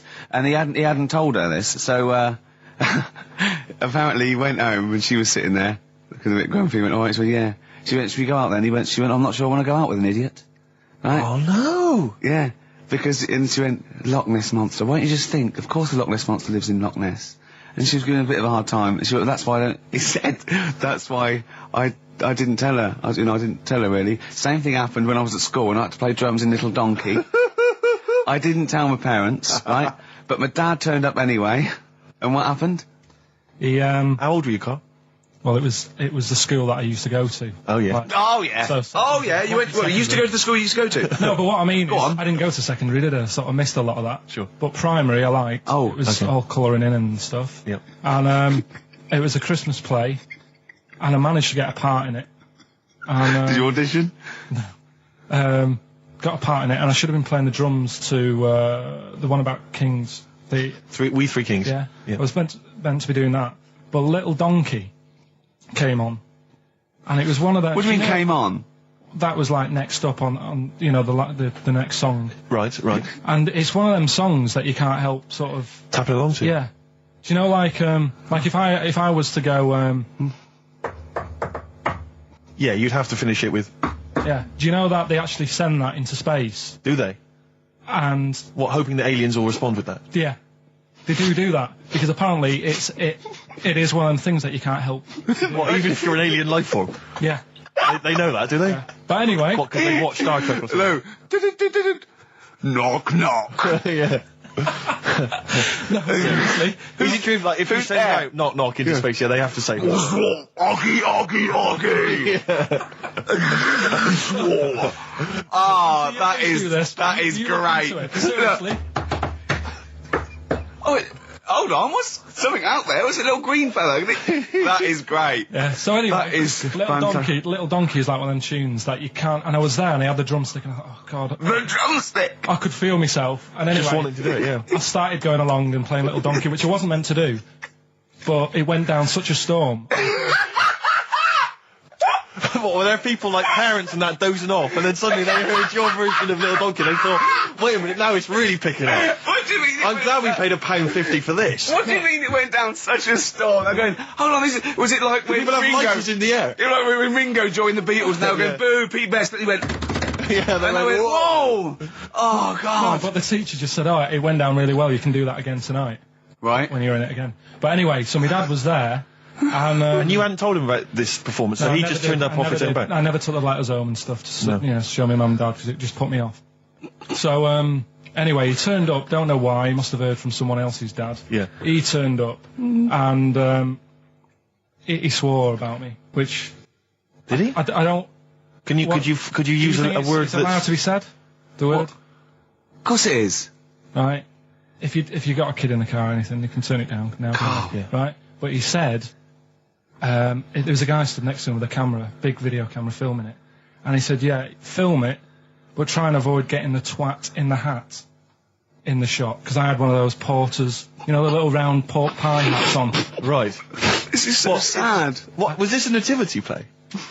It was about Jesus and stuff. Yeah, well, there was a porter there helping him with his bags. Of course there was, I forgot. I yeah. mean, Mary and What, Joseph, managing the they got stable? there. Yeah, because it was the hope, you know, because the inn was full. Yes. But I think the porter doubled up with the inn and the stable. Right, that was nice. So of he, him. yeah, He yeah, carry bags over, yeah. yeah. No, so yeah. You're right though. I don't know why I was wearing one of them, but I was. And And your father said that, and how did you know your father said that? Did you he told hear me it? about it later. Oh, he told you about it later? Yeah, I was talking about stuff I'd done at school, and he said, "Oh God, remember that?" And I spoke to him the other day about it, Right. and yeah, Oh, God. shame. So that was the end of your sort of drumming career, really? Because it could have been, I mean, you know, the audience loved it the night before. Yeah. You could have, like, been, who knows, a whole new world for you.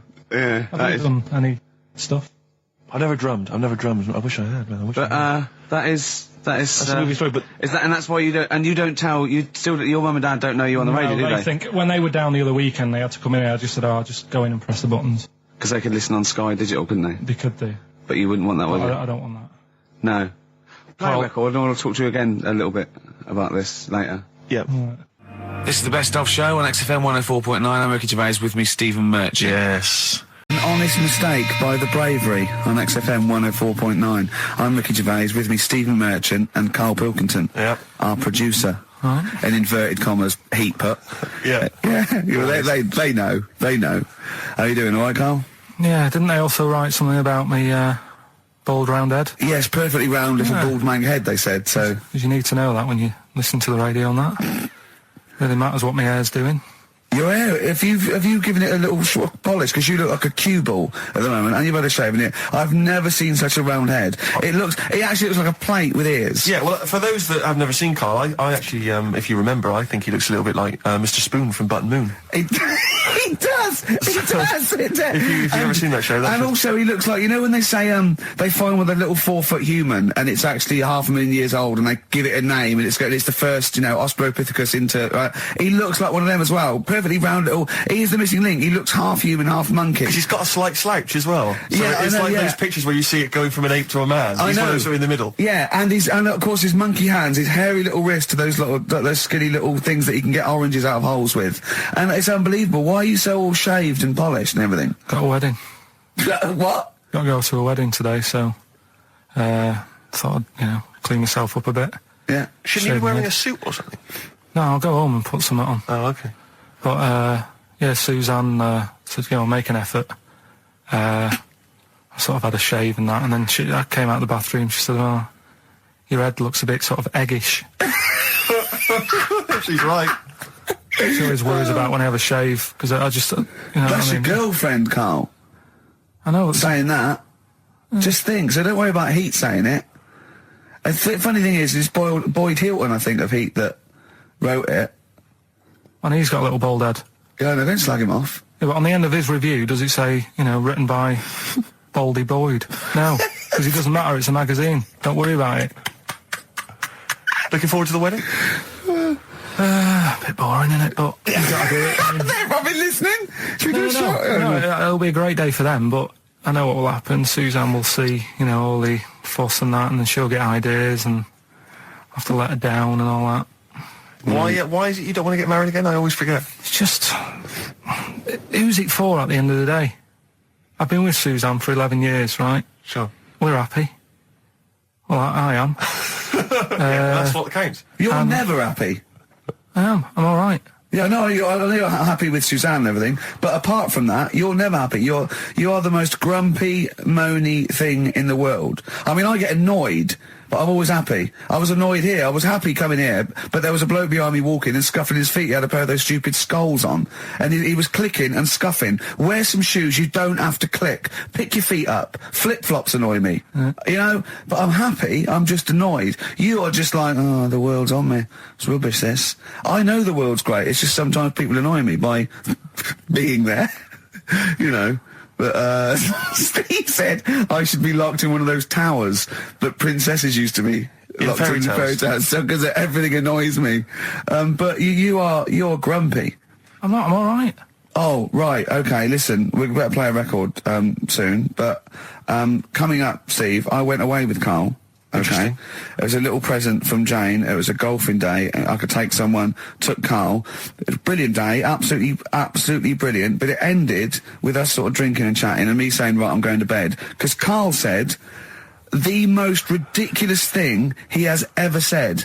Think of that. That's something. Oh. Sometimes, Karl, I think you're on another planet. Here's the only ones. Foo Fighters, Best of You on XFM 104.9. I'm Ricky Gervais, with me, Steve Merchant. And Karl Pilkington. All right. Karl's had a bad week. I'm going to say it straight away. He tries to rule out stress in his life. Yeah. But he's had a bit too much stress this week, haven't you? One, a phone call from his mum, stressed him a little bit. Right. Something he said in a magazine about his auntie. Okay. Came back to haunt him. With Auntie Nora? Auntie Nora, yeah. Don't name her. No. Oh, she no, knows don't who name she her. is. No. Okay, we won't name her. Right, we just say it's the one who farted for 5 minutes, and as he saw a skirt when he was young, and I found it like a split tennis So ball. it could be any of me aunties. We're that coming up, and also a bloke in Times Online, Chris Campling, did a review of the show, right, and basically said that Karl Pilkington is a creation of Gervais and Merchant. Well, if only that were the case. He said. he started off saying he liked the show. Yeah. He was excited. Said it was a good show. A lot of the jokes. I'm already questioning his critical faculties. Yeah, exactly. And basically said that we didn't contribute much, or seemingly didn't seem to contribute much, and we couldn't sort of like ad lib or anything. We just laughed at, particularly me, laughed at Karl Pilkington, who was coming up with some, quite funny stuff. Yeah. Right? But then he does a twist on it. He goes, but the thing is, we're the puppet masters. He's a created person. We've created the persona Karl Pilkington for our own amusement. Right. He bases this on simply that we talked about, what was it we talked about?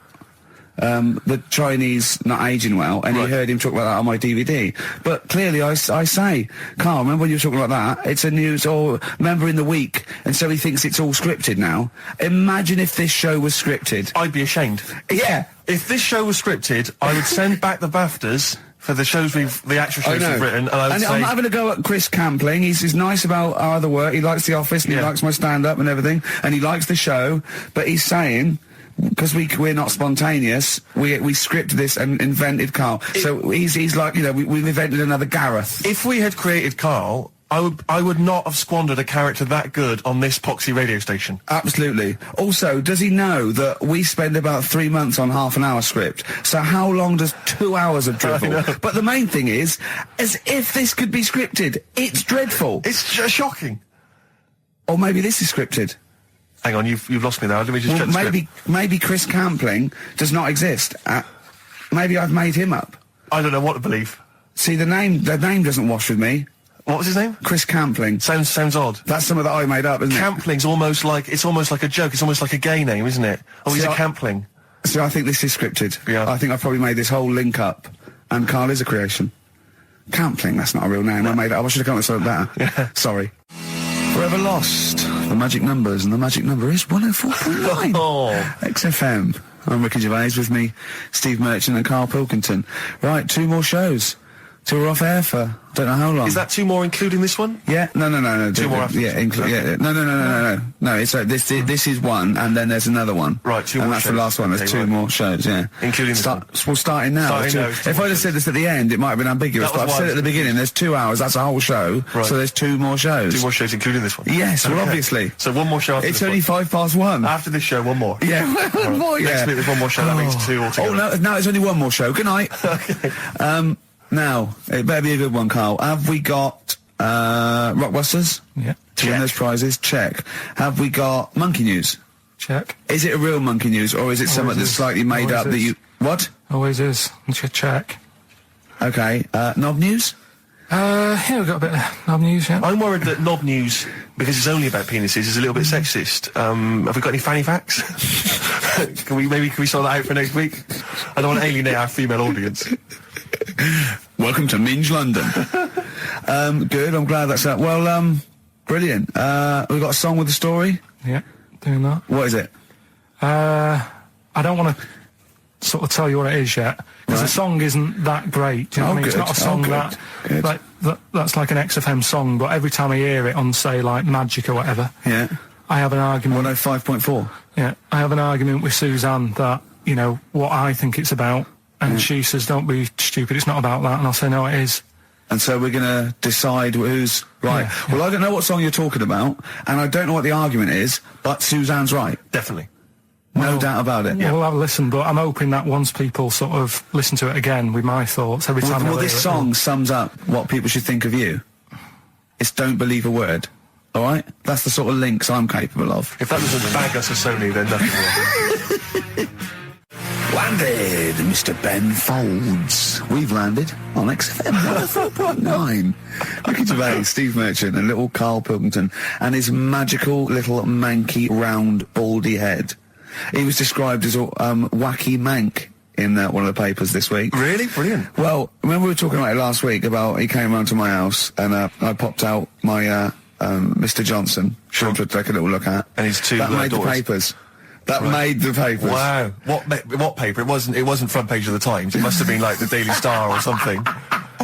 Just squeeze Live 8 in Yeah, the second, yeah. on the second page.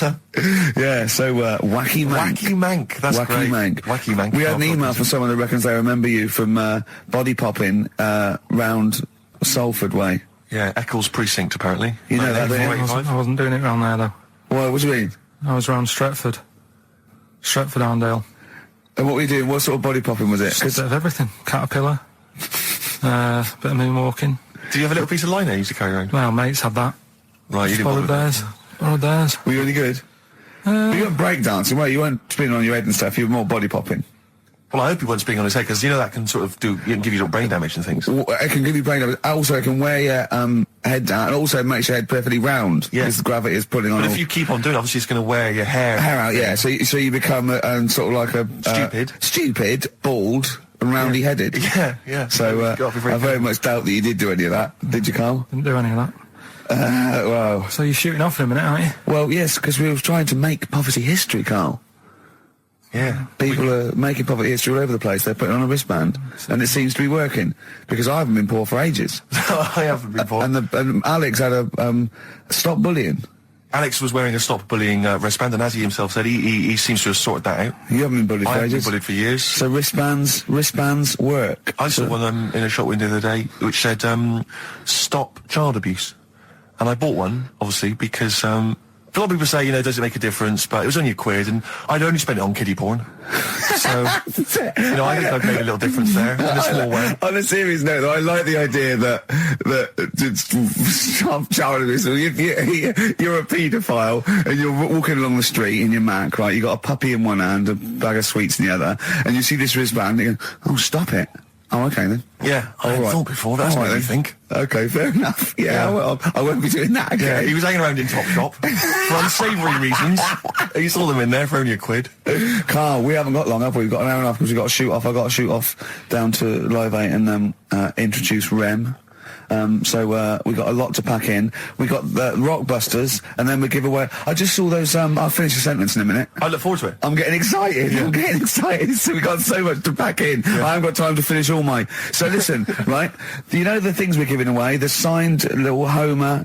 The Nigel Tufnell thing and the Flanimals, right? Looks brilliant. They've done a brilliant job, the people here at XFM. So take back all you were saying about them, Carl. And also we should say as well, you've still got a chance to win that, because if you get today's Rockbusters, you go straight into the hat for the big draw, so you've still got a chance to win all those top prizes. Play a record. Bit of monkeys. Yeah. Right, Carl, it's a questionnaire about happiness. Oh, yeah. There's one person... Well, that should answer it right there. The first question, Carl, on a happy scale of 1 to 10, where are you on the happy scale? Is it at this moment or in general? Well, I would say generally. Okay. Yeah, but you don't always have to, like... I mean, I think I'm happy in that, but I don't always show it. You never show it. No, but it doesn't mean I'm not happy in that. Like, I'm all right at the moment. I'd say I'm probably on a... It's probably on about an 8. I was probably on about a 9 when I woke up, right? And then... sort of fell out with Suzanne over a haircut. Yeah. Right? She went for a haircut and came back with something that I didn't like. Sorry, what did you say? So when your girlfriend walked to the door, she had her hair down, you said, I don't like it, alright? Well, she could tell by the look on my face. But don't you say, no, I'm happy with it, I just can't tell. I'm loving it. Because then she won't have it done again. Oh, Carl, I just cannot get over you. I really can't. No, but you haven't seen it. Right? Oh, So then I was fed up, but then I thought... Sorry, what authority have you got to talk about haircuts? Yeah, you had the officially from a barber in Manchester above a railway station in a shack, it was £2 a cut, told you have the hair of a Chinaman. Well, you wish you had the hair of a Chinaman now, you got no hair. You're a little bald man with your mouth open, so don't... Is she listening to this, Suzanne? Sitting at home with a woolly hat on? I don't know. But she knows now, doesn't she? What did you say? What did she do about it, though? I just said you look like someone out of Slade. Interestingly, that's what I look for in a girlfriend. Oh, God! Which one of Slade? That one with the funny... Not Dave Hill. Yeah. The one with the crooked fringe and the goofy... She had her teeth done as well, did she? She had 2 front teeth put in. Dumper. So anyway, So prior to that, you're on a 9. Then you saw the haircut, you're on an 8. Yeah. Yeah. And now then, what are you on? I'm probably on about a 6 at the moment. Why? What's happened? Well, while Star Sailor was on, bit more head squeezing going on. So, yeah, about a 5 or 6. So generally speaking, what would you say you are? About 4. You're on a 4. Alright. What would you give someone who wasn't very happy? What would you give them? What are you thinking, Carl? Depends why they're not happy. They're low, okay, so what would you give them? I mean, yeah, depends, innit? If it's someone who's just lost their arms and legs in an accident, you don't give them a lollipop. Sure, or some mittens. Yeah. You give them a hat. Yeah. Yeah. And dare I say it, a smile. A skateboard. Yeah. Yeah. I don't know. You don't know. You got to answer the question. Alright, so hang on, let's assume that you've upset your girlfriend because you slagged off her haircut. What are you right? going to do now feel to go and guilty. make her happy? How are you going to cheer her up? And not buy her a baseball cap. That was the record before us, and here we are, pre-recorded, because we did this a few weeks ago, because we're not here at the moment, are we? We're away in that. I'm Ricky Gervais, with me Stephen Merchant. Hello there. And Karl Pilkington. He's not actually with us. No. He'll be in some of the best of clips that will be coming up shortly. Yeah, this is just us, isn't it? This is just us. We did this, when did we do this, Rick? A couple of weeks back. Hold on, what is it? What It's day the is it? 27th today. Yeah, I enjoyed Christmas. I loved Christmas. I loved Christmas. I had a great time. What'd you get? Loads of presents. So did and I. I'm glad they made it to number one. I'm really glad. Stroke, he, she. Yeah, I'm really glad that the pop idols, Cliff Richard, Westlife, made it to number one. Bo Selector. Bo Selector. Yeah, just delete that. As, Yeah. Okay, well, we're going to play some of the best of, some of the greatest moments of the last 3 weeks Yeah. ever heard on XFM 104.9. What about this? Do you remember this one? Oh, which one is it? I'm Ricky Gervais, with me Steve Merchant. Over there, Karl Pilkington. The man who believes anything. I think it might be a condition due to his little round head. It's sort of like, it might be a new condition that we can call cranial sphericity.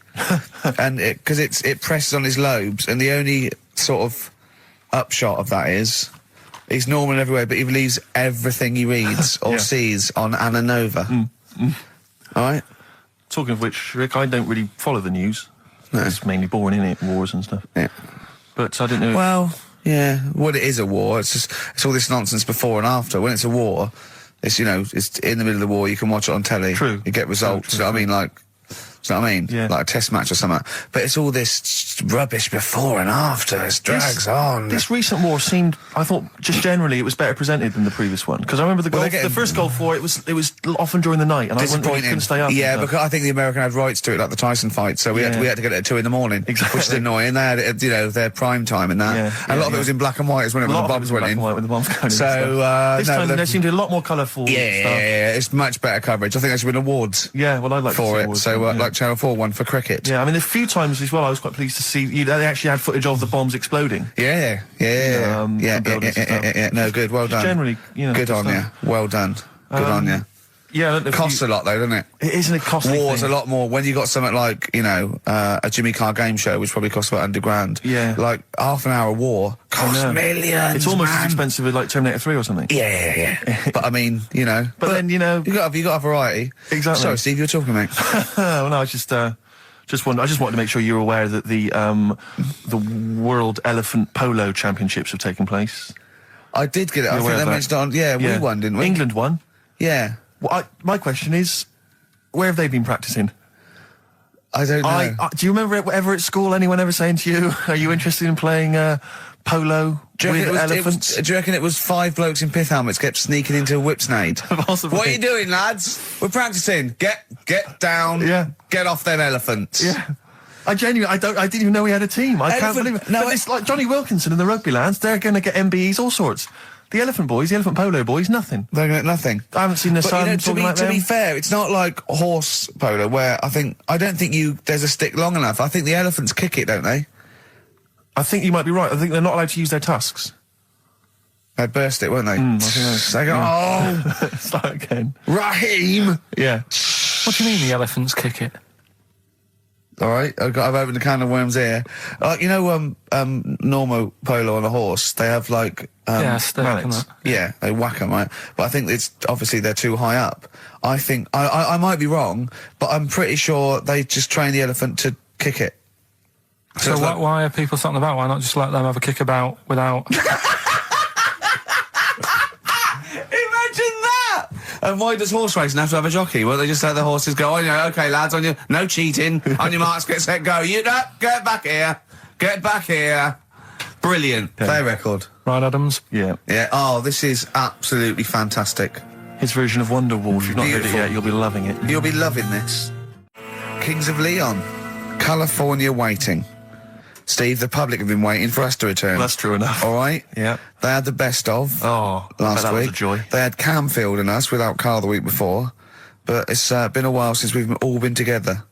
I'm Ricky Gervais. With me is Steve Merchant. And over there, with his little sunburnedy, baldy head, little Karl Pilkington. Hey. All right? Yeah. That wasn't Steve slapping me head then, by the way. No, that was just him clapping at, like, Steve Wright in the afternoon. It's a great show. Because he's so... It is a good show. Yeah. He's so pleased that we're a posse. Yeah. And we're all back together.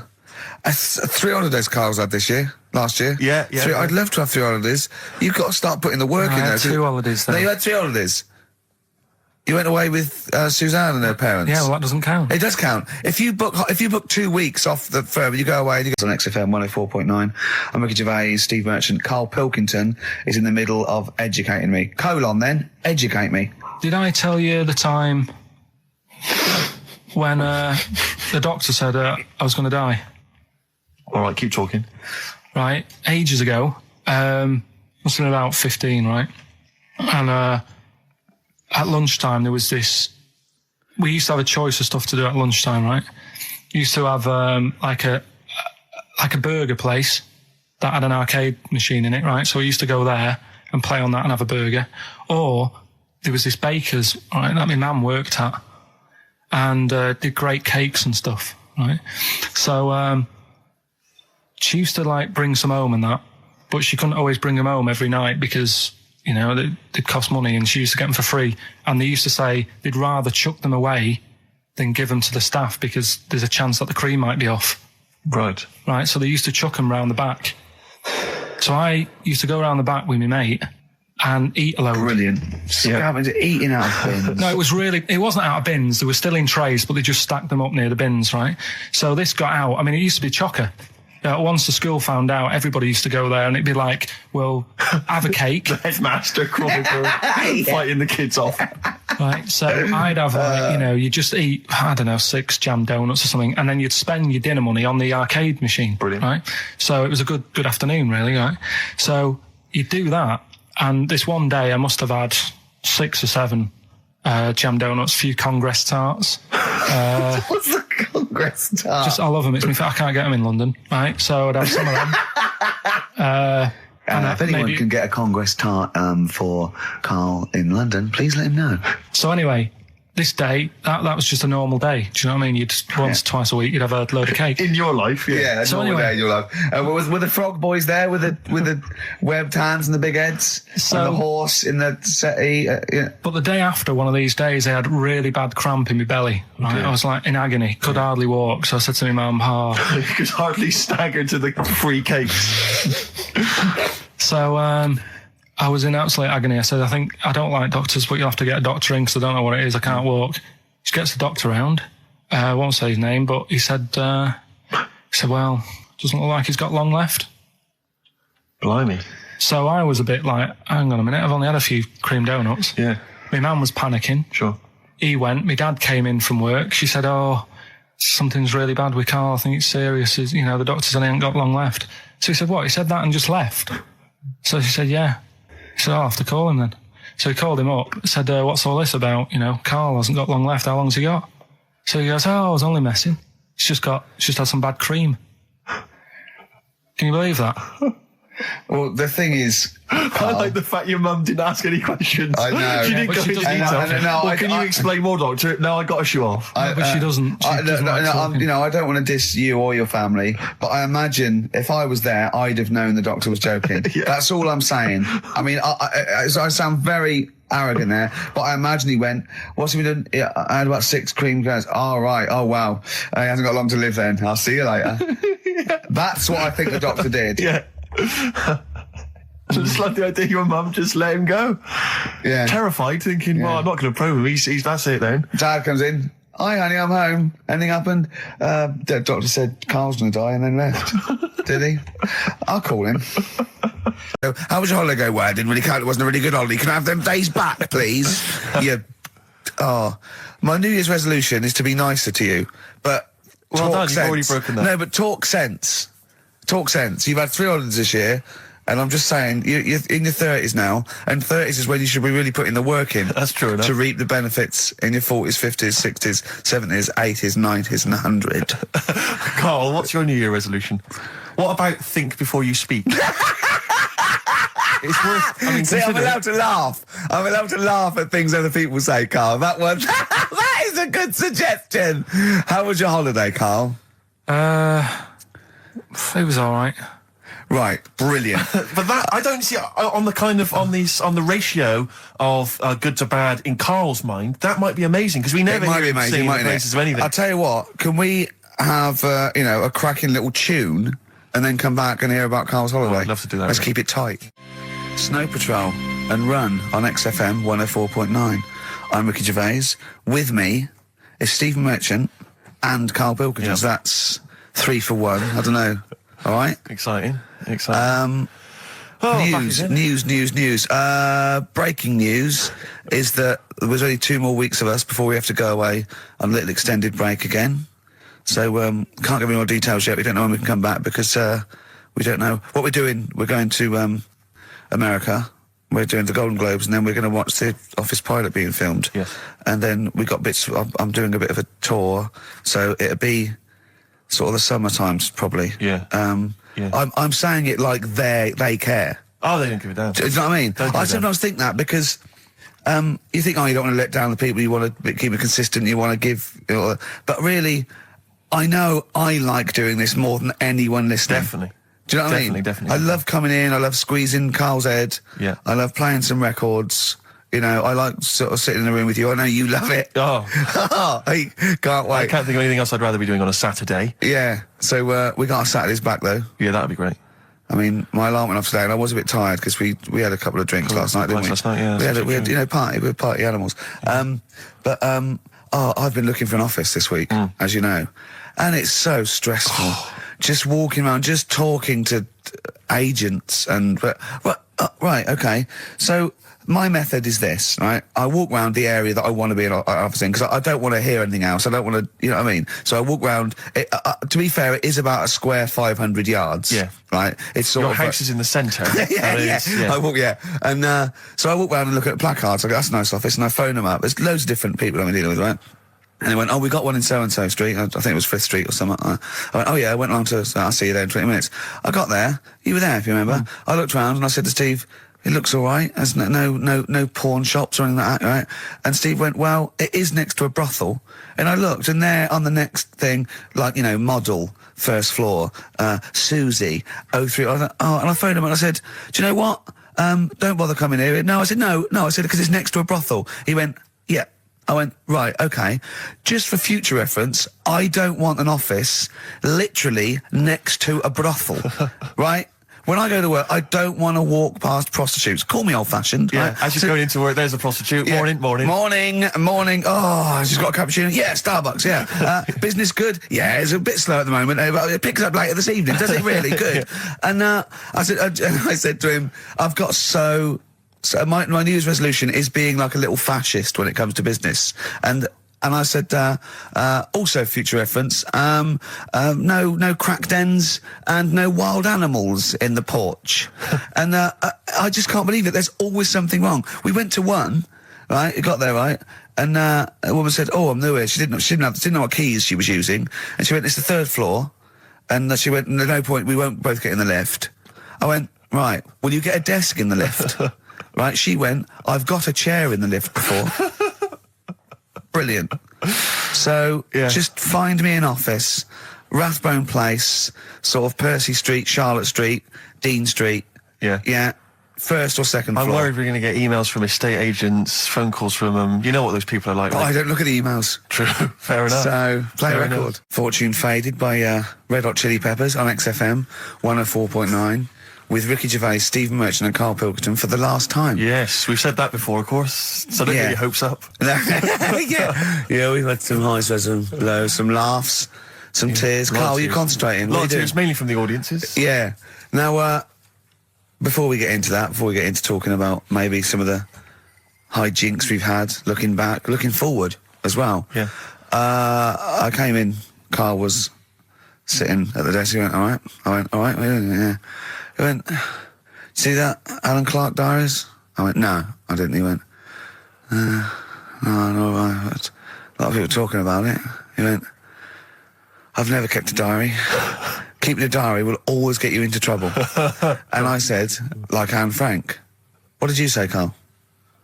The woman in the cupboard? That's what he said. The woman in the cupboard. And I went, save it. Save it. You never speak to Karl off air. Save it all I know. from when we're on the wireless. He went, but what did she do? What did she do except be in a cupboard? What did she have to write about? And I said, well, her thoughts. Do you know Anne Frank? That's all I know about Anne is. There's no point pretending it. Anne! That I know stuff. Yeah. Right, Well, tell us everything you know about Anne Frank. she was in a cupboard. Yeah, what else? If she didn't do that, I wouldn't know about her, seriously. That's all I know about her. Yeah. So what did she do? But what do you how do you think we know? But we know about her cupboard because of her book, don't we? But hang on, what in the bigger scheme of things, why was she in a cupboard? I don't know. Right. I honestly don't know. You don't know anything else about Anne Frank beyond the fact that, to quote you, she was in a cupboard. Well, what's she done then? You tell me, why should I know more about a woman Firstly, in a I cupboard? don't think she was in a cupboard. She wasn't in a cupboard. She was in an attic. All right. Yeah. So what was she doing? She was hiding from the Tidying Nazis. She was hiding from the Nazis. But isn't that the first place they'd look? Sort of work from the top down. Oh, they weren't specifically looking for Anne Frank. They weren't going, where is she? Where's Franker? If she gets that book out, we are in the deep shit. We've got to stop the book. They were just looking generally. She was, I think she was 13, 14, she was Yes. hiding, she was Jewish and she was hiding, lived in Amsterdam, didn't she? Yeah, as much of her family were having to hide, being Yeah. helped by, friends, non-Jewish In friends. a cupboard. Cupboards, And how long did she sort of hide up there for? Until she was caught. long enough to write a book. So she even got caught after all that? What do you mean, so she even got caught? We're talking about one of the great, humanist tragedies of our times, and you're going, she couldn't even stay hidden. What do you mean, didn't she get caught? No, I'm just saying, it's not a great tip then, is it? Do you know what I mean? She didn't do it well. She didn't hide and say, well, I escaped it. She Her got diaries caught. are not a manual on how to hide from people. It's not how to win at I don't know hide and anything seek. about her, and we might be going down some ground that's a bit dodgy. I don't know enough about it. Maybe it's best just leaving it. All I was saying is diaries. Do you know what do you do them for? Have you kept one, Steve? Never kept a diary, no. Right. I can understand your fear that it might get discovered, someone might read it, find out all about your inner secrets. Of course, the good thing about you is you tell everyone what you think about them. Yeah. Yeah, but No one's going to find a diary and go, oh, God. Can't believe it, Carl doesn't like my haircut. Yeah. Carl thinks I look like Dave Hill from Slade. Yeah, I told you that, didn't I? Yeah, I told you that. do you think they'll last though? Diaries and that? No, because they were a bit of a time killer, weren't they? It was something to do at the end of the day, whereas now there's iPods and that. Do you know what I mean? It's fantastic. The you know what I mean? iPod of Anne Frank. Yeah, well, that's what I mean. New from Sony. That'd be great, wouldn't it? All her greatest hits. Who could forget? Oh, Well, dear. leave that then. I didn't Should we know it leave was that? that deep. I thought it was just like a, You thought it was like, didn't you? Adrian Mole type thing. Yeah, what are we doing?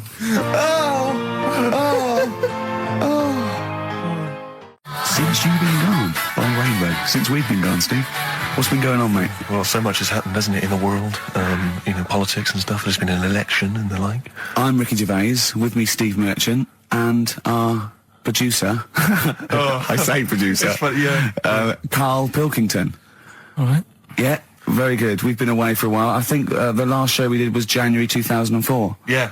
And nothing's changed. Nothing's changed whatsoever. Nothing's been mended. I'm pretty sure I threw that away in the bin before I left. Yeah, there are some of your old bacon rinds from that sandwich. yeah. The spare ribs on the floor. Yeah, nothing's changed at all. Oh, no, that's not true. The listenership has changed. It went down slightly, didn't it, on the last radio show? Well, I don't know.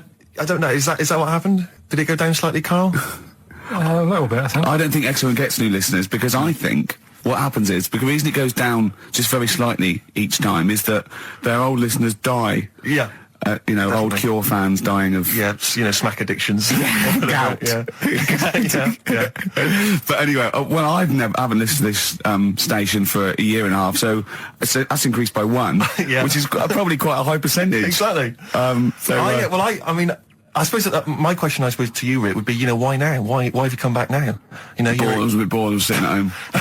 Okay. Yeah. Because we're just here for 6 weeks. 6 weeks. Well, we're standing in for Adam and Joe, aren't we? Yeah. Yeah. How the tables have turned. I remember when they were standing in for us, but yeah. I don't know. But the only reason I'm here is because my housekeeper cleans between 1 and 3. Oh, right, that's a good idea. So I just want to get out of the house. And are they listening to XFM? Well, no, she doesn't speak English. I'm not made of money, Rick. If I can help out, a young immigrant lady, then I will do. And there are so many things I can do for her in so many ways. Yeah. But her, picking up my old tea towels and stuff is ideal. So that's why I'm here. But all I'm worried about is I think people kind of associate with the name Ricky Gervais. They associate a certain level of quality. Your live stand-up DVDs, there's a level of quality. You've put a lot of work into them. You've honed it. The TV work you've done, likewise. Should people expect the same from the radio show? Definitely not. No. Definitely not. Those things that, you sit down, we sit down, we write them for a long time, write them for a year maybe, then film them, and we worry about everything. This is, I'm not even sure I'm talking into the mic at the moment. I was actually doodling, as you saw there. Yeah. I'm eating a sandwich as we speak. Yeah. Although we do like music, that is true. That's absolutely right. Should we play some great records? Rockbusters. Yes. I don't want you to have monkey news right now, because we've just had a little story there. Sure. You don't want to, don't want to go too far. Yeah, go on. So we'll get Rockbusters out of the way. Have we got a winner? Come on then. See, it worries me that we've had very few entries. I think that even your mental fans aren't getting these, which is really worrying. They must be terrible clues this week. All right, well... Has anyone got them right, Steve? I think there's just one guy, who I suspect has won in the past. Well, so what? Right, the first one. If you go out of France by boat, you might as well buy your fags when you're on that, because you'll get them a lot cheaper. Brilliant. Right? Yeah. BF. Yeah. Buy it ferry. Right? That's like... What? Buy on ferry. What? Buy on ferry. What's that? Is that a band? What is it? I don't know what it is. Brian Ferry. Brian Ferry? What's that got to do with buying on a ferry, though? Just because it's quite close to it. Buy on ferry. What? Buy on ferry. Sorry, what's your first language? The second one. That's rubbish. That doesn't count. No, Brian Ferry. Brian Ferry, buy on ferry. There's this little foreign cafe. It's growing its own steak. That's Delamitri. The third one. What? Sorry, what? What is that? What is that? Delamitri. Delhi is a little foreign cafe. Yeah. A meat tree and that. A meat tree? A meat tree? What were the initials for that? Just D for that. Just D for that? Yeah. So not DA? So you didn't even give him a chance to get the group? Well, they got it. Well, no. No, they didn't. Right, it's the end. Go on, right. Go on. Delhi meat tree? Delhi meat tree. One word. D. Or any letter. They're growing their own meat. M's in it. Go on. Okay, so Bayern, I love Bayern Ferry. And Oxymusic was brilliant. I love Oxymusic. Go on. Can I just point out, Rick, that we've had David Bowie? Delhi meat tree. Yeah. I don't see why necessarily Aidan, who emailed in, why he doesn't get to win, because he emailed in dire steaks. Seems to me just as valid, as far as I can tell, but Delhi meat tree it is. And the last one, if there was a Jamaican fella on the Titanic... I'm looking forward to this. With a little bit of fear. Jamaican fella, if he was on the Titanic, he probably would have screamed this. Yeah. That's Christ de Berg. Oh, I don't know what to do. Stunning. So who's the winner? I'm not going to give it to anyone. I just don't... what's the Jamaican bit got to do with it? Just the D. Just Christ de Berg. Say it again?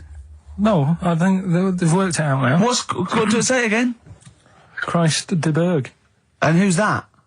What? Who's that? Who's what? Who's Christ de Berg? Chris de Berg.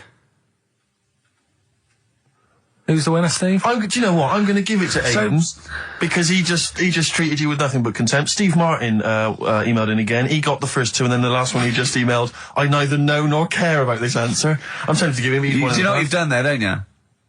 Go on. You've put the nail in the coffin of Rockbusters. I warned you for 3 weeks, and you sort of bucked your ideas up for a little while. But Christ did those are the worst you've ever done. The worst. Delimitri. So and didn't it just put D, and then Bayern Ferry. Bayern Ferry. Bayern Ferry. So, is that it then? Aren't we doing it Play anymore? record. Aren't we doing it anymore? I'm ashamed. You're an idiot. Are we doing it anymore? I'm just going to keep saying you're an idiot. Play a record. Are we doing it? Coldplay, Speed of Sound. Steve, I know you like an insight to my musical taste, Always. but that's my favourite Coldplay track of all time. I just thought I'd just throw that in. Not a fan of clocks? No, I think I've overplayed Parachutes a little bit, and but that's my favourite one. Like it. I'm afraid to say I'm a bit of a Philistine when it comes to Coldplay. That sounds the same as all the other ones. I'm sorry to say. Oh, you'll have to meet these boys one day. Yeah, and well, I'll tell them to their face. I don't care. A little bit rock and roll. I don't care. Well, I'm Ricky Gervais. That little funny little Wurzel type voice over there is Stephen Merchant, and with us our producer Karl Pilkington. All right. All right.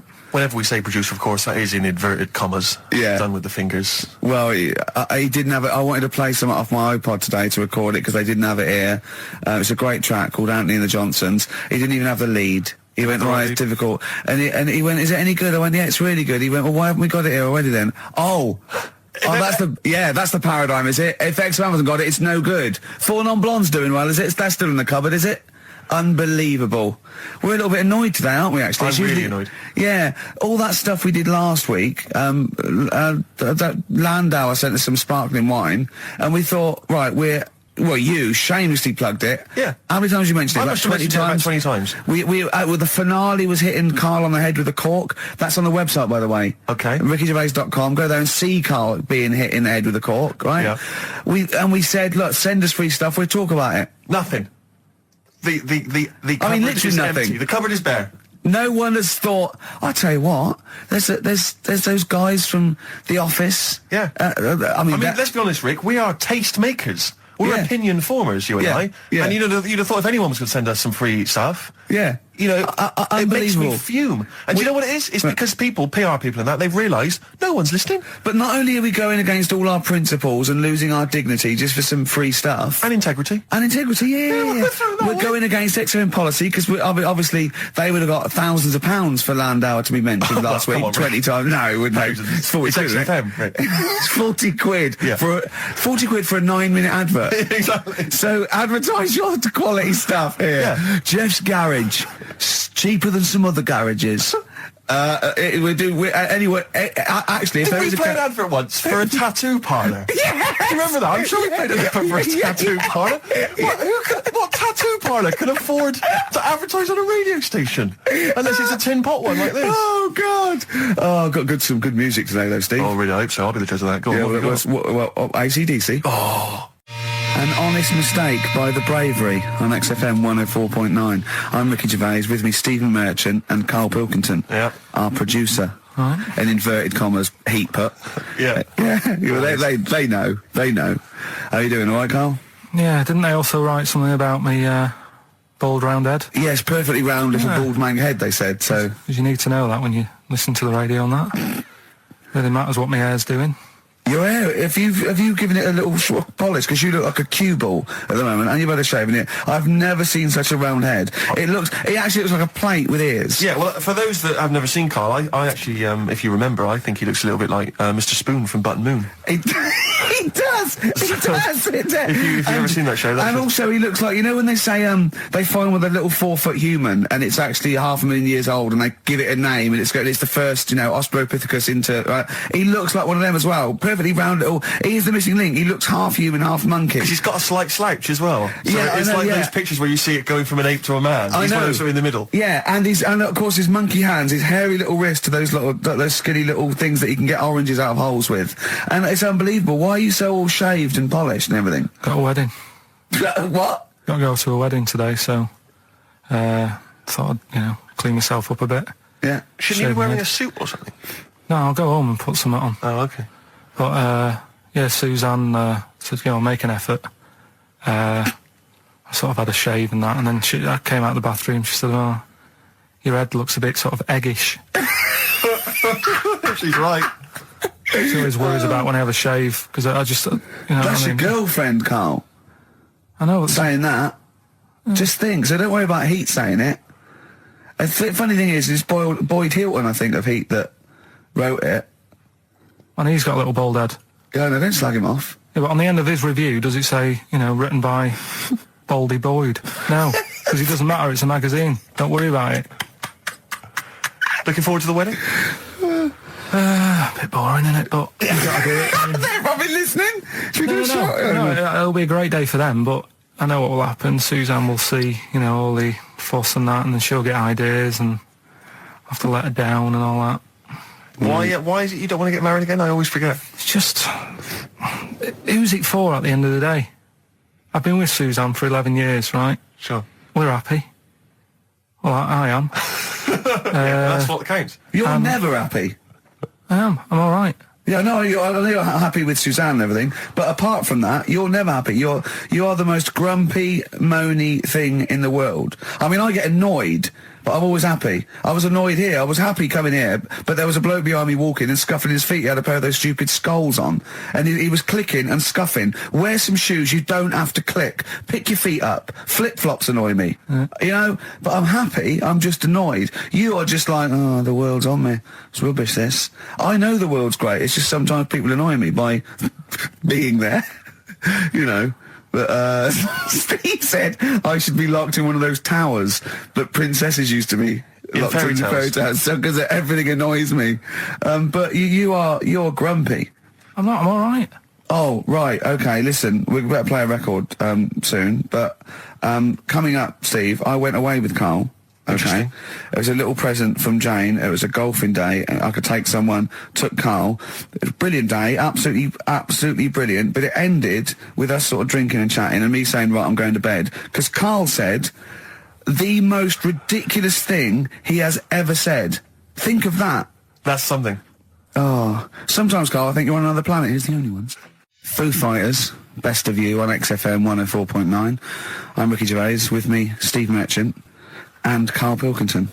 All right. Carl's had a bad week. I'm going to say it straight away. He tries to rule out stress in his life. Yeah. But he's had a bit too much stress this week, haven't you?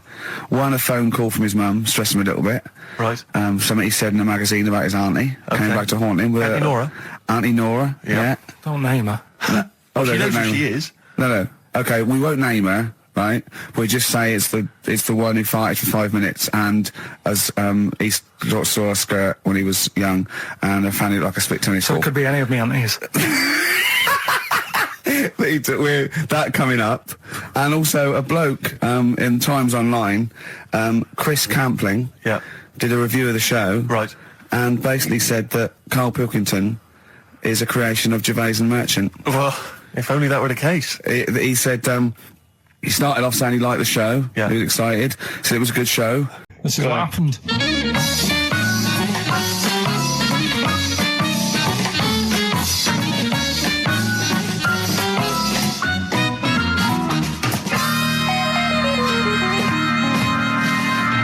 Now, what I'll do, I'll tell you as much as I know, and then you can fill me in if I'm right or wrong.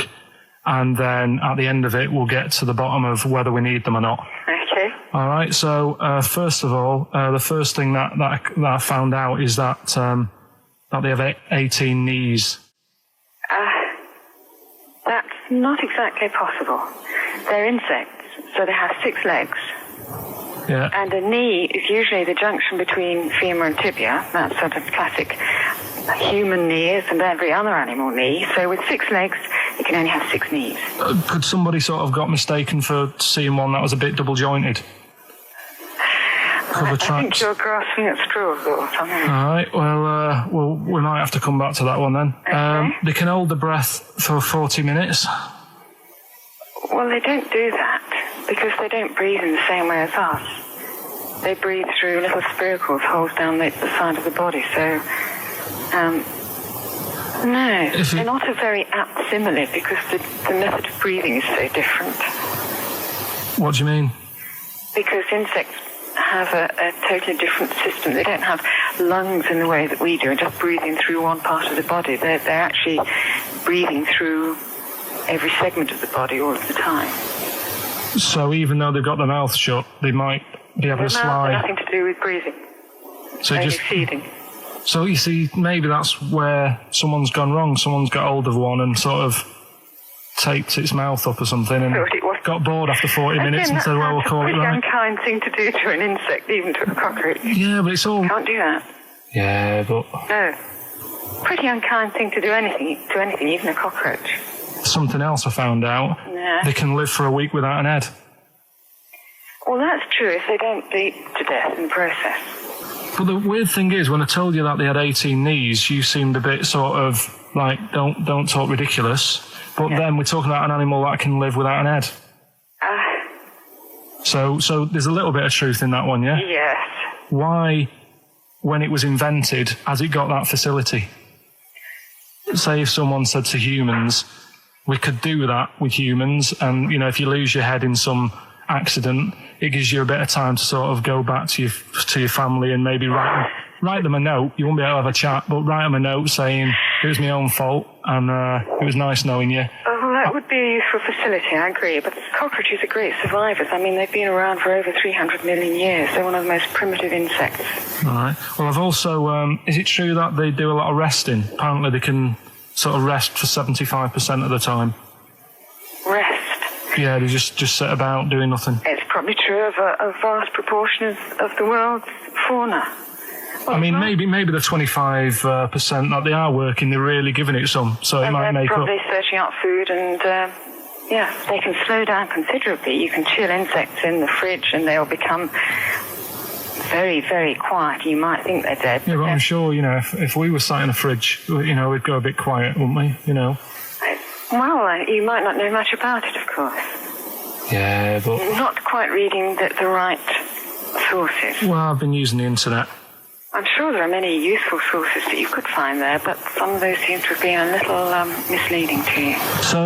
So you don't agree with a lot of what I've told you there? No. So cockroaches, can we get rid of them? No.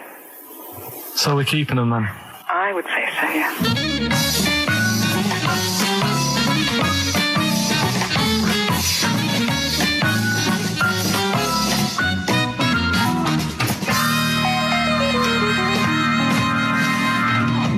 I think we should get her on more often because she sounds like she'd be a bit of an ally, really. Because she knew immediately that you were talking nonsense. Me and Carl went out, right? With me and Jane, Carl and Johnny and Gigi, wasn't it? Gigi, is it important who went? No. Okay. But we're walking on the street. Carl was there though, and he can back me up on this. We had a curry. We were walking back, and this little funny homeless fella, didn't he? Mm. He, I got to tell it before I go, didn't he? Yes. He came up to me, right? And he recognised it. And he came up to me and he went, he said, I've just nicked 5 of your DVDs from HMV. And he shook my hand. He was so happy with it. And I went, right, excellent. He went, all I do is I just swing the bag over the top. Like that when I'm going out. And he had a bag full of DVDs, didn't he? And he was so pleased to tell me that he'd stolen. That great. He said they're going like hotcakes. Yeah, he said they're going up. Of course they are. Yeah, you're nicking them. Yeah. I know. We get paid for them, though, don't we? So not the stolen ones? Don't we? No. What do you mean? Did you sign them for him? I know you were, you idiot. What? So he just nicked 5. Yeah. Well, yeah. You say he was homeless, was he? Well, I don't know. Maybe. No. Surely, how would he have seen the show? He just walked past Curry's one Dixon's. morning. Yeah, that's any idea. Seen a trailer for it. Thought, interesting. I don't know if he was homeless. I didn't go into his home life. He shook his hand though, but he made Carl look smart. Do you know what I mean? So, how does he sell them? Where does he sell them? Does he go up to people and go, "Do you want an Office DVD?" They're not nicked. Yeah, £4. Yeah, exactly. Are these stolen? No. A lot of the I'm already questioning his critical faculties. Yeah, exactly. exactly. And basically said that we didn't contribute much, or seemingly didn't seem to contribute much, and we couldn't sort of like ad lib or anything. We just laughed at, particularly me, laughed at Karl Pilkington, who was coming up with some, quite funny stuff. Right? But then he does a twist on it. He goes, but the thing is, we're the puppet masters.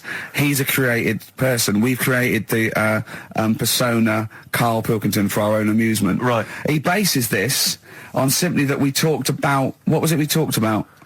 The Chinese not aging well, and he heard him talk about that on my DVD. But clearly I say, Karl, remember when you were talking about that? It's a news, or remember in the week, and so he thinks it's all scripted now. Imagine if this show was scripted. I'd be ashamed. Yeah. If this show was scripted, I would send back the BAFTAs for the actual shows we've written, and I would say... I'm having a go at Chris Campling. He's nice about our other work. He likes The Office, and he likes my stand-up and everything, and he likes the show, but he's saying...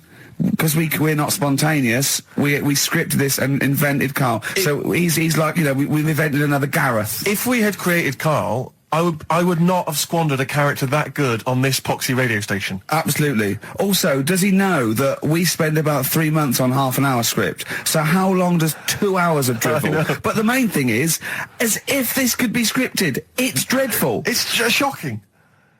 Or maybe this is scripted. Hang on, you've lost me there. Let me just check the script. Maybe Chris Campling does not exist.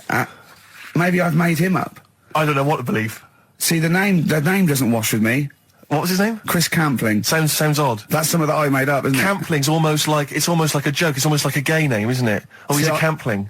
So I think this is scripted. Yeah. I think I've probably made this whole link up, and Karl is a creation. Campling, that's not a real name. No. I made it up. I should have come up with something better. Yeah. Sorry.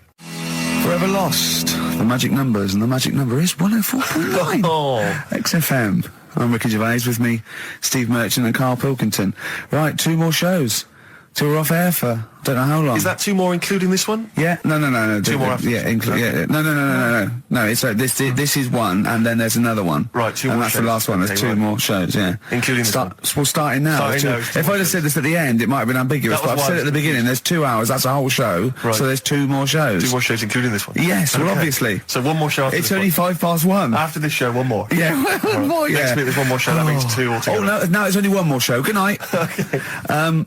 Now, it better be a good one, Karl. Have we got Rockbusters? Yeah. To win those prizes? Check. Have we got Monkey News?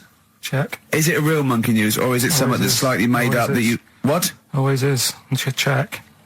Okay. Knob News? Yeah, we've got a bit of knob news, yeah. I'm worried that knob news, because it's only about penises, is a little bit sexist. Have we got any fanny facts? Can we sort that out for next week? I don't want to alienate our female audience. Welcome to Minge London. Good, I'm glad that's that. Well, brilliant. We've got a song with a story? Yeah, doing that. What is it? I don't want to sort of tell you what it is yet, because the song isn't that great. Do you know what I mean? Good. It's not a song that's like an XFM song, but every time I hear it on, say, like Magic or whatever, Yeah. I have an argument. 105.4. Yeah, I have an argument with Suzanne that, what I think it's about, and she says, don't be stupid, it's not about that, and I'll say, no, it is. And so we're going to decide who's right. Yeah. Well, I don't know what song you're talking about, and I don't know what the argument is, but Suzanne's right. Definitely. No doubt about it. Yeah, we'll have a listen, but I'm hoping that once people sort of listen to it again with my thoughts, every time Well, this song sums up what people should think of you. It's don't believe a word. All right? That's the sort of links I'm capable of. If that doesn't bag us as Sony, then nothing will. Landed, Mr. Ben Folds. We've landed on XFM 104.9.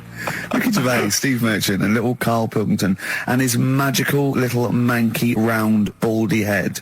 He was described as a wacky mank in one of the papers this week. Really? Brilliant. Well, remember we were talking about it last week, about he came round to my house, and I popped out my Mr. Johnson, sure, to take a little look at. And his 2 that made daughters. the papers. That made the papers. Wow. What paper? It wasn't front page of the Times. It must have been like the Daily Star or something. Just squeeze Live 8 on the second page. Yeah, so Wacky Mank. Wacky Mank, that's Wacky great. Mank. Wacky Mank. We had an email from someone who reckons they remember you from body popping round Salford Way. Yeah, Eccles Precinct, apparently. You know that, don't you? I wasn't doing it around there, though. What do you mean? I was around Stretford. Stretford-Arndale. And what were you doing? What sort of body popping was it? Just a bit of everything. Caterpillar. Bit of moonwalking. Do you have a little piece of line there you used to carry around? Well, mates had that. Right, you didn't Followed bother with theirs. Followed theirs. Were you any good? But you weren't breakdancing, were you? You weren't spinning on your head and stuff. You were more body popping. Well, I hope he wasn't spinning on his head, because you know that can sort of give you little brain damage and things. Well, it can give you brain damage. Also, it can wear your head down, and also makes your head perfectly round. Yeah. Because the gravity is pulling on. But if you keep on doing it, obviously it's going to wear your hair out, yeah. So you become sort of like a stupid, bald, and roundy-headed. Yeah. So I very much doubt that you did do any of that. Did you, Carl? Didn't do any of that. Well. So you're shooting off in a minute, aren't you? Well, yes, because we were trying to make poverty history, Carl. Yeah. People are making poverty history all over the place. They're putting on a wristband, and it seems to be working, because I haven't been poor for ages. I haven't been poor. And Alex had a stop bullying. Alex was wearing a stop bullying wristband, and as he himself said, he seems to have sorted that out. You haven't been bullied I for haven't ages. been bullied for years. So wristbands work. I saw one in a shop window the other day which said "Stop Child Abuse," and I bought one obviously because a lot of people say, does it make a difference? But it was only £1, and I'd only spent it on kiddie porn. So, I think I've made a little difference there in a small way. On a serious note, though, I like the idea that child abuse. If you're a paedophile and you're walking along the street in your Mac, right? You got a puppy in one hand, a bag of sweets in the other, and you see this wristband, and you go, "Oh, stop it." Oh, okay then. Yeah, I thought before. That's what I think. Okay, fair enough. Yeah. Well, I won't be doing that again. Yeah, he was hanging around in Topshop for unsavoury reasons. You saw them in there for only £1. Carl, we haven't got long, have we? We've got an hour and a half because we've got to shoot off. I've got to shoot off down to Live 8 and introduce Rem. So we got a lot to pack in. We got the Rockbusters, and then we give away. I just saw those. I'll finish the sentence in a minute. I look forward to it. I'm getting excited. I'm getting excited. So we got so much to pack in. I haven't got time to finish all my. So listen, right? You know the things we're giving away. The signed little Homer. The Nigel Tufnell thing and the Flanimals, right? It looks brilliant. They've done a brilliant job, the people here at XFM. So take back all you were saying about them, Carl. And also we should say as well, you've still got a chance to win that, because if you get today's Rockbusters, you go straight into the hat for the big draw, so you've still got a chance to win all those top prizes. Play a record. Bit of monkeys. Yeah.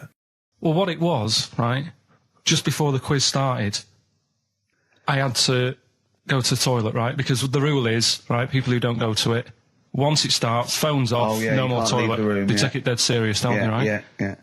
So, I went to the toilet. Now, I'm not being out of order here, it just got me thinking, right? I went to the toilet. The gay fella in there, right? There was a gay fella in there. Gay fella in the toilet. Now, How could you tell? How did you know? just typical, everything about it, right? Everything about it, right, yeah. Oh.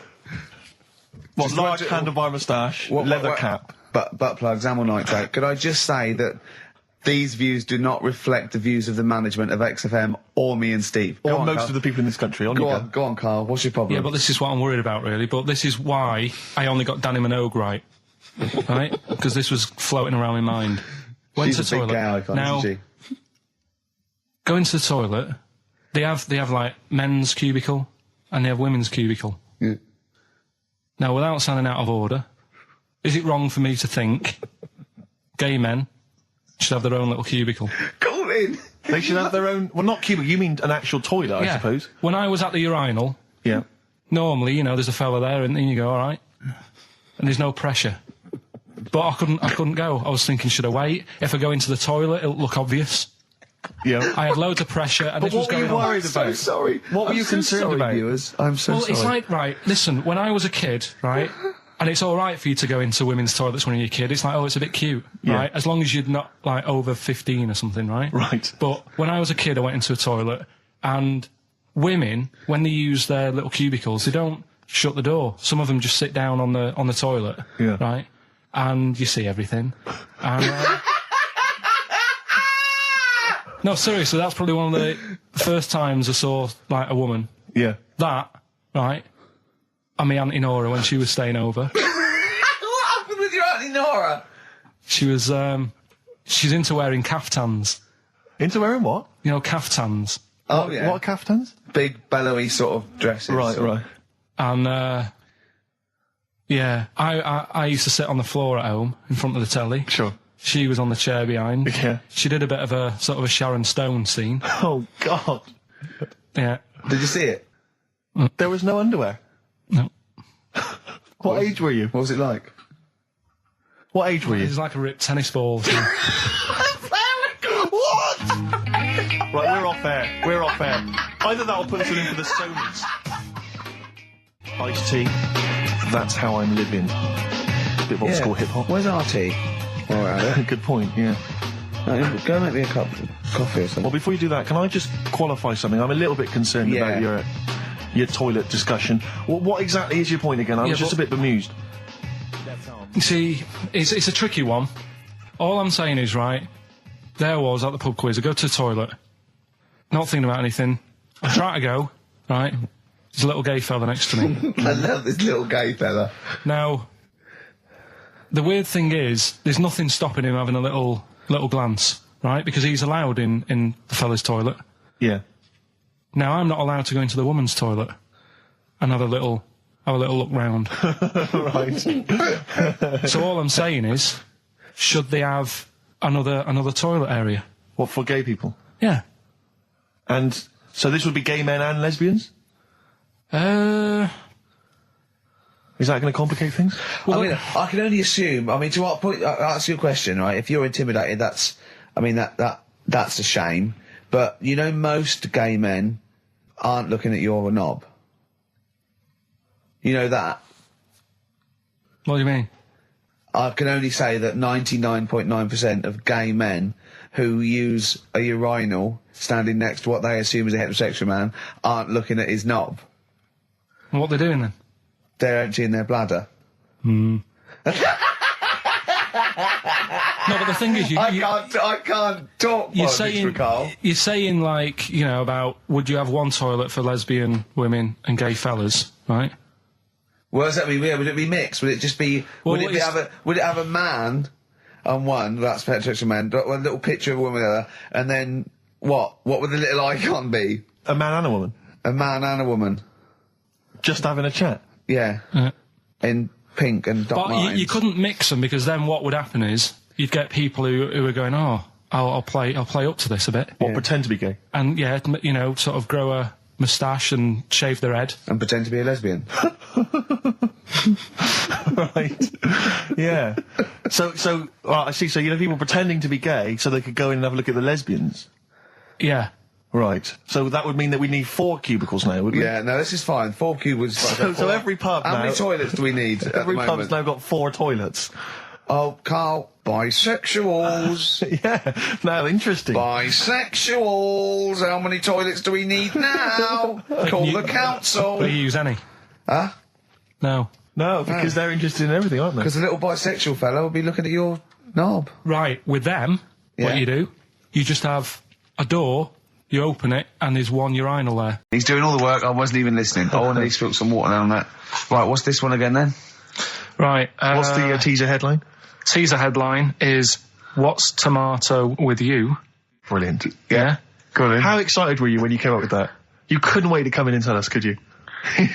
I think it's a good one because you won't forget it now, will you? I mean, like the worm one. What's so special about the worm? You know, a lot of people think that if you cut a worm in half, 2 worms will grow, but no.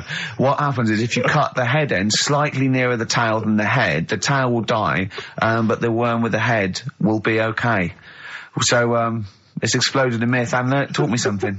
Right, so the second one, part 2 of Educating Ricky. What's Tomato With You? Yeah. What this one's about is, ages ago... It's scientific. There's never a date. There's never a country, a location. Okay, settle down, children. This is A-level history. Right. Once upon a time. Yeah. When a mental place with swords was a king, forget his name, but he was a loony. So, and it was literally ages ago. Yeah. So, good luck in the exam. Yeah. Right. So, like, you know, alright, many years ago. Oh, yeah, cleared that up. Go on. They thought tomatoes were poisonous. Right? Okay. Because what Hold on, are they going to be proved wrong at the end of this story? Well, because I don't want to give away the ending, but is it something to do with are they poisonous tomatoes? No. Oh, you're having a laugh. I don't believe it. Go on. They could have been eating tomatoes all this time. Oh, Steve, what's tomato with you anyway? Okay, so wait a minute. What's Let's just tomato with recap you? quickly. Many years ago, when people thought tomatoes were poisonous. Yeah. Go on, Well, they didn't know they were poisonous then because they were still eating them. But what was happening? Well, they're not. But they're not poisonous. But hang on a minute. All right, and it's not. I'm just going to listen. I'm not even going to talk. I'm not going to tackle So, if you remember, years ago they didn't have like pottery plates. They had lead plates, right? What are you talking? Just let him talk. Sorry, what year is this? Let him talk. Come on. Plates made out of lead, and Right. what they'd end up doing, they'd say, right, do you want a tomato? And they go, yeah, all right. And they'd put the tomato on the lead plate and cut it, and because of the acid in the tomato, right, it would sort of make the lead runny, and the lead would go into the tomato, and they'd say, oh, it's lovely this, and they'd be eating it.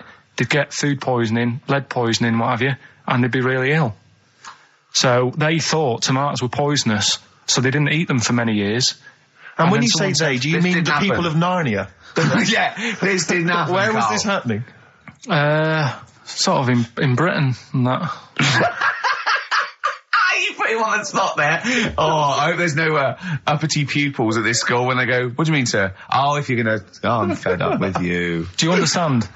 No. So the acid, No, you've got... No, right, okay, first of all, Carl, where'd you get this information from? Where did I 14 get times that? as well? Do you know? You can't remember. I don't know where I got that from. I don't know where I got it from. But why don't you think that makes sense? But what? Someone once got lead poisoning from a tomato? Not just one, loads, and then all of a sudden. No. Why is this educating me? Because I'm telling you that tomatoes. But I can't take anything away from this. I don't know what to take away from this. What have I learned? What have I learned? Don't mix lead with tomatoes. Why is this educational in any shape or form? What are you telling me? A long time ago in the land of Glunk, right, where the ninnies did slib, right, they thought tomatoes were poisonous because they ate plates of lead. What are you talking about? Yeah, but we all know tomatoes aren't poisonous. Is that what we're taking from the story? Is that the moral of the story? Don't believe these people that I'd never heard of before. What are you talking about, Carl? I think it's a bit weird. It's a bit weird, yeah. Is these the same people that were spreading those malicious worm rumours? Good, we've settled that then. Go on. The titles that are meant to sort of pull you in. Yeah. We've got what was it? Stocking, Aitken and Waterman. Yeah. You've got It's Not His Fault. And Get a Load with This. Get a load of this. So, which pun do I pick first? I think I'll go for get a load of this. Get a lobe of this. Yeah, get a load of this. Yeah. Well, that's a story about a girl who she was deaf, right, for 4 years, and it happened quite a bit back this. What year? Or was it? I think it was ages ago. Was it? About quite a bit back. She was deaf for about 4 years, having an argument with her mum, it said, which I didn't quite understand, because I don't know how they do that. Yeah. But she was having an argument, and a man pushed her against a wall, and she banged her head, and her hearing came back. Okay. Was she wearing a Walkman and it fell out? And she'd realised, There's no explanation. There's no explanation. Well, why is that teaching me something then? Right, so I knew you'd say this, right? So I thought, right, I'll stick something on it. Do you know that bees are deaf? No, you can't just, no. If you ask someone something they don't know the answer to, they don't tell you something else. I'll tell you something else then. I can't answer that, I'll tell you something else. Imagine that, if you asked a teacher. Look, how do birds fly? Wow, if you're going to do that, tallest building is, I mean, what? Well... That was the equivalent, Carl, of running away when we asked you a question. Yeah, the intellectual equivalent. Look over there, there's a monster. Yeah. Listen, what do you mean? What she... Okay, so...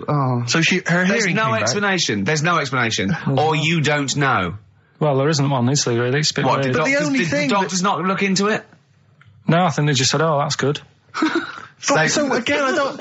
Where did this information go? Is that... If you read this on the net, is that all they put on There the was net? once a deaf woman who hit her head and she And her could hear. hearing came back. It was bizarre things about being deaf. Was there And- three, Yeah. was there I've got that book. Yeah, it's a good book, that. Was there three Yeah. more pages you just couldn't be bothered to read on? Yeah. No, it was just a little bit. And it Was there a said- little picture, a cartoon picture? No pictures, I just And we read going, it. ow. Look, Ow, if I you don't can want to hear. know, if you don't want to learn, you know. Yeah.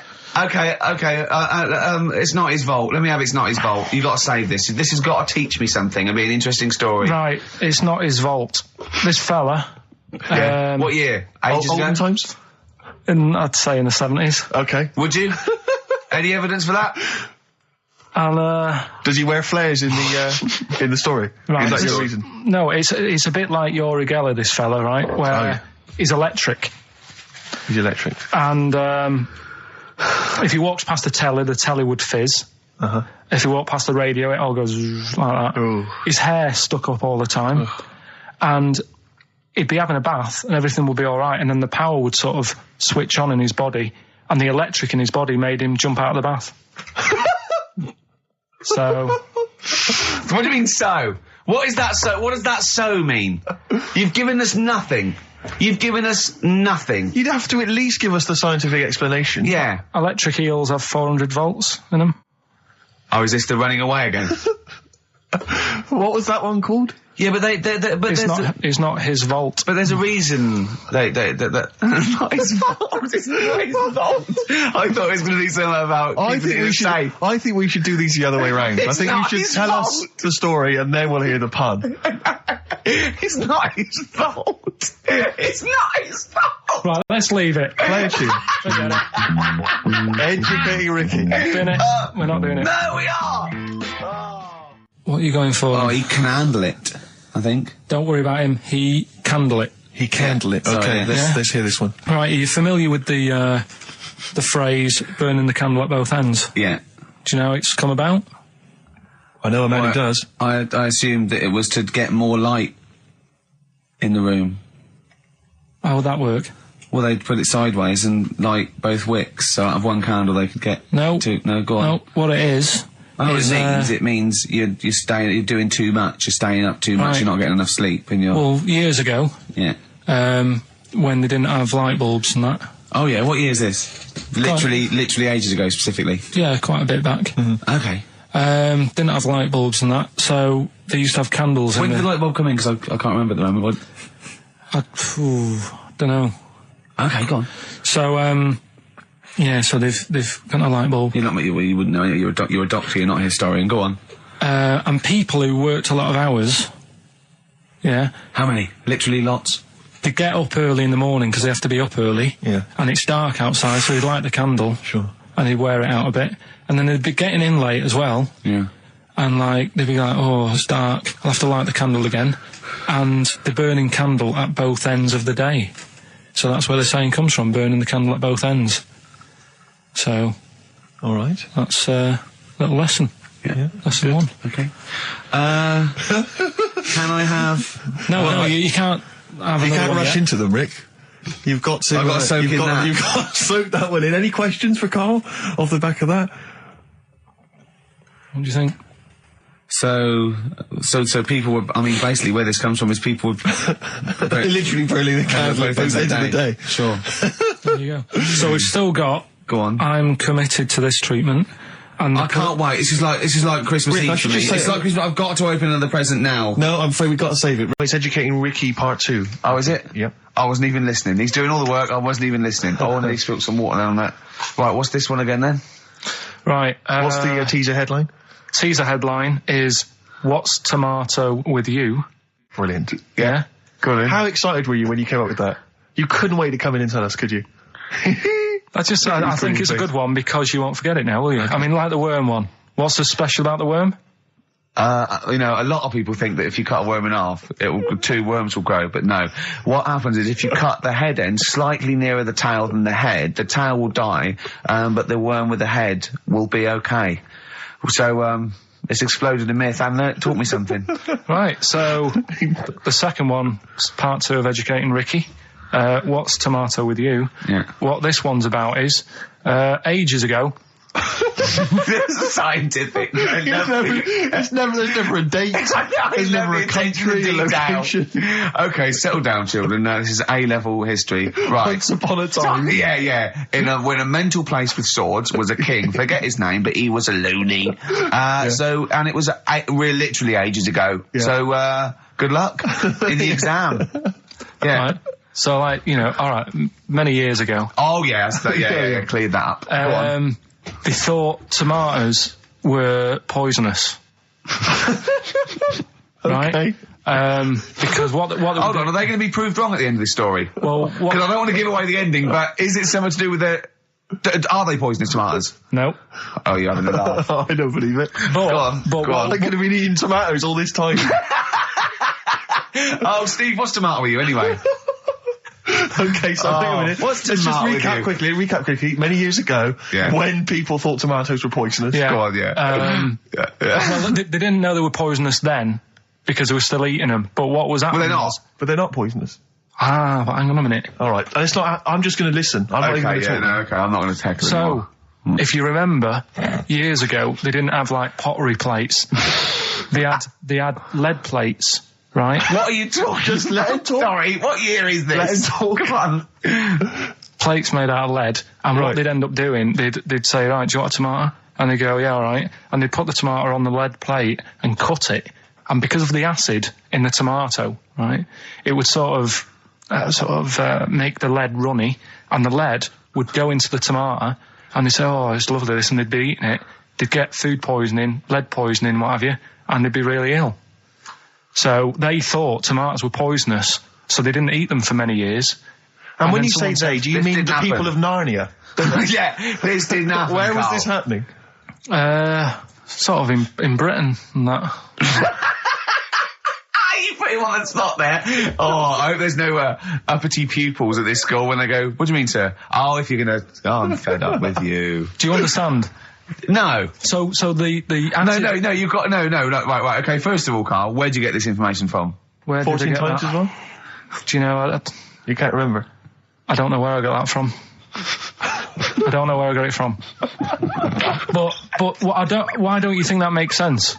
But what? Someone once got lead poisoning from a tomato? Not just one, loads, and then all of a sudden... No. Why is this educating me? Because I'm telling you that tomatoes... I can't take anything away from this. Yeah, I don't know what to take away from this. What have I learned?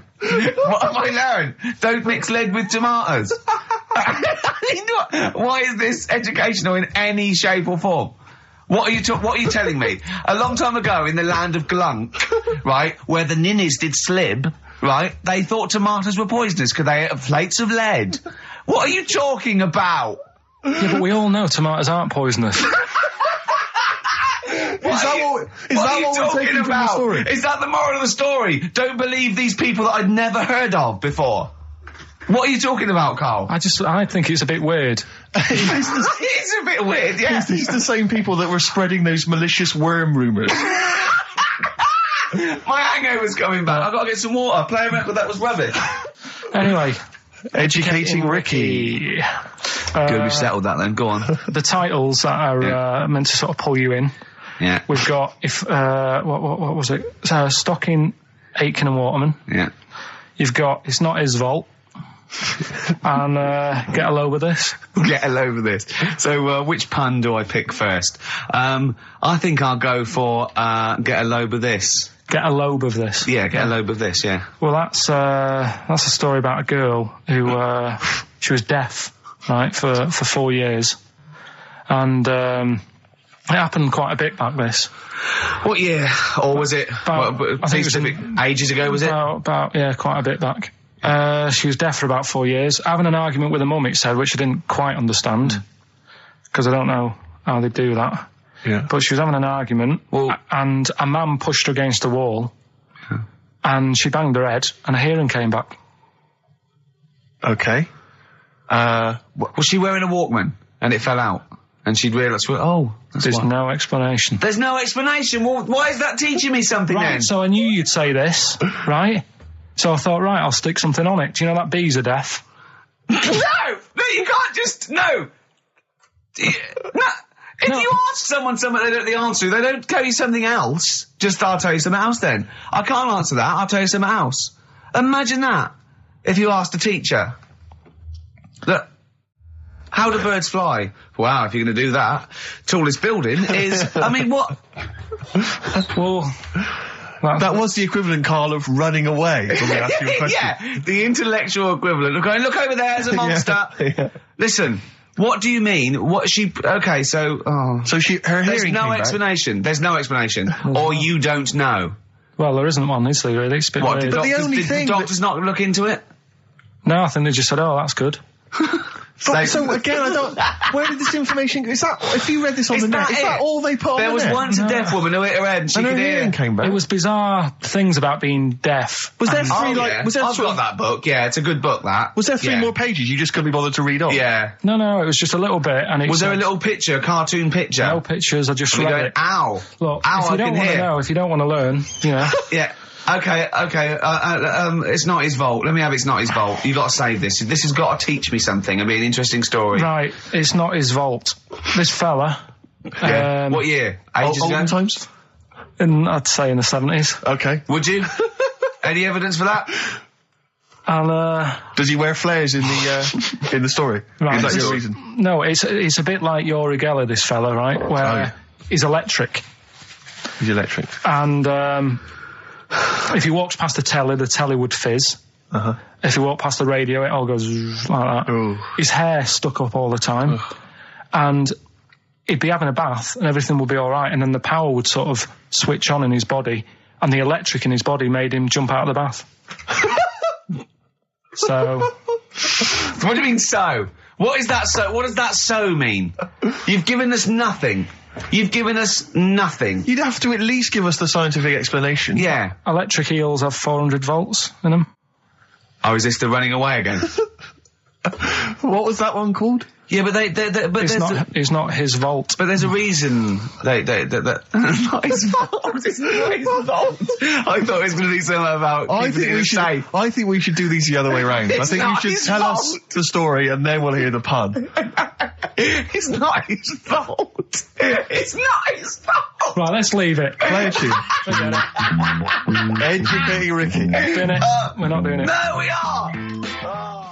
What are you going for? Oh, he can handle it, I think. Don't worry about him. He candle it. He candle it. Sorry, Okay, yeah. let's hear this one. Right, are you familiar with the phrase "burning the candle at both ends"? Yeah. Do you know how it's come about? I know a man who Well, does. I assumed that it was to get more light in the room. How would that work? Well, they'd put it sideways and light both wicks, so out of one candle they could get No. two. No, go on. No, what it is. Oh, is, it means you're doing too much, you're staying up too much, Right. you're not getting enough sleep, and you're, Well, years ago, yeah. when they didn't have light bulbs and that. Oh yeah, what year is this? Literally ages ago, specifically. Yeah, quite a bit back. Okay. Didn't have light bulbs and that, so they used to have candles When in did the the... light bulb come in? Because I can't remember at the moment. don't know. Okay, go on.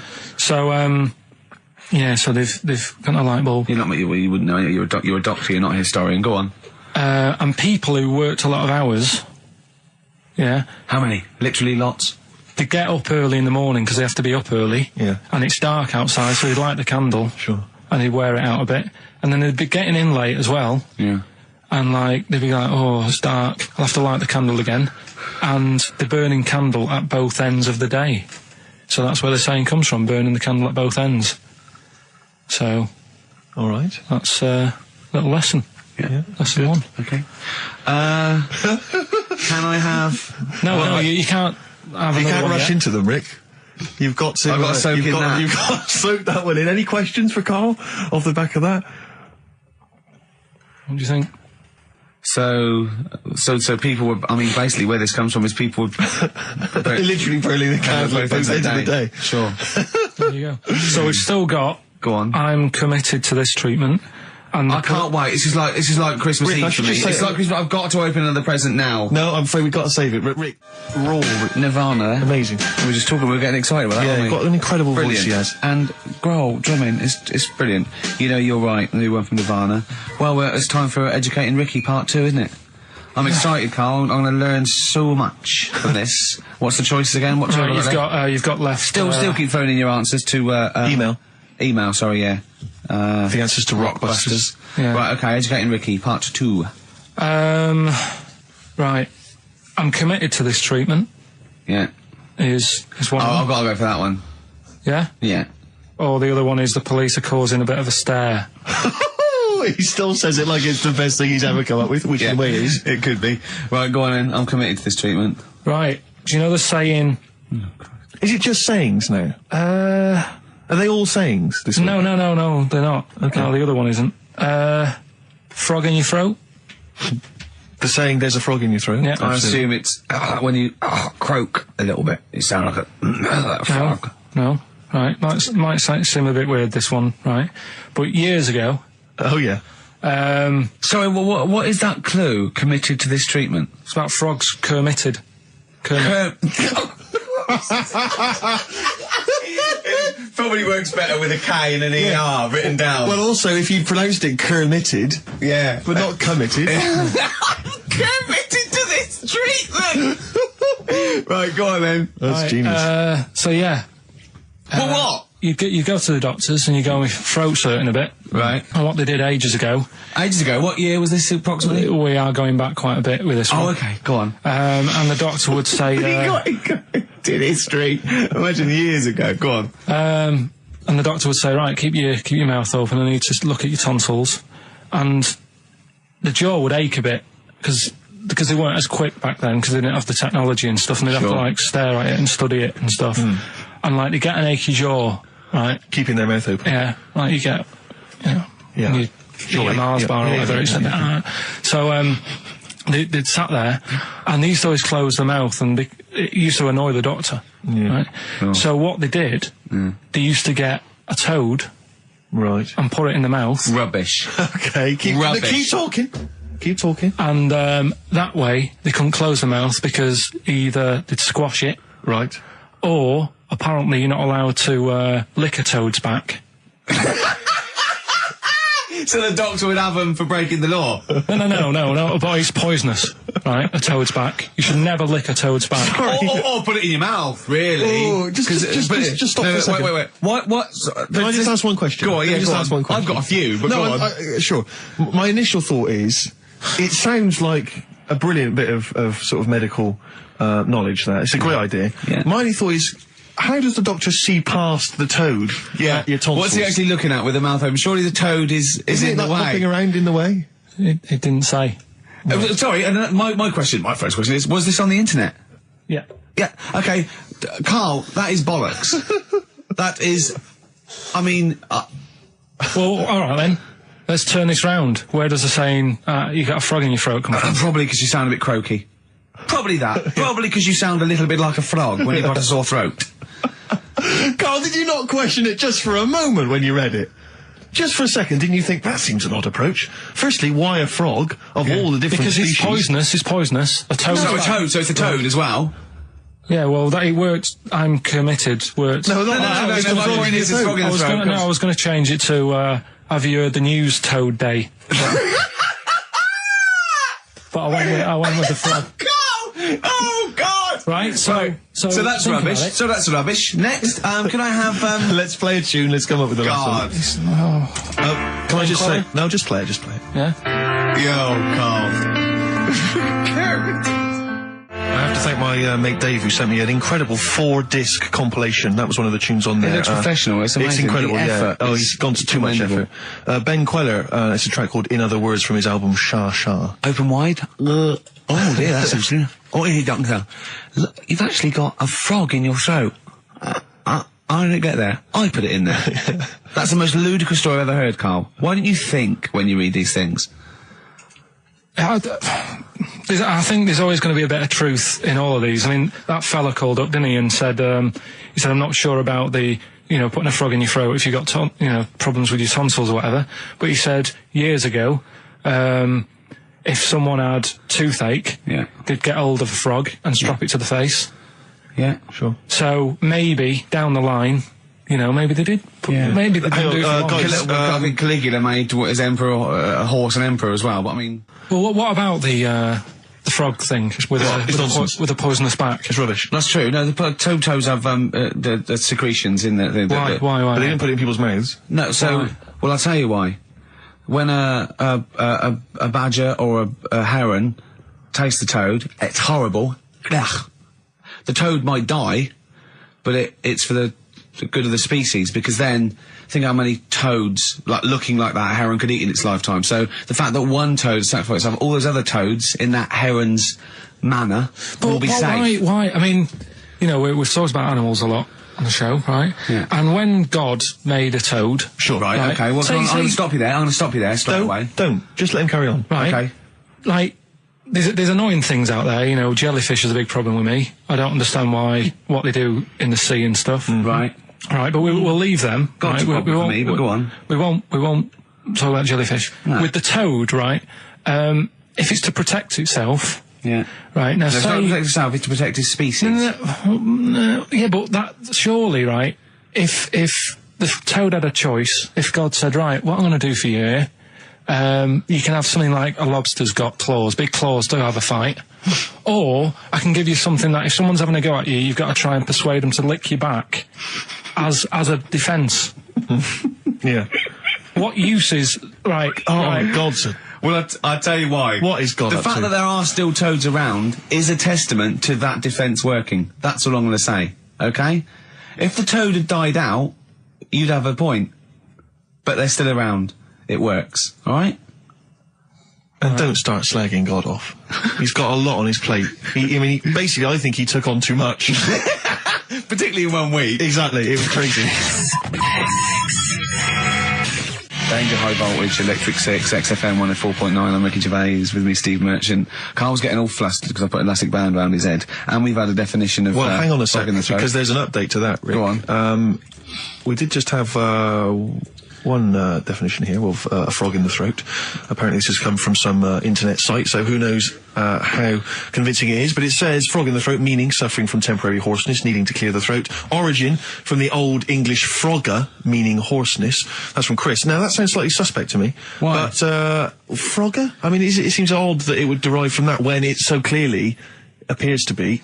You sound like a frog when you have a sore throat. Yeah, but the word frog could come from Frogger, because it sounds like it's I actually remember, croaking. wasn't Frogger a game you could play on the on the Spectrum? Spectrum, That's a great yeah. game. But listen, hang on, there's an update to that, because just to The common frog, of course, Rana temporara, that's the Latin name. Well, your toad is Buffo Buffo.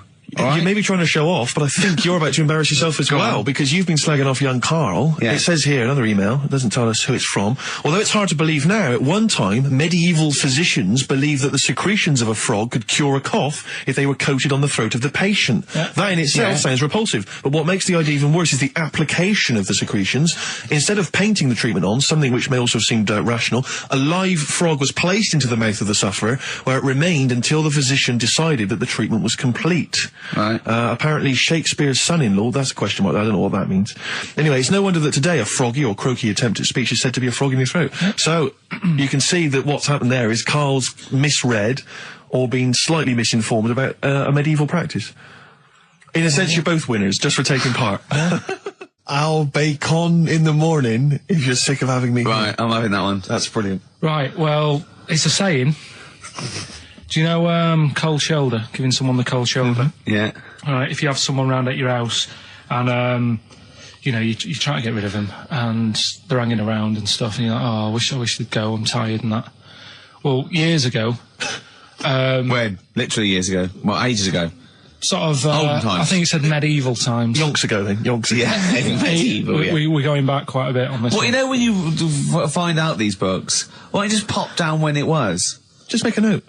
I don't think it says all the time. It just sort of says, you know, a few years back. Yeah. No, it doesn't. Well, Never. All right, I'll make an effort next week. Okay. Right? So, it's annoying that, because my girlfriend said to me, just make a note at the time and they'll stop having a go at you. Yeah. Yeah? And I kind of thought, it's all right. Didn't listen? I don't think it matters anyway in this one. We're looking at the saying, right? So Yeah. it's giving someone a cold shoulder, right? And what it is, right? Ages ago, there wasn't enough houses for people. Right. Because there wasn't much money being made. You know, there weren't big businesses. People weren't earning good money like they are now. So there wasn't as many houses, right? So what you ended up getting is like, you know, the rich people having a nice place to live. Oh. And the poor people were like wandering about, you know, looking for places to live and that. And what they ended up doing is they had like, people would go around to the mate's house and say, look, I haven't got anywhere to live. It's a bit cold. Can you let me stay? Right? So they'd go, oh, all right, then you can stay a couple of days. But they ended up staying for like weeks. Yeah. Right? So to sort of get rid of them, what they'd end up doing, they'd be making the dinner, and they'd be making a lovely dinner, like a bit of meat, nice warm meat, and nice veg, gravy. And This happened every time, did it? This is where the saying came This from. is what happened, Rick. This is what happened. happened every time. It was in that vague book. The book of vague sayings and stuff. Right, so they'd be making a nice meal, but what they did, they looked after all the family, but the person who won't go home, they just give them some, like, sort of a cut-off of cold meat. Right. So they'd say, you're giving them the cold shoulder. Meaning... Right. Okay, that's rubbish. Okay. Absolute... Carl, why would that necessarily work? Yeah. Why do they always, in every situation when you want to get rid of a lodger, well, still feed him every day, but make the meat lukewarm. So They always leave then. Yeah. Oh, this food's lukewarm. I'm going to become homeless And they again, go, wandering the hold streets. on, are you giving me the cold shoulder? Yes. Do you want me to leave? Yes, just say leaving. No, I like to do it cryptically. That way, in years to come, someone will have a little saying about it. Well, anyway, that was our bacon in the morning. Yeah. If you've had enough of meat, we'll leave that.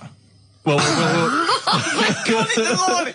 Oh, bacon in the morning if you've had enough of me! come back. What are the others? Just tease us again with the others. We'll come back to those. You've got... He's a bit of a nuisance, and we'll have a big fire tomorrow. Nice, looking forward to that. Right then, so we've got we'll have a big fire tomorrow. Yeah, go on. Is that the one you want? Let's go for it. Right, I think this was like round the 1700s. Bluffing. And He's bluffing. Who was the king then? Don't know. Go on. But it's about the word bonfire, right? Bonfire. Bonfire. Yeah. Do you know where it comes from? No, go on. No. Right, what happened is it's got nothing to do with Guy Fawkes and that, which is what I thought when I saw it. It's got nothing to do with that. But ages ago, at 1700s, right, they didn't have enough houses, like I mentioned.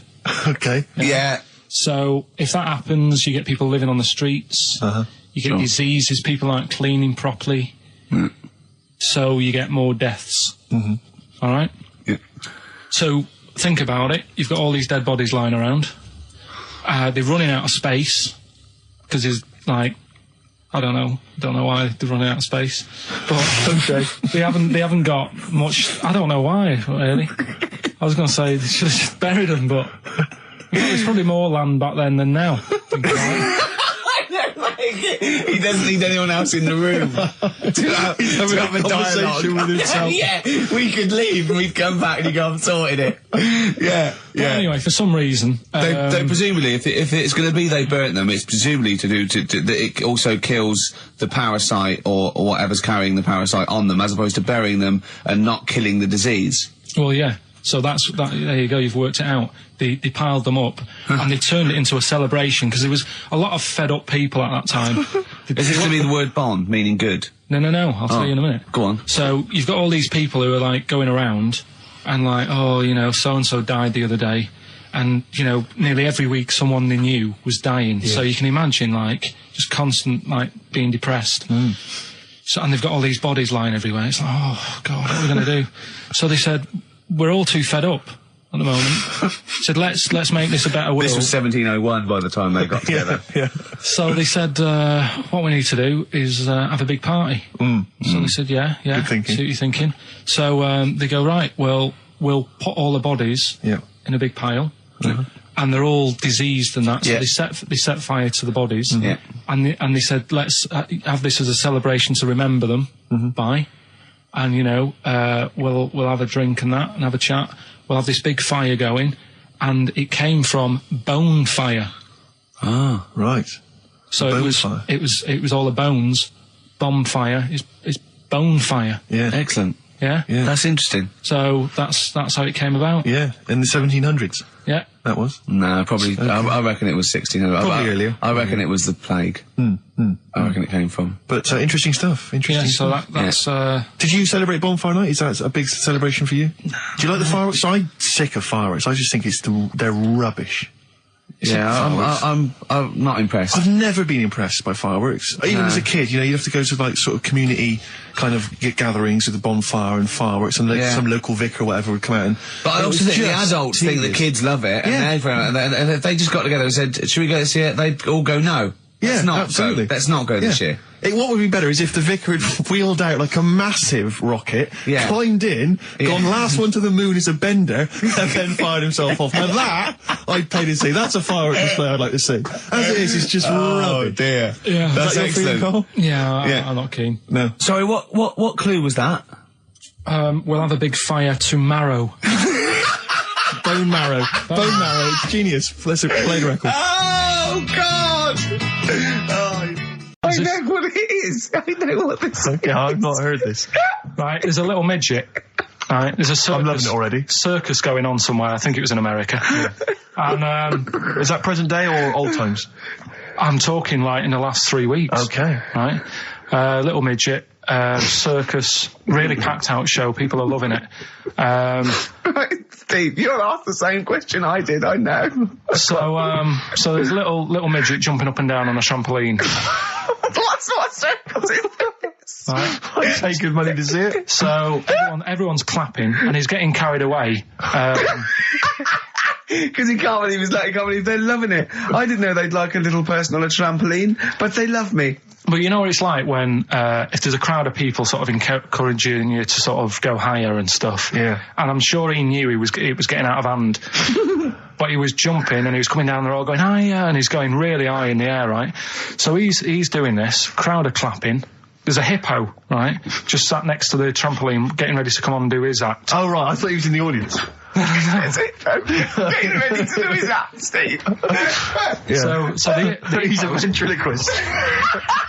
What do you mean he's sitting by the trampoline waiting to do his act? Because why does he sit in the dressing room and they go, 5 minutes, Mr. Mus, 5 minutes, Mr. Mus. So anyway, right, so the hippo's there. He's getting annoyed, is he? Because the midget's he's going, how can I follow this? This is really annoying. They're going to be, no. So he's thinking, he's already done the trampoline, my pogo stick act is never going to work. Yeah, go on. So there's a hippo waiting. See, it's a great story, and I just know he embellishes it or he gets slightly wrong. Go on. So there's a midget jumping up and down. The hippo's getting annoyed. The crowd are going mad. The midget's loving it. Can't believe his luck. Although you think he probably knows he's dicing with danger. Yeah. So next thing you know, they're all saying higher. He gives it one big, like, heavy sort of landing on the trampoline. Goes really high, but goes off at a funny angle. Oh, hypotenuse. Okay. Yeah. And sort of flies up. Hypotenuse! Sure. Flies off at a funny angle. Oh, dear. Hippo's there, swallows him whole. Crowd are clapping, thinking that's why the hippo was waiting there. Rubbish. Rubbish. It's not rubbish, though. But no, maybe there was an accident in a circus with a midget and a hippo, but at no point was this hippo waiting to go on, going, come on. The midget flew off at hypotenuse and landed in the hippo's mouth and was swallowed whole. This is what you embellish it. That is great. And what's I that? have to say though, Rick, when I heard midget, trampoline, hippopotamus, I was thinking accident waiting to happen. Yeah. So. Yeah, maybe. I mean, it is that you should never put those three together. Never. It's a recipe for disaster. Everyone knows that. Midget, trampoline, hippopotamus. Are you mental? You're asking for trouble. Well, you know when he told me it, he said, and the midget. He didn't mention the hippopotamus, and he said the midget went on, and soon he fell off, and the hippo ate him. And I said, sorry. What was the hippo doing there? He went, it's a circus. I've never heard of a circus having a hippo. What do hippos do? What can they do? You can't train them, can you? What do you? Aren't they like very deadly? They're huge, aren't they? You can't have a hippo in a circus. Are you sure? You're not thinking of Zippo? He's neither clown. Yeah.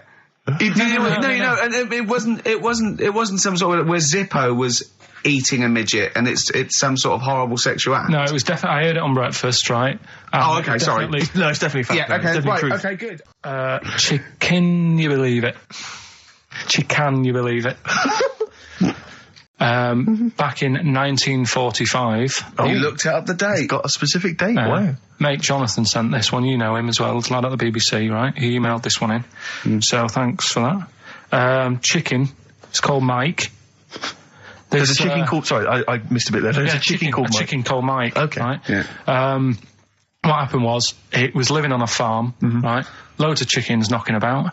And the owner of the farm is like, getting ready for tea, and his wife says, go out and get a fresh chicken, because my mum's coming round. So he thinks, well, I want to get a good one in, because I want to impress her. Cause back then, even then, they wanted to impress the mother-in-law and that. So they said, all right, I'll just nip out and get one. So he sees Mike, chicken, running around. Is this during the war or after the war? 1945, I'd say that was after. No, it ended, It ended in 1945. Yeah, September, go on. So, chicken's running about, he thinks that one, that looks alright, I'll have that one. Mikey. So he picks it up, and he cuts his head off. Oh.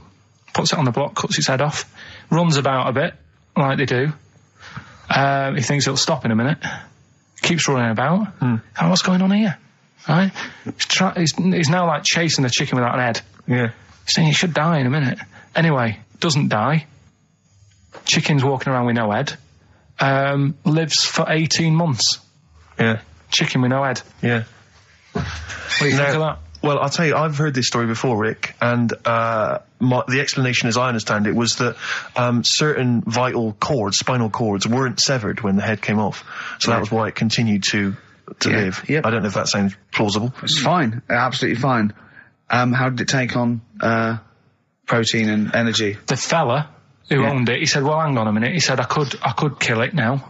But I've got a wonder chicken here. But he's thinking, it must really want to live. Sure. Right? If it survived that, I've got something here. Yeah. So what he does, he gets a little eye droplet thing that he used to use on it. Obviously not anymore, right? And he filled it with grain and water, and it had a big hole in its neck where its head used to be. And he incredibly. And he dropped. You know what? There's. I mean, that is possible. Then, if it, without infection, without infection, if he was taking on things, it is possible, right? Why? Why what? Why did he do it? How cruel is that? I mean, it's not cruel because the chicken obviously, He said if he thought it was a bit fed up, he would have killed it. He said, but it was running around quite happy. Well, it wasn't fed up at all because it had no brain. Well, what do you mean? Wow.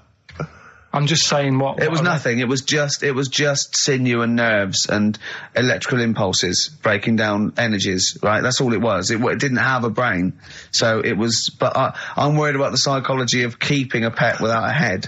I'm worried more about what the farmer was thinking than the chicken. I tell you this, the question I'm asking is, was the mother-in-law impressed? I mean, that's why he set out. That's why he set out to shot Mike's head off. This is lovely, but it's just the head where you don't kill a chicken like that all at once. I thought we were having chicken for dinner. Come and look at this, running around the yard. Yeah. Oh dear. So, there you go. You've learned something there. Yeah, I have learned something. Yeah. Yeah. So. One more. I've learned that farmer was very strange indeed. There you go. I have to say, to be fair to Karl, I have a feeling like when I read it, the reason he kept it alive was as a novelty. He got charged people to come and see the incredible headless chicken called Mike. Right. So, here we are. That's great. Oh, am I going to have to thump you? Yeah. Do you know the saying, shut your face? Yeah, I've heard the well-known Shakespeare, isn't it? Yeah. Do you know how it came about? No, Joe Dolce. No, go on. It's ages ago. Oh yeah, literally. Like knights who wore armour. Okay. That's armour going to have to thump you. That's how it came about. Okay, armour. They wore all the stuff and they had the helmet, and say if they're guarding something at night. Stood outside a castle or something, and there's probably going to be two of them, right?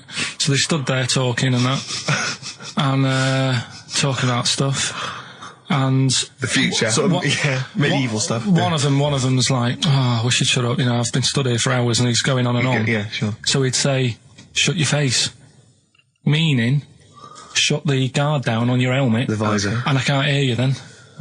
So shut your face. Shut your face. And that's how it came about. Well, I suppose it would be interesting if I could just rely on it. I'm not sure it's true. I know. I just never know. It needs to be corroborated. It's like, I don't know where he got it from, but anything via Karl is precarious. Yeah, I mean, I feel like maybe you should give us your sources next time. You know, tell us where you got this information from. Got it off the internet. Yeah, but where on the internet? I can't remember where that one was. I mean, I always go through like the news pages and stuff, and Yeah, go on, that one. right, in Turkey, Nice. it's not, actually. That's where I went, and there was them little fellas after Suzanne in the kitchen. What? What do you mean? We went to Turkey. You went to And, Turkey and there were some little fellas. Well, they had quite a few sort of midgets working in the kitchen. Why? Is it a theme? No, Was it a it's theme holiday? I don't know. Might get them cheaper or something. Was it...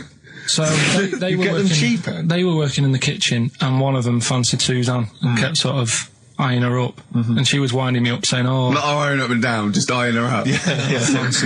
anyway, no." So What anyway, was she doing in the kitchen? no, it's like a pick what you want to eat type buffet, but you have people clearing the tables and that ready for you to come along, Are they low tables? and you know, he was just keeping an eye on her. What did he say though? Was he? did he Was make he? Was he? It was Was Turkish, so I don't know what he was saying. But he was. Was he? He was. Little fella, yeah, Did he talk What do you to her? mean, a little fella? What do you mean, little fella? sort of dwarf-like. What do you mean, dwarf? Like he had magic powers, or he was 4 foot? What do you mean, A Karl? little bloke, just like a normal bloke, but small. If you stood him in the desert, you wouldn't know.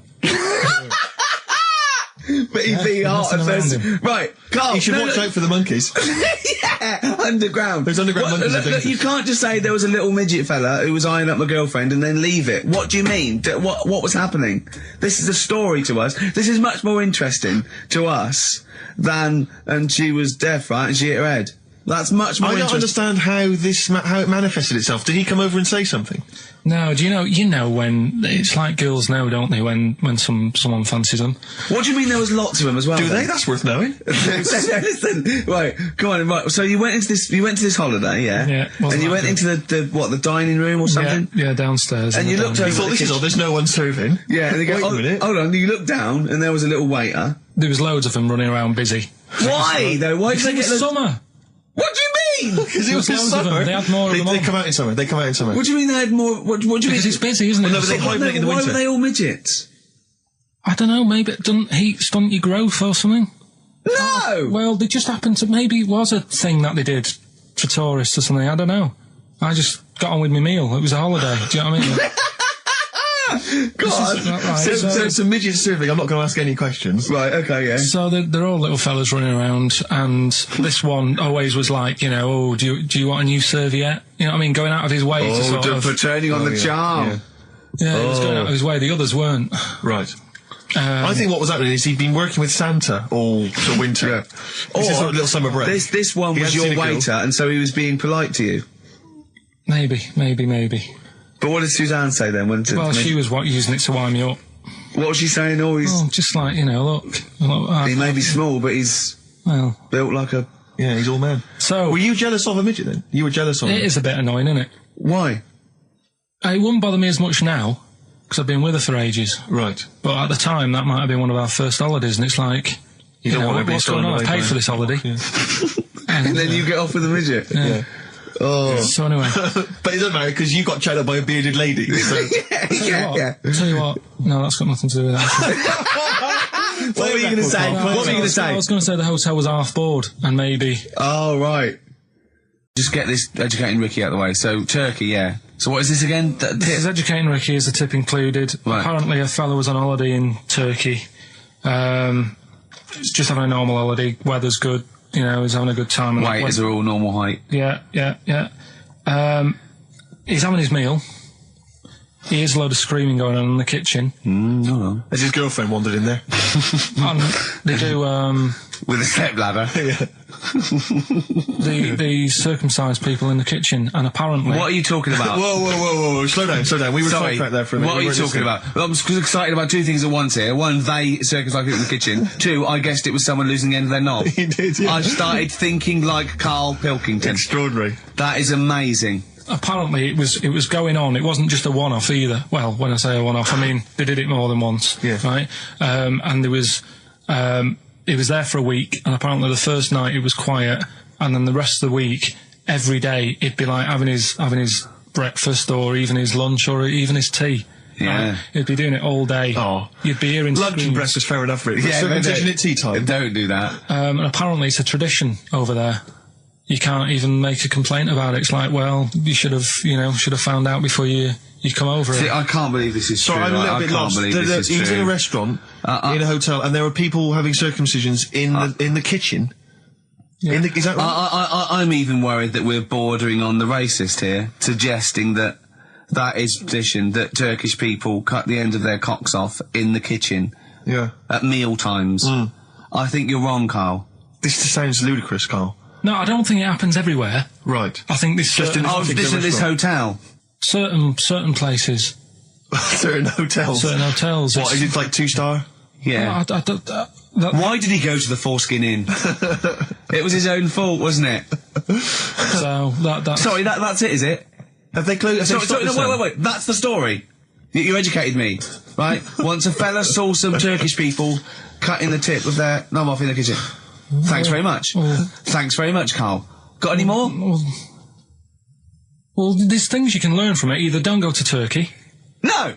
don't have calamari when you're over there.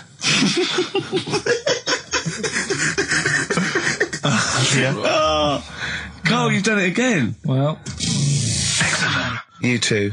I love that one. can't we just... Don't get the just because so far you've come up with nothing. What's the last one? Give us the teaser clue It again. was, I want to come here in hindsight. I wouldn't have come here in hindsight. Yeah. Right, give me some education. This will be the thing that teaches me something. I can feel it in my bones. Come on. There's a kid in Kenya. He was messing about with some beans. Magic. We guessed that as well. You did, yeah. He's fed up because we've guessed his puns, I think. He put one of them in his ear. Yeah. The mum or the dad said, what have you done that for, or whatever. Yeah. So I'll have to take you to the doctors now. So they took the kid to the doctors, and the doctor said, he said, I can get that out, I can sort that out for you. So he took it out, and the doctor said, right, that's £3.50. And the dad said, I've only got £2.70 on me. And the doctor said, right, well, and he put the bean back in his kid's ear.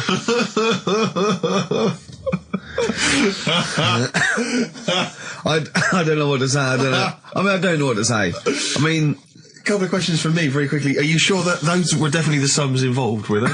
Well, the equivalent of whatever the deal with in Kenya. Yeah. It was the equivalent of £3.50. So what currency was it, Carl, that you translated into sterling?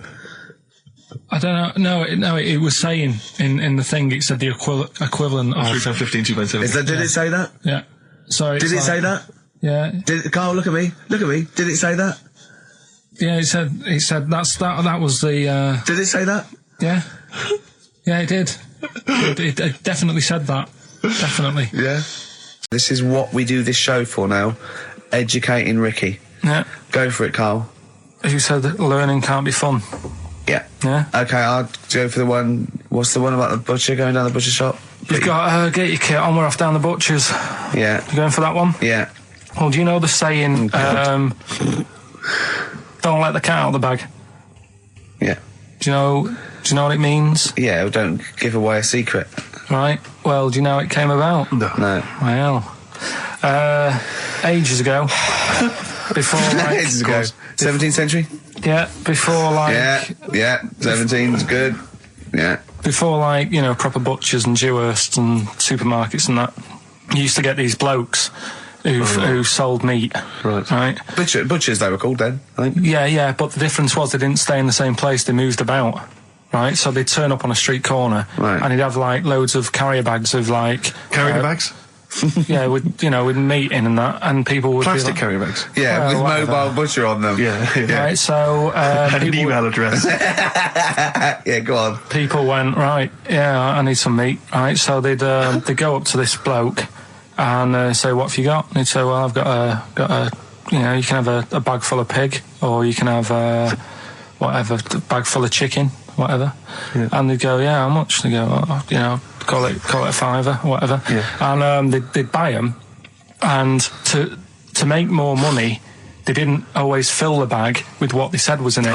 And yeah, I thought that might be the case. We've been Ringo joined the Beatles now going, boo, Pete Best, but he went... Yeah, and I went, whoa!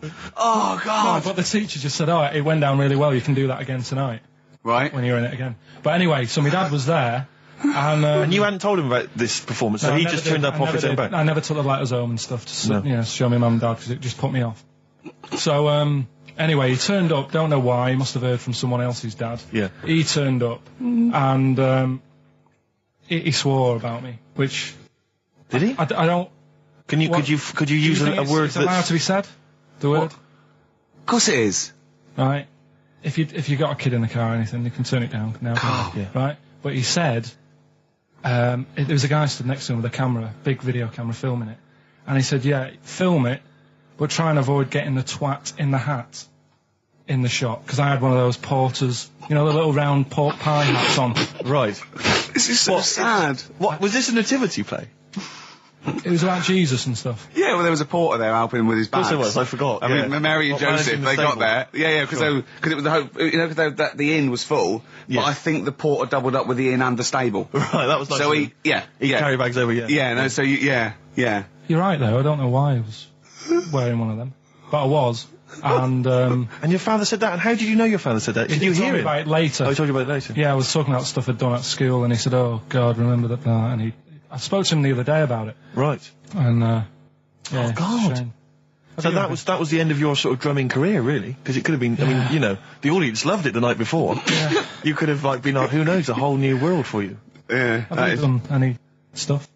I've never drummed. I wish I had, man. That's a movie story, but... Is that, and that's why you don't tell, your mum and dad don't know you on the radio, do they? Think, when they were down the other weekend, they had to come in here, I just said, oh, just go in and press the buttons. Because they could listen on Sky Digital, couldn't they? They could do. But you wouldn't want that, would you? I don't want that. No. Play a record. Yeah. Right. I mean, I'm a little bit concerned about your toilet discussion. What exactly is your point again? I was just a bit bemused. You see, it's a tricky one. All I'm saying is, right, there I was at the pub quiz, I go to the toilet, not thinking about anything, I try to go, right, there's a little gay fella next to me. I love this little gay fella. Now, the weird thing is, there's nothing stopping him having a little glance, right, because he's allowed in the fella's toilet. Yeah. Now, I'm not allowed to go into the woman's toilet and have a little look round. Right. So all I'm saying is, should they have another toilet area? What, for gay people? Yeah. And so this would be gay men and lesbians? Is that going to complicate things? Well, I mean, I can only assume. I mean, to what point? I'll ask you a question, right? If you're intimidated, that's a shame. But you know, most gay men aren't looking at your knob. You know that. What do you mean? I can only say that 99.9% of gay men who use a urinal standing next to what they assume is a heterosexual man aren't looking at his knob. And what they're doing then? They're emptying their bladder. No, but the thing is, I can't talk. You're saying like, you know, about would you have one toilet for lesbian women and gay fellas, right? Well, does that mean? Would it be mixed? Would it just be? Well, would it have a man on one? That's heterosexual man. One little picture of a woman on the other, and then what? What would the little icon be? A man and a woman. A man and a woman. Just having a chat. Yeah. In pink and Doc But you couldn't mix them, because then what would happen is you'd get people who are going, oh, I'll play up to this a bit. What, pretend to be gay? And yeah, you know, sort of grow a moustache and shave their head. And pretend to be a lesbian. Right. Yeah. So I see. So you know, people pretending to be gay so they could go in and have a look at the lesbians. Yeah. Right. So that would mean that we need 4 cubicles now, would we? Yeah. No, this is fine. 4 cubicles. So every pub now. How many toilets do we need? Every pub's now got 4 toilets. Oh, Carl, bisexuals. Yeah. Now, interesting. Bisexuals. How many toilets do we need now? Call the council. Do you use any? Huh? No. No, because they're interested in everything, aren't they? Because the little bisexual fella will be looking at your knob. Right. With them, what you do, you just have a door, you open it, and there's one urinal there, so you can't get a queue. they have to sort of wait. I just thought that, well, why can't there just be a thing between the urinals so no one can look at anyone else's nut? Wait a minute. Just to go back to Ricky's point, what stops, even if we've got the toilet for gay men, what stops the gay men who want to have a look at your willy going in the regular toilet and pretending that they're straight? Most men don't going to police this? wear gay across their No, head. exactly. They don't have a tattoo. There's no branding yet in the British house where they have to declare. So we're going to have to expand this. What so we've do all you- got to carry identity. Do you know cards. you can see a gay, can you? Coming a mile off. No? No, I'll just hold it in next time. No. Can you tell gay men? Do you know a gay man? I'd say probably if you did if you lined some people up and said point them out, I reckon I'd get. But hold on, we're not talking about people dressed in leather with the arse cut out and an handlebar moustache. Yeah. We're talking about the everyday No, non-seen. of course. Yeah, but I mean, suppose I put you in a room and there was 10 naked men, right? Yeah. And there's 5 gay men and 5 hetero. Could you walk along that line looking at those gay... Am I naked? No, you don't have to be naked. Why would you have to be naked? To catch them out. Let's explain it again. If you knew, I'm sort of on a bit of a mission to find out, we've got a lot of animals and insects in the world and stuff. Yeah. Do we need them all? It still amuses me. So we've found out we've got to keep jellyfish. We've done octopus. Just said we've got to keep them. This week, snails. Do we need them?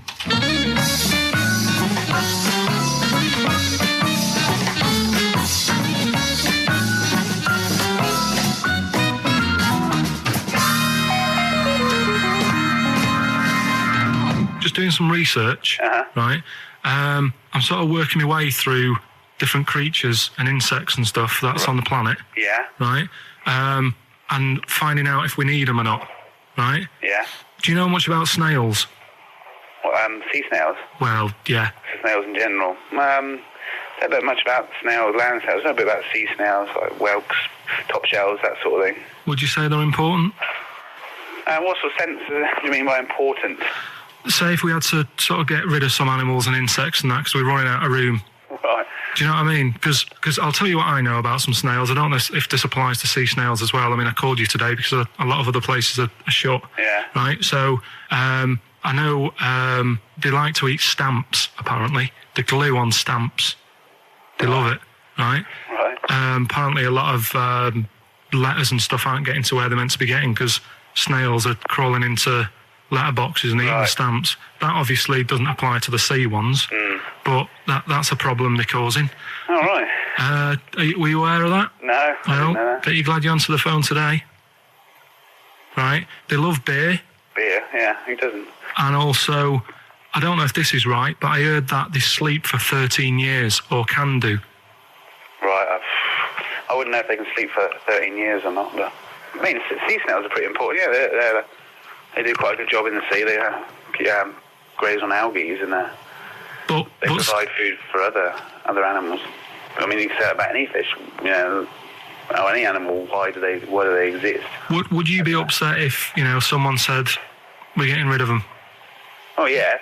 You would be. They're an animal. I wouldn't. Forget being like favouritism and all that I get for them, right? There'll be other things knocking around you can sort of spend your time looking after. You'll still have a job. Don't be worrying about that. Because I'm not going to get rid of all the fish. Jellyfish need looking after, so you're safe. Yeah. But do we need them? Come on, there's loads of people saying, come on, we've got to move on through the animals, and you're holding them up saying, well, I want to keep them. Well, who's saying we need to... That just sounds a bit crazy to me. Just imagine. Do you know what I mean? And they would come to you because you work in an aquarium, so they'd be asking for your advice. Right. And you're slowing it down. Well, they asked for my advice and I'm giving it to them, so, that's what I think anyway. Yeah, but snails, I mean, like I say, they drink beer and that, What do they do apart from some food for a whelk? They were around, their descendants were around a lot longer than we have been. Yeah, they've been around a long time, but what have they done? Well, they've survived that long, so they must be doing something pretty good. Well, apparently they sleep for 13 years, so really, even though they've been around for ages... I think that sounds a bit... But I don't think they sleep for 13 years. Not all of them, just the tired ones. So, snails do we need them? Well, yeah, I just think they've got to, just as, you know, it's not for us to say, do we need them or not, we can't just... So you think we should keep them? Yeah, definitely.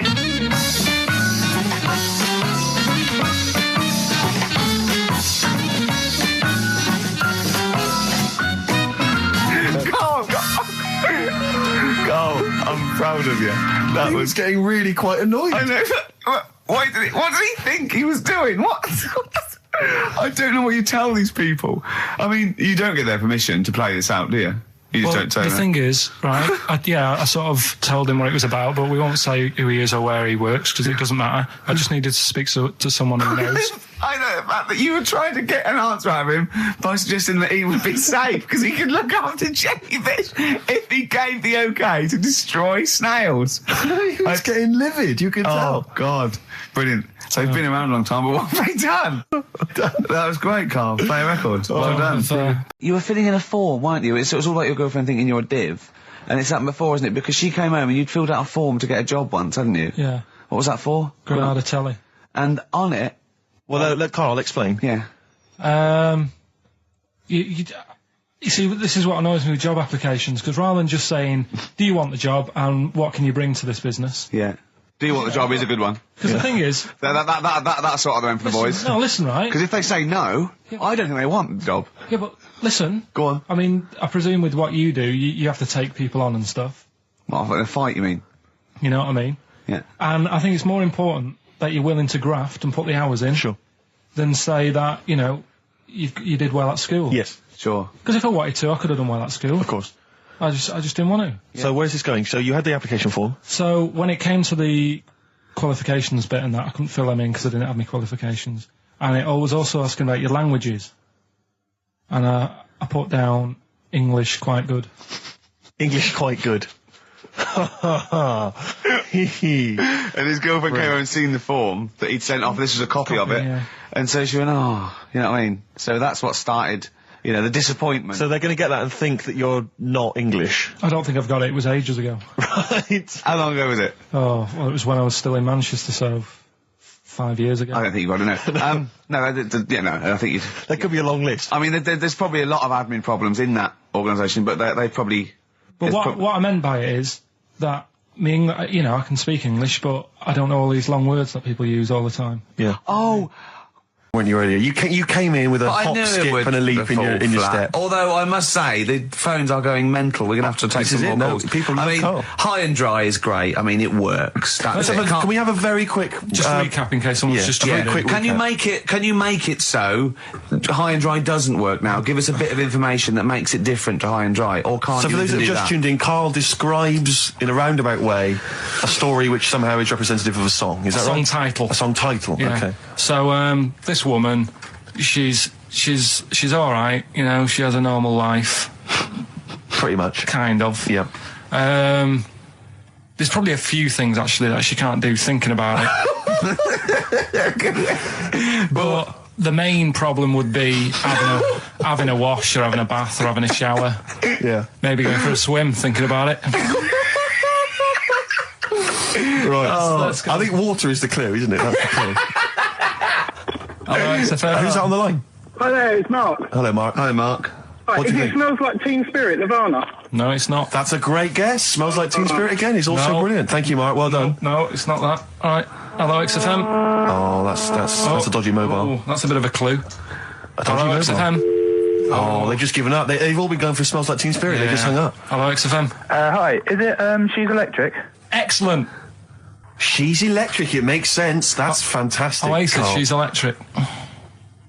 Why does she smell? Because she doesn't have a bath and that. Because she can't have a bath or a shower. What's your name? Neil. Neil got it. Neil got it. So, did you get it straight away? No, only, during the song. A process of elimination from all the other wrong answers. Yeah, basically. So, She's electric. Rick, I have to say, you're holding your head in your hands, and it looks like you want to shoot off. But I have to say, I thought that was quite good. I genuinely thought that was quite good. But it's not a cryptic clue, is it? Because it's not... She smells, there's a few things you can't do. She's electric. yeah, but do you understand what I'm getting at? She's electric. I always understand what you're getting at, Carl. That's never been a problem in the years I've known you. Neil got it. Yeah. I have to say, Rick, I think you're down on this idea. I could definitely see that ITV1 replacing Celebrity Get Me Out of Here. Karl Pilkington hosting. Simon Mayo on the phone. Exactly. To the lawyers. Well, Neil, there's no prizes or anything, but well done. Well done, that was well worth it. Right. Well, you go away with the award in the knowledge that you've beaten Karl. Yeah. You can secure the knowledge that you thought how Karl does. Absolutely. Well done, Neil. This is the Best Of show on XFM 104.9. Aren't you? But Yeah. Bought one in Manchester. Lost $7,000 on that one. well, don't buy in Manchester. No, it's a good flat. It's just it wasn't. I didn't buy it to sort of make money. I thought I was going to be living there like all my life, and then a job came up here, and it was like, oh. You bought your first flat in Manchester. You assumed you would be living there for the rest of your life. Well, I wasn't in a rush. Play record. You're an idiot. Hang on a minute. So have you got a property portfolio? Have you got the 2 houses now? No, I've got rid of that one. Oh, you sold that one? Got this at flat. £7,000 Got loss. this flat. I'll tell you something that is interesting. Hold on, though. What? £7,000 lost. Yeah. It's a flat in Manchester, but it could only cost about £8,000 anyway. Right, Steve, something they do now, right, they've got to do by law when you're buying, right? I was looking at one in London, right? It's haunted. They've got to tell you now.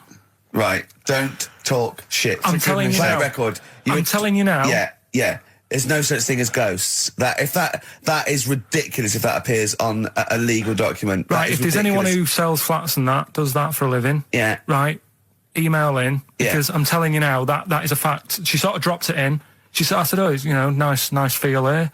And she said, yeah, well, that'll be the ghost. Just dropped it in, that's all they've got to do. And then I was like, what? And they went, oh, yeah. That's what I've got to do, is it? So that's the legal thing. Did you drop it in? So in court you go, did you drop it in? Yeah, I dropped it in. Play a record, you're an idiot. I love the fact that in pole position, in positions 1 and 2 of his favourite films of all time, it's The Elephant Man and Kes. Yeah. That's brilliant. Yeah. Go on. All right. Am I leaving the mics open a bit when this is going out? Yeah, or what? let's have a listen. Yeah? All right. So don't talk then, right? Just put that hot dog down, Rick. And this is the bit in Kes where it's the teacher and he gets up and he has to Glover. talk. What's his name? Is it Brian Glover? No, it's What's the other teacher. The other one. Anyway. All right. Go on. All right, so here we go. Things that had actually happened. I've got another one. What about you, Casper? Casper! All right. All right? All right. You haven't been listening to a word I've said, have you? Yeah, I heard some of it. Yeah, you. Some of it? Just. Stand up. Always somebody, isn't there? Right, now you're going to tell us a story about yourself. What sort of story? I want you to think of an incident that happened to you sometime in the past that is true and that you think will interest the rest of the class. All right? Right. What about I work on a radio show at the weekend. Well, are you going to tell us about it? I'll just do. It's 2 hours, and it's with Ricky Gervais and Stephen Merchant, and just sort of play music and tell stories and stuff. What kind of stories? Well, whatever. Like last week, it was science. We were talking about this lad who was growing a knob on his arm. So it's weird. It's tricky, sir, because like with Ricky, he gets bored quick and he won't listen to the stories, and he'll start squeezing my head. All right. I'm not interested in what he does. That isn't normal, is it, sir? That. I mean, it sure is a bit gay. Is he? Just messes about, though. Do you know what I mean? I try and like come up with good stuff, like monkey news and like quizzes and stuff, but then he'll just, Ricky will just mess about. I mean, on Saturday he did it again. He squoze me head. How do you spell that? Squoze. S-Q... I'm going to show it on the board. This is a new word to me. Squoze is S-Q-U-O-Z-E. Right, now tell us what it is. It's when he gets me head and he puts one hand on the back of it, right? And he puts the other hand on the front of it and he just sort of swivels it. Swivel, right down the Oh, swivel's not it's spelled S-W-I... How many times a day? How many times a day does he swells it? It depends what time he gets in. If he gets in about 12:30, he could get a good 3 in. But I think, I don't really want to talk about. Don't you? Well done, Billy. Big round of applause. That is the effort. Yeah. Wow. That's the best thing you've ever done, Carl. Right. Here's the last clues of the year. You had. There's a load of letters there asking for advice. Put them on Claire's desk. That was F. That was for foreigner. Foreigner. I don't know what you mean. Claire Rayner, she took advice, she gave people advice, so that's a foreigner. That is shit. Right. I'm sorry, that might be Christmas, that is absolute A garbage. lot of people got the right answer. I know, that annoys me even more. The second one, ask your mum. Foreigner. Yeah. Foreigner. Second one, ask your mum if you should. That was S. That was Shalimar. Shalimar. Right? No, bizarrely, what was the clue there? Ask your mum if you should. No, we got a lot of people saying Smashing Pumpkins as the answer to that. But I don't know who's saying that to their mum. Smashing Pumpkins. Merry Christmas, Mum. Smashing Thanks Pumpkins. very much. Nice bollocks. Yeah, exactly. Oh, that's great. That's great. Right. Smashing Pumpkins. Your dad bought them for me for Christmas. Yeah. And the last one, Lovely plums. What, my Victorians? Oh, God. right, we've got to wrap it up. Come on, then. A couple of people were arguing in the supermarket at the fruit and veg counter. That was B, that was banana drama. They were like having an argument. What do you mean banana drama? No, wait. What group is banana drama? What group is banana drama? So, you're a fool. You're a twat. When you say that, but you accuse Carl of that. You're also accusing lots of the listeners, including the winner, Nicola Rogers of London, and she wins those great prizes, and she got them bang on. So Banana drama. so can we finish there now? Yeah. What do you mean? What do you mean? Can we finish there now? Just play the ads and go. What? No, what are you talking about? We're going to play Joey Nick and Richard Clemson all day. Play that then. Goodness me, Carl, look at you. We haven't got time. Merry Christmas, Carl. Merry Christmas, Carl. Enjoy the show. Let's give him a little kiss. Oh, a little kiss. Oh, no, with tongues, it's Christmas. No, don't. Stop messing about.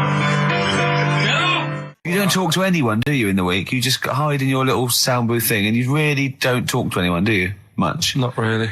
No. I mean, you might call up. Yeah. But no, I keep myself to myself. Yeah. Then you don't get bogged down in the office politics and stuff. Yeah. Is there a lot of office politics here? I don't know. I don't get involved in it. Oh, yeah. Proved your point. So when we're away and we're like out of action, who, other than Suzanne, who will you talk to of the day? How will you get a sort of feedback from the world? How will you get sort of like input and... I always, if ever I've got like a question on anything, the internet's sat there and I can just go online and find out. The internet is good. It's brilliant. But it's not all verified. It's not all necessarily factually accurate. Anyone can put things onto the internet. It's it's freaks and things that put on things one, right? like... Here's one that I read in the week, right? Go on. About this woman. Yeah. She was a bit of a punk. And to get her hair done like she wanted it. Super glue? Right, no. She got lard. Apparently it's a popular thing, you might know. Put lard on your head. Yeah. And you put it in the oven. Oh.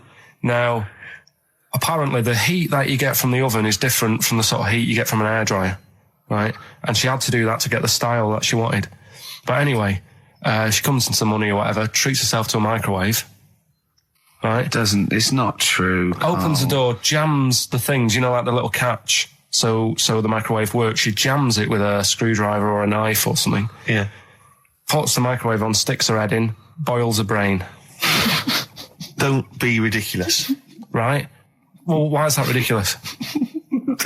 Boils her brain. She boiled her brain. She boiled her brain. And this is what's good about the internet. I went straight from that, and there was a subject about brains. And do you know that Russell Crowe, when he dies, he's given his brain to charity or something, some sort of some people who can do stuff with it. She gave hers to Pot Noodle. Vesta. Yeah. Oh, That's boiling a the sort of skull. Yeah. That's not true. It's not true, Carl. Just urban myths. Someone made it up. Yeah. For a laugh. They're just too convenient, urban myths. Everyone's you can tell an urban myth's not really good because it's always this happened to a mate of mine, and when you say what happened then, they go, don't know, that was it. Was it? Was that it? Was it? Someone boiled a brain and that was it. There was no more story. Well, were there any dates, locations, times? I think it was in Belgium. You're listening to the best of basically Karl Pilkington. Well, listen, I'm a big fan of that TV show. It's on digital TV. A lot of people won't have it, but Inside the Actor's Studio with James Lipton. Yeah. And he interviews lots of big Hollywood stars, and he always asks them these same questions at the end. Can I just run a few of them past you? Go on. Okay. So, if you could do any other profession other than the one you do now, what profession would you do? Can you just change that to apart from a paper round? Apart from a paper round. Oh. If you do any other profession, Carl. And it doesn't matter about like. Doesn't matter if you've got the skills or anything. In an ideal world, if you had the ability. Well, I think I'm about to buy somewhere, so I reckon something, you know, using tools and like doing a bit of plumbing and that. So a plumber? Well, sort of an all-rounder. Right. A handyman. Well, yeah. I think, you know, you don't get paid that much, but it's useful, isn't it? So. But you get your own show, couldn't you, with Carol Smiley eventually? Well, all that, but the money that you don't make, you save by not having to pay someone else to do the chores. Do you know what I mean? I don't know what that sentence meant. Right. No. A plumber, how much is the average plumber on? The money you don't make, you save on not getting someone else to do it. No, just think of that. No, look, break that sentence down. Are there any... Sorry, Rick, but people who live in glass houses... Yeah. Anyway, let's just go back to Lipton quickly. We've got a couple to get through here. So, your favourite noise or sound? Favourite sound or noise? Oh. Is it me? No. It's not me. Hang on a minute. It's not me. Are you sure it's not me, Carl? I like Elvis. Noise. Elvis. In the ghetto. The sound of Elvis. Elvis in the ghetto. Brilliant. Okay. Yeah. And your least favourite noise or sound? I don't think it should really be records and music. Noises, things that you hear at home or whatever. Maybe like a sound of a... The least favourite noise? Least favourite? The sound of... Probably like... sound of ghosts? Fire engines and that. Right. That's annoying. Except if your house was on fire, presumably. I think it's a bit unnecessary. You think they're just doing it to wind people up? I live on like a busy street and it's happening all the time, and it is like... Just sort of have a blast of it, and people will hear it. You don't have to keep it going. Yeah, sure. So that is pretty annoying. And if heaven exists, Carl, when you get to the pearly gates, what would you like God to say to you as he welcomes you into heaven? What would you like God to say to you? Who asks these? What show's this? It's a programme where celebrities are interviewed by a guy, an American interviewer, and he always asks these questions at the very end. What would I say to God? What would you say to God if you believed in heaven, and if heaven exists, when you eventually go up to heaven and you're welcomed in through the gates in by your God? Parker and your Stussy t-shirt and your... What do you want God to say to you as he welcomes you in? Say, you alright? Don't know, just be friendly. He's not happy about that. That's annoyed him. The listeners have all ganged up on him. Yeah. XFM giving him 2 CDs. We've had more calls for his resignation this week than ever before. What do you think of that, Carl? What do you mean? There's another reason. Do you know what I mean, though? Because he's grumpy. He's not just giving it. He goes, well, I can't help it, can I? I don't want to... You're being paid well to do a job. People have tuned in to be entertained, to have good songs. Me and Steve are working here. I'm pressing the buttons. I'm paid to press the buttons. That's what I'm doing. Has every CD started on time? Then why would they give you Monday off if you just paid to press the buttons? Don't get every other Monday off, do I? So have you stopped doing that now, have you? Well, yeah. Why? Because there's work to do in that. I'm not moaning about it. Let's get on with it.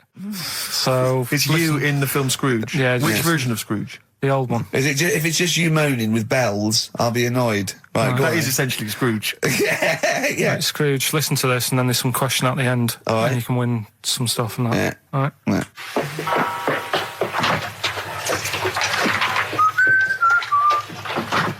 You're late. Only 20 minutes. What do you mean by coming in here this time of day? I've just been doing some Christmas shopping, haven't I? Probably do some more shopping on Monday because it's my day off, isn't it? Yes, I know it is. You don't have to tell me. Do you want to see what I've bought Suzanne? No, thank you. I don't mind showing you. It's only a Christmas present, isn't it? Just bought some more condoms. Why? Well, I bought some last year. Got 2 boxes. They all got used, so... I'm very glad to hear it. How much do I pay you? Why are you asking? The presents I buy has got nothing to do with what I earn. Like I say, if I won the lottery, I wouldn't go mental on her. Do you know what I mean? I probably wouldn't even tell her because I think she'd want to travel around the world and all that, and I'm not into that, to be honest, so I'll probably keep it quiet. Why? Well, once you've been around the world, where do you go next year? Each to their own, though, innit? You know what I mean? Well, what do you want? What for Christmas? Not that fussed, really. And you, it's just as well I'm not that fussed, because do you know I do some work at XFM? Do you know what they're giving me for Christmas present? Nothing? No, might as well have been nothing. 2 CDs. That's it. I was well fed up. I'm sure you will. They give you a list of about 30 albums and you get to pick 2 off the list. So I've gone through Kings of Leon album and the best of Bob Marley. Mr. Marley has been dead these 7 years. In fact, he died 7 years ago this very day. Did he? Do you know what sort of donuts Bob Marley likes? It's not my business. No, it's not a proper question. It's an old Peter Kay joke. He likes the ones with jam in. Do you get it? Garlic bread. It's good, isn't it? Excellent. Oh! Carl, well done. Carl Scrooge there. The only man more mean and depressed generally than Ebenezer Scrooge. Oh, dear. The reason you became king of the universe, of course, is because of your fascinating French bread anecdote. Oh, yeah. Yeah, come on the then. How did baguettes come about? If this is going to be someone cooked a loaf a bit wrong and said, I can still make a sandwich out of it, I'm going to hit you. No. Go on then. Right. Napoleon, when he was at war and that with Russia. 1812, yeah. Yeah, all his soldiers were like, not used to the cold weather and that. So they said, take some clothes in your bag with you because it's going to be nippy out there. So they put all the clothes in the bag. Sure. They were told, it's Napoleon, for Christ's sake. No room for any food. You're joking. So couldn't they make some sort of like sandwich? No, it wouldn't fit because of all the clothes. You had to take extra gear. Sure. So, anyway, he said, I can see where this is going. I'll be honest. Is there a baguette-shaped gap left in their holdall? They thought, let's make some bread that you can fit down your trouser leg. What? That's not true! No, it's not, I read it in Euston train station. I was waiting to go back to Manchester. Where did you read these? Scrawled on the wall in graffiti? Yeah. Do you know was it also meet me here for cock fun at 12 o'clock? The upper crust sandwich shop, Euston station. It's on the wall. What do you mean it's on the wall? Do you know it says, like, sail on at Dixon's, whatever? Yeah. Next to that, there was, like, a bit of information. Once you've read the stuff on Dixon's... I get information. There's a big thing about the history of the baguette. I read it and I thought, we got to make a sandwich we can split down our trouser leg. But how can you march and fight with a huge piece of bread down your train? Although it would be intimidating. You see them coming, you go, sacre bleu, look at the size of them. They're big fellas. Well, blimey. I can't help but feel that could be a practical joke at your expense. Yeah. Do that. Well, the Earl of Do you Sandwich... ever question anything you read? If it's printed up, is that, like, fact for you then? Well, it's not funny. I mean, if they were trying to be funny, it's like... it's not, is it? So it's information. Have you heard us? Things sometimes want to be funny when they're not. That's exactly what happened with the sandwich. The Earl of Sandwich wanted something he could fit down his pants. And it was those triangle cut sandwiches wrapped in cling film were perfect. You might be right. You might be right. I am. Because the Cornish pasty, so they could drop it down the mines, isn't it? Is it? They wrapped it up they wrapped up like meat and vegetables in pastry, and they sort of crimped it, and it was like and they dropped it down the mine. So, yeah, that's how that came about. And bagels were originally made so that people could play hoopla, but then eat afterwards. I don't know if you're aware of that. That is true, Carl. Well, anyway, call my bluff. It's true. Yeah, they're all true. They're all true. Yeah. Tell your kids that when you have them. Yeah. You know, if they're still alive in a million years. Well, it might be true. Can someone confirm that baguette fact that it was so Napoleon could stick it down his trousers? Not him, his soldiers. His men. Yeah. Fascinating information. Fascinating bread information, Carl. Radiohead. Yeah, now this is my song for the lovers. It's a beautiful track. It's Let Down off OK Computer. It's one of my favourite Radiohead tracks. It's lovely. Right, set the tape going now if you want to tape these songs. Oh no, you should be a weatherman, because once again you've predicted wrongly. It's not a beautiful day at all, is it, Stephen? That was you two, XFM 104.9, Ricky Gervais, Steve Merchant, Claire Sturgis. Claire Sturgis in for Karl Pilkington. Karl Pilkington is on holiday, as we speak. Where has he got? Mauritius, was it? Madeira. I think, with his girlfriend's parents. You remember last week he was worried they'd never been abroad, and her dad was saying, what's the way to pack tea bags? Yeah. Carl's going, you get him over there. And he's going, we'll put him in a jar. He goes, put him in a jar. I phoned him up in the week, just before he went, I think Friday, said, have a nice time. And, out Sunday, and he said, guess what he's doing now? What? He said, he's packing margarine. Oh, of course he is. Oh, bless him. My dad does that. My parents always take tea bags wherever they're going. Really? You know, for fear of there being some kind of tea bag drought in France. Yeah. You know? Is it wrong? But I mean, I don't know. Is it because of maybe English breakfast tea you can't get over there? So but you can. Can you though? I mean, you can get peach tips. You know, you tea can is probably the single most popular drink in the world. I know, but what about the fancy foreign teas, your Earl Greys and the like? Well, I don't know. Because I want good English breakfast. Don't bother me with Earl Grey. I don't know what that cup of tea is. It's not tea to me. It's laughable. It's weak. It's pathetic. Do you know what? Earl Grey with a little bit of skimmed milk isn't so bad. Oh, yeah? Yeah. Oh, and is your husband a fan? We've started. It's all off already. All right, it's all started. We'll go at each other. Sometimes sort of pretending, you know. Sometimes pretending we're not close mates. You know, and friends, you know, all that innuendo and that. Smutty. And I got freaky goggle-eyed thing. I go too far. I sometimes go too far. I do ruin it when I go too far. So let's be nice. Wow. Let's have a bit of Blur. Ooh. Well, Blubber man. We're not out of time. We've got a whole hour and 50 minutes to go on the Ricky Gervais Steve Merchant Show.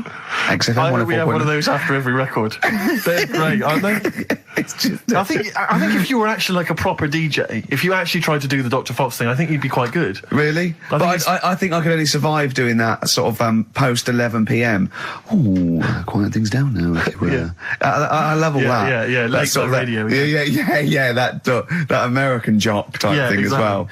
I listen to Saga radio now sometimes. What? It's on digital. I think it's radio for the over 50s. And it plays. It was playing Cliff Richards this morning. It played Sammy Davis Jr. It played the Beatles' Here Comes the Sun, and I was loving it. I was thinking, it's aimed at your age group.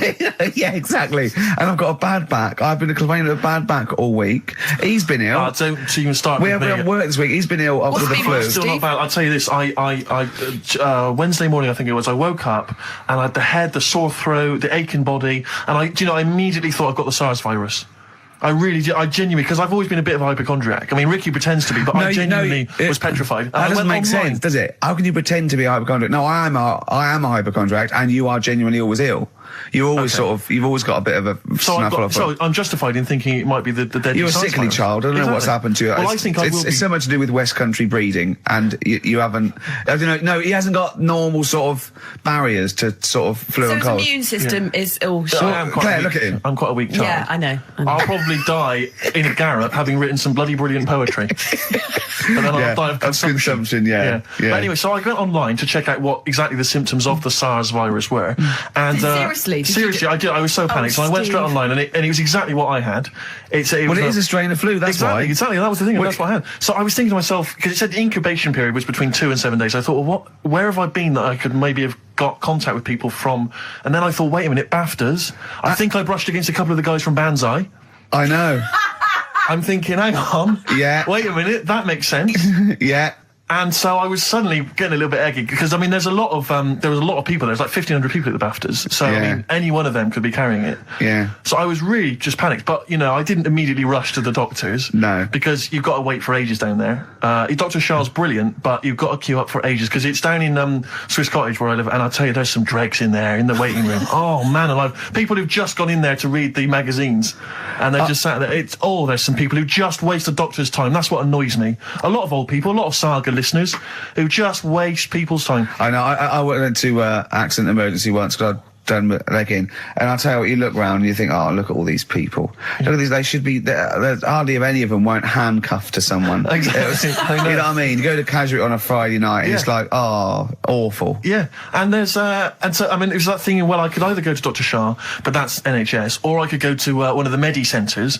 They charge money, Claire. And I mean, I know it's a killer disease, but you know, I'm not making cash. You don't want it, you don't want it. Because what if it isn't? That's money wasted. You don't get your money back, do you? I mean, I really need him to say, you've got the deadly SARS virus for it to be worth the 80 quid. Exactly. You know? Exactly. And as I suspected that, you know, it was 50-50, I decided not. I decided to ride it out.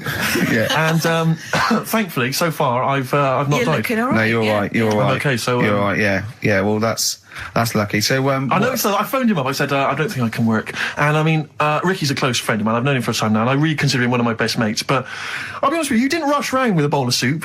Did you? I don't want to catch it, do I? There's no point in both of us being ill. This was the implication, because it wasn't that you explicitly said, in this relationship, you're the one that's expendable.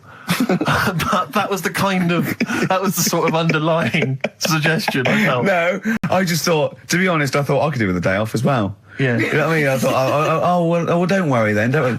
Tennis. Yeah. No, but I was. What's wrong with your back then, Rick? I don't know. I think it's just age. I don't know. I don't get things seen to, so it's just been hurts when I tie my shoelaces.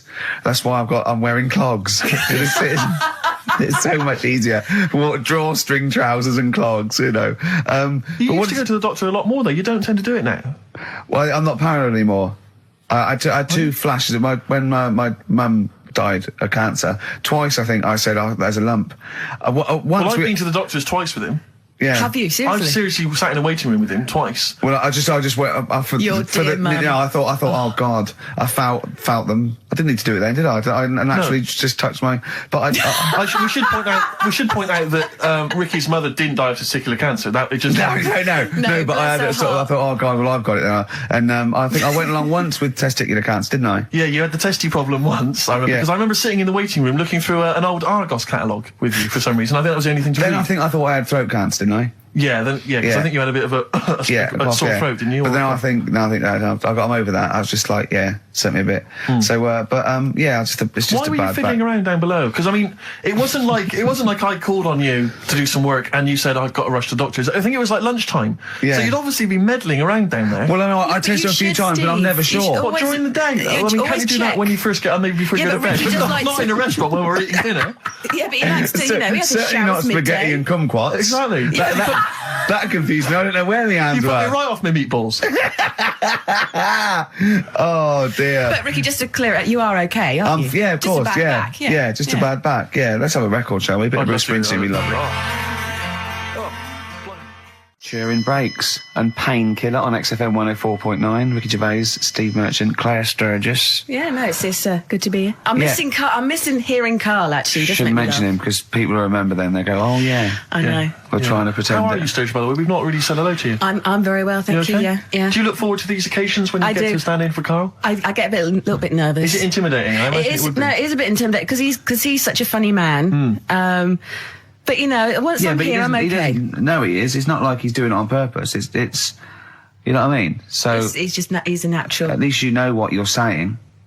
yeah, good point. Yeah, it's not all downhill, is it? No, exactly. Yeah, I mean, no, it'll be fine. It's only an hour and a half to go. We'll be okay. Can we talk about Can we talk about the BAFTAs? I don't want to sort of go on about, with the awards and everything. I don't like to talk about it. Want to talk about yeah. Claire, I mean, what do you want to know? What do you want to know? What do you want to know? How many you won? Well, of course we won. Well, I know how many you won. We're all watching, obviously. Not everyone does, though, Claire. I mean, how many did you win, Steve? You might want to remind me. What, in all, or what? What are you talking about? How many? Do you mean this year and last? Two last year, 4 in all. So it's 4 in all. 2 of those are Ricky's, specifically his. No, Steve, what I really want to talk about was Ricky's white suit. Oh, yeah. Okay, well, listen. Well, Well, let me explain. Wow, never mind all that. One, it's actually, I bought it for a photo shoot, because I'm doing this thing, I got a DVD coming out in October, and I'm doing a spoof of the front cover of Thriller, so I bought a white suit, and I got it, right, and I thought, well, I might as well wear that then now and get it dry clean. I thought you blagged it. And I thought when I put it on, I looked a bit like Sean Connery as James Bond. Apparently, I look like Tattoo from Fantasy Island. The little midget guy. Yeah. Sure. Which is, I did watch it back, and there are some resemblances. At one point, I did plan, which was, I don't know why. Yeah. I thought, well, when he suggested he was going to wear it, I said that's crazy. I said it's madness, because I knew it would come back and haunt him. I got away with it though. Well, did you? No. I mean, what was it I said to you? We were talking about it, and he said, he said, what are you wearing it with, a sort of white shirt and a white tie? I went, no. I'll wear a black tie. He said, right. He went, you should do it with the white shirt and the white tie. He went, do that whole Randall Hopkirk thing. And I went, that's what I'm worried about. He went, what, you're worried people will think you're a ghost? I mean, pathetic. I didn't think it was a good idea. I just love the way that if you're a celebrity, somehow you're allowed to wear, nonsense, outrageous clothes, because it's kind of expected of you, because, you're But it wasn't mental. It wasn't like Graham Norton going in curtains, or Jonathan Ross dressing up as Lawrence Welland-Bowen. It was just a white suit. But it's just that thing of, I am. It's cheeky Ricky Gervais here. Look what I'm wearing. I was worried there was going to be chocolate mousse, though. Yeah. Or Johnny Vegas was going to greet me and throw up immediately. Yeah. It was sort of I had to keep away from people. And what you're sitting on. But I tell you what, I think it worked with Anne Robinson, didn't it? Do you think she winked at you when you went. She liked you. She just can't stop that. She's made it into a catchphrase. But you made her giggle like a little schoolgirl. I knew it was safe, though, to say that thing about her drinking, because I'd done a non-broadcast pilot with her this year. For a friend was the producer, and it's a new show called Look Who's Coming to Dinner. And the premise is I choose sort of 6 heroes that are alive, and so I knew it was all right, so I didn't just go out there and start insulting this poor middle-aged woman. I sort of knew she could take a joke. She's all right. She's obviously she's not really like that, so yeah. No, but I loved the way she just giggled like a little girl. I think she was quite good, actually. I think it's better when she's sort of ad-lib. I don't think she's as good when she's sort of got lines and she's hitting marks. She's quite good when she's sort of like when Peter Kay came on, she went, "Have you dyed your hair?" And he went, "Have I dyed my hair?" I said, "What sort of talk is that?" Which I thought was quite nice. Your quote was good though. What? When you went peace, or war. I just hate it when oh God, celebrities to get their political. I've got to say something political, because there's all that suffering in the world, and I don't know. It's like those things you see in the papers where it's got general elections or war, and it's got a picture of Billie Piper, just a picture, and it goes Labour, or he doesn't quite sing, does he? He sort of pulls. It's like pulling your punch. It must somewhere away from the thing. Yeah. Do you know what I mean? He can't actually. He's not actually singing. It's talking. It's kind of talking the words. Yeah. But he knew Buddy, apparently, and he toured with him. So. I am an antichrist. I'm an antichrist. He never quite finished. It's lovely. No, he's great. He's got no breath. But, but it's the adverts in between. He is 73 though. He's amazing for it. Doing well, isn't he? Yeah. No, yeah. I mean, he's a good. Sorry, who's 73? Des O'Connor. Is he seriously? Yeah, I think so. Amazing. Yeah, he's doing well. Yeah, good luck to him. A toast to Des O'Connor. Yeah. Raise your glasses, and all you listening at home. So I'd love to see him interview Louise Woodward. Yeah, indeed. Do you want to hear some Louise Woodward? I have had some calls. But I don't know if they're true or not, though, do you? What did you hear? Well, I think one of the... we mustn't. Law. No, we mustn't say that shop that she works in. No, wouldn't say that. But in case it's... I'm sure I read the same thing, Steve. Someone said they read that she was studying law, and I think I read that because she knows so much about it. Yeah. Now she decided to go the system. Yeah. You never know when it comes in useful. But she has been spotted in various parts of the country selling all manner of things. Okay, brilliant. So who knows? Door to door? Yeah, exactly. Hello, I'm from Mothercare. We've got to stop this now. It's not fair. That's that. It's all water under the bridge. Anyway, let's play a record. Let's play a record. No, I'll talk about it later. We're scared now. Yeah, we've just got ourselves in trouble. I think we just need to go and consult our lawyers. Would you like some Peter Gabriel? Oh, this is a beautiful track. And it was actually in Vanilla Sky, so a bit of resurgence. This is Salisbury Hill. Brilliant. Peter Gabriel, what a lovely track that is. Salisbury Hill on XFM 104.9. Ricky Gervais, Steve Merchant, Claire Sturgis. You know, if Carl was here, do you know what he'd want now? Probably ads, no. Some adverts. Yeah.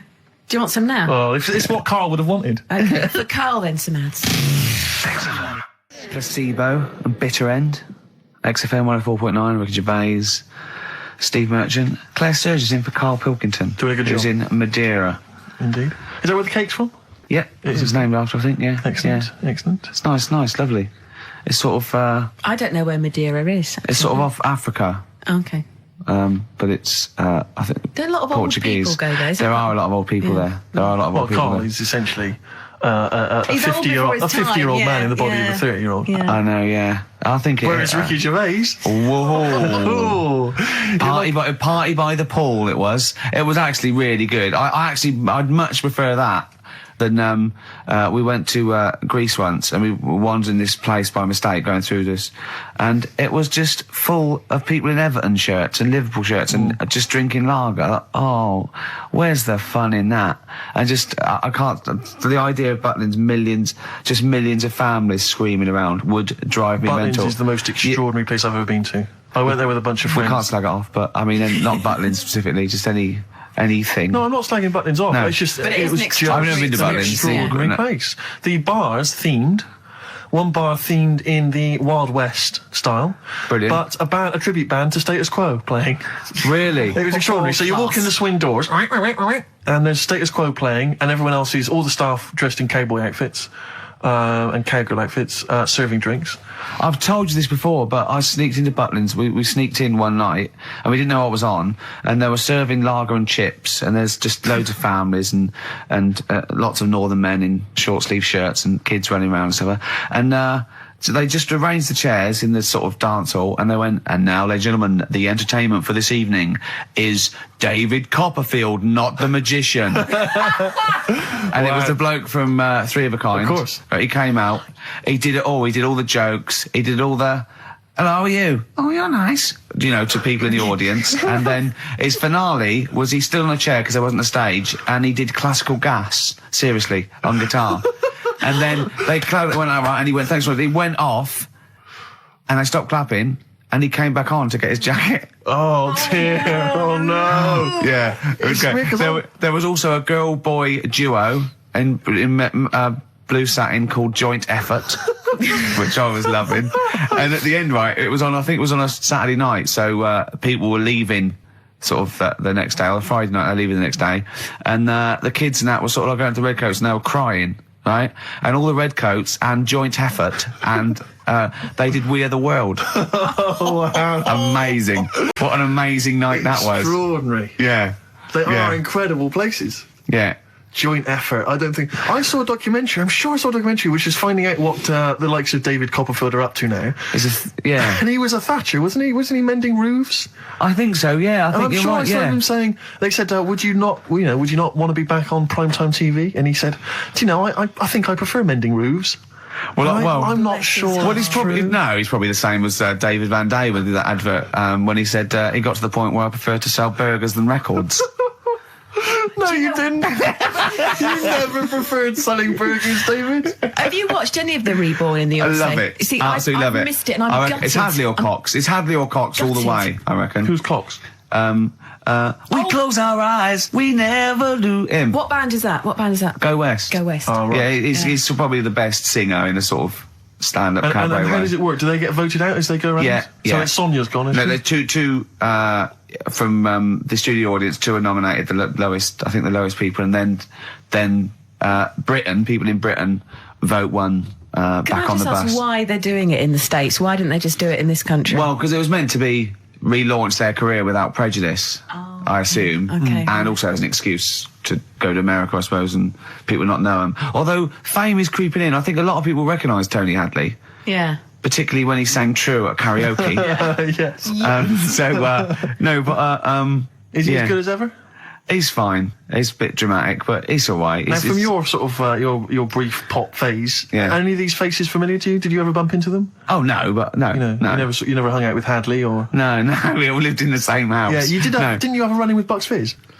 Oh, yeah. Did you? Once when we were going up to do a TV show and A&R man had just forgotten about us, and we were there. We were at the airport. We didn't have the tickets, and so Bucks Fizz, who were doing the same show, and I remember they tried to smuggle us through. They had sort of like them and their crew, and they just like showed us the tickets. They went through, and they went, "Well, like that would work." They went, "Oh, okay, sorry." The two girls stand in the lobby, whip off their skirts. Everyone was sidetracked while you legged it through. Well, I was on the shoulders of Bobby G and wearing a really long coat. Yeah. And they went, "Bobby, what a lot?" He went, "Yes, I am taller You're now." not taller in the flesh than you are on top of the pops. Yeah. And fatter. I wasn't fat You then. weren't fat then, no, you're right. Yeah, no, but I love it. And the other thing I've been watching is American Pop Idol. Right, That I've was not last seen night. any. It's great, really good, yeah. This is Simon Cowell. Ruben's going to win. Huh? Is that the one that Jerry Halliwell is part of? No, this is it's Randy too Jackson, many. What's Up Dog, Paula Abdul, and Simon Cowell. yeah. But Simon Cowell makes so much more sense in that context. Yeah. Because they're all, you're great, and they stand up and they clap, and he goes, "Oh, sit down, it was all right," and it makes so much more sense. You know what I mean? Over here, it's a bit of a pantomime sort of drama queen, but over there, he's the sort of voice of reason. sanity. Exactly, yeah.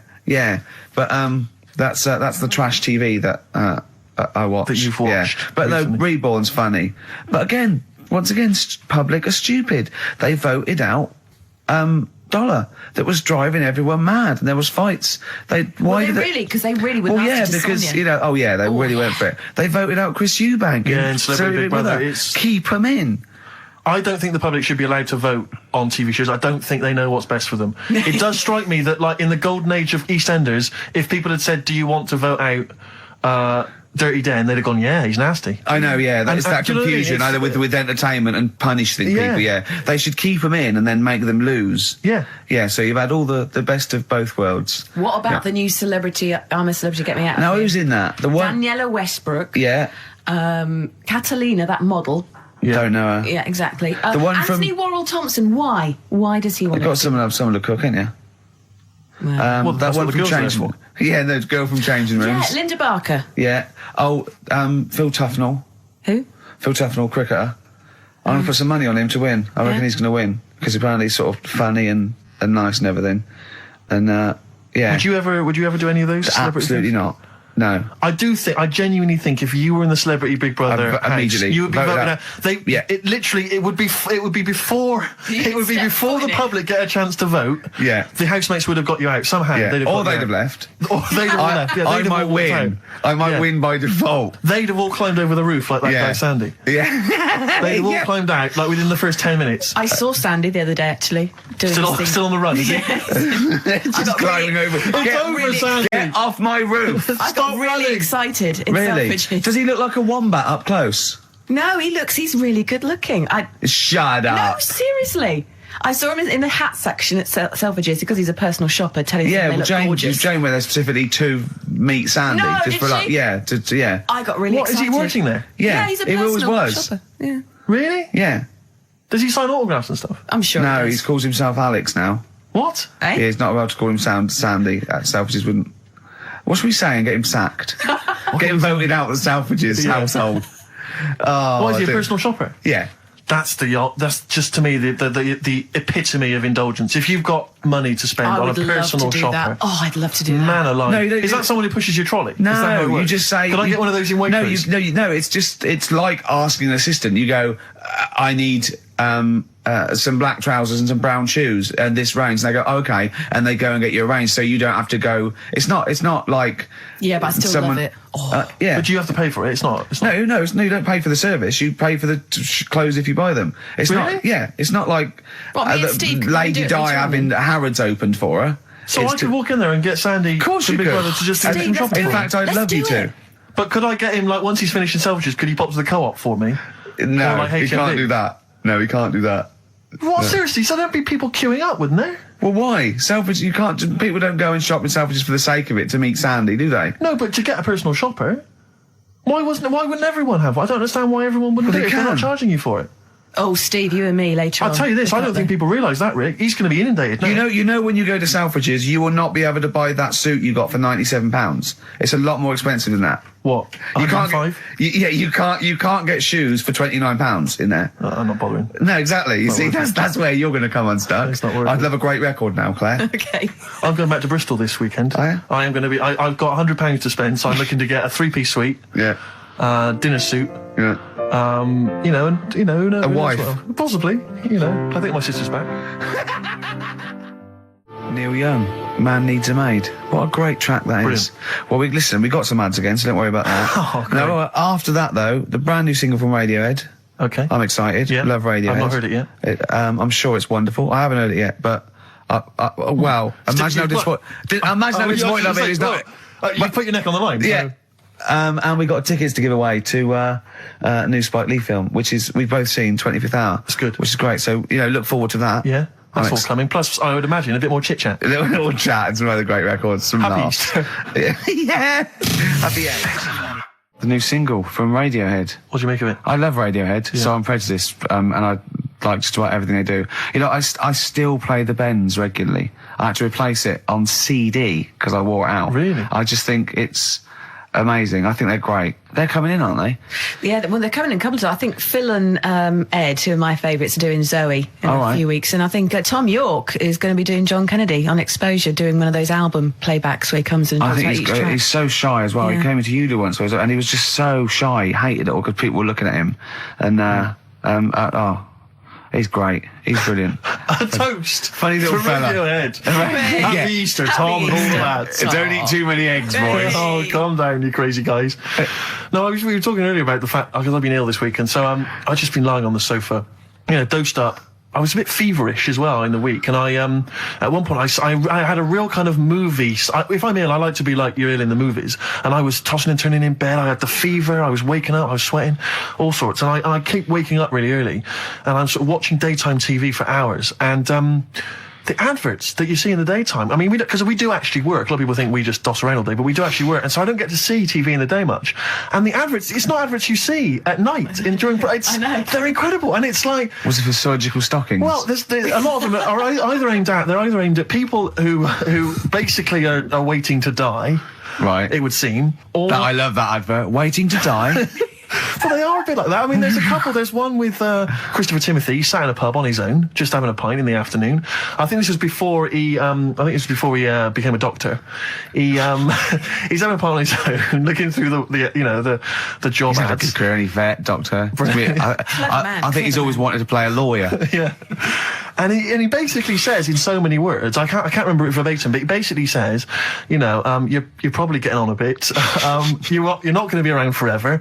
You could drop dead tomorrow. Have you made provisions for your children and your family and your wife? And I think you at home were supposed to go, oh Christ, I haven't. Oh. And I was feeling my testicles earlier. They are a bit lumpy. Yeah. Oh no.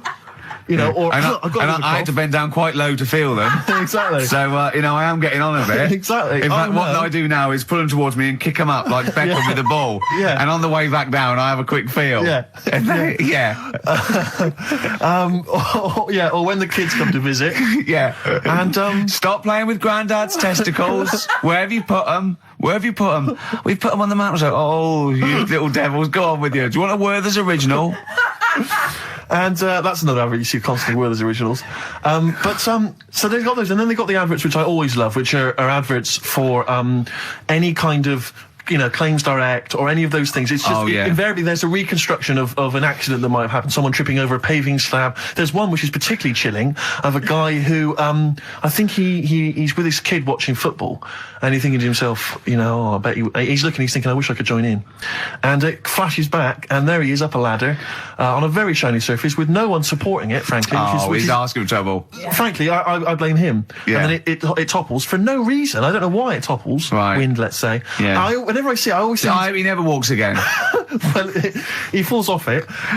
Did he smash his face in? Did he fall on a spike? Because if he's going to go up that ladder on a shiny surface with no one holding it, right? Did he fall? Did he crack? Did he fall backwards on his head? The little. Worse still. Right? Did he do the splits and crash his nuts? Worse than that. One. He made a considerable lump sum of cash thanks to the efforts of one of those claims companies. Eh? Oh, no. All right? His negligence has seen him £3 richer. Steve, was there a yokel with a pitchfork looking up as he fell on it? Nothing. Oh, he fell off. I think he must have bruised his ankle or strained a ligament. That's not enough. That hasn't taught him anything. Well, it's not taught him a lesson. In fact, if anything, it has encouraged him to be more foolhardy in the future. Because if you're going to dish out $5 grand willy-nilly to these people, these lunatics, these oafs, these simpletons. Do you know one of my favourite adverts was the one in sort of the back of those glossy magazines you get given away, and there was always an old woman, and she'd fallen right in her front porch or whatever, and she was just reaching out, but she was too weak to reach the phone. So it was like you carry a little button around with you that you press. Yeah. I love the idea of that. She looked so vulnerable. That was mine. But I always feel with those kind of those claims adverts that it's almost like saying, I'm not going to say it explicitly. Here are some ideas for you. You know, paving slabs. Is there one near you? Could you have a little trip? Exactly. If you've got a stepladder. I'm not saying anything, but maybe read between the lines. The shiny floor. There is money to be made. Adverts in the back of those. Do you remember Innovations catalogue? Well, I just read this week. Innovations catalogue is being closed down. Gutted. Yeah. The Innovations really? catalogue, which it used to go to something like 50 million homes or something. I love the Innovations catalogue. You do think, well, I could do with that because I want. I've never thought that. I do. I want to spend money on an advantage in life, like I want the power packs and hoverboards and things that are like to see through walls. Just for 19.99, they don't work, do they? I bought oxygen. Did you really? I bought oxygen. What do you mean you bought oxygen? Well, me and my mate was sort of like, I'd run it. It was about like, I don't know, 1987. And me and my mate, Wally, we were doing long distance running together. We were trying to get good. And I thought, I'll just have some oxygen before the race. What do you mean some oxygen? It's there, free in the air. What's in it? Big canisters. A canister of oxygen? It didn't work. It just smelled like you were sniffing mints. I couldn't get any in. What was it supposed to do? Oh, oxygenate the blood so you can. Right. But I don't know why. How much was it? I don't know. I can't remember. But mine was 19.99. It was a big canister. It was rubbish. What did you buy it for? I mean, he was at least doing a job. For much the same doing reason. a job. I was but it does seem to me that because the problem with the Innovations catalogue is that for the few idiots that buy stuff like you, there are hundreds, thousands who just looked through it and laughed at the absurdity of a motorised tie rack. I bought the Abs Master. Who is so lazy that they need that? Yeah. That. The Abs Master. I worked for a while answering the mail and opening the mail for returns. It wasn't the Innovations people, but it was if that's the kind of middle class version, this was a very much more working class thing. It was how to get hot dogs out of a tin and all the rest of it. And there was stuff in there was incredible. There was one item that was in the catalogue, and it was. I know, like me, you've probably thought to yourself, I just haven't got time to boil the kettle. Looking forward to Christmas? Loving it. I'm always a big fan of Christmas, actually. Yeah, no, I'm not a bah humbug type. It's not far now, is it? It's this month now. Is it? Are we in December? Is it the 1st? Yeah. Jeez. Yeah. Jeez. Jesus. Yeah. Brilliant. I was quite excited because this week I think it was this week in the papers, The Sun, and I think all the other papers actually, had the first of the kind of giveaway TV supplements that comes listing all the shows that are on. But what about when they bring them out this early, is you open it and it's like, you think, I want to see what films are on and stuff, and you go through it, and it just, about half of the listings are to be confirmed. To be confirmed. It's an utter waste of time. Yeah. And it's like, who is planning their film and TV watching this early? Yeah. It's a little bit early to be worrying about 3 weeks in advance going, but I better not make any. Well, unless it's like an amazing thing on telly, or Are you coming to a party? We got one Friday 29th. I don't know. I'm gonna watch something on the TV. There's a good film. What is it? Not been confirmed yet. It's to be confirmed. But I can just say I won't be at the party. Yeah. Yeah. It's strange. But I remember when I was little, my sister used to work in W.H. Smith's, and she used to come home like every Thursday. She'd been paid big bag of sweets for me, and the TV Times. The TV times, of course, because you're working class. Sort of. TV times. The radio times for a classier, middle class gentleman like myself. But the bumper edition at Christmas, there's like 2 weeks of telly. She sit down, like that Thursday night, sit down with Miss Sweets, and we tick off all the things we were going to watch over the next 2 weeks. Didn't happen, did it? Because I was squeaking around, hyperactive, making people play with my toys, stuff, and not watching telly, really. I bet you, but if you watched any telly, it'd have been really rubbish stuff. The whole family was. I imagine probably Dennis Norden's Laughter File, Volume 12 or whatever it is. I don't think even Dennis Norden was going then. Whereas you see, we in our house, of course, we'd just switch off the TV and we'd perhaps just listen, to a concerto on Radio 3. Ooh, yeah, we weren't allowed to turn the telly off. The Christmas ads had come on, I noticed. They're on now. And I noticed, I was watching telly last night, and do you think that the advertising executive for Cadbury's Roses chocolates just comes in once a year and they go, what you got this year? And he goes, what about some workmen and some old ladies singing thank you very much, thank you very, very much? Yeah. Just shot in a street somewhere. Yeah, that'd be fine. It worked last year. Yeah, That's been going like since I can remember. I've never seen another advert for Cadbury's Roses except that. Exactly. Well, there's certain things that conjure up Christmas, like you got your turkey and all that, and you got your roses. Yeah. Woolworths. Yeah. Yeah. You got Woolworths. Yeah. Oh dear. Pizza.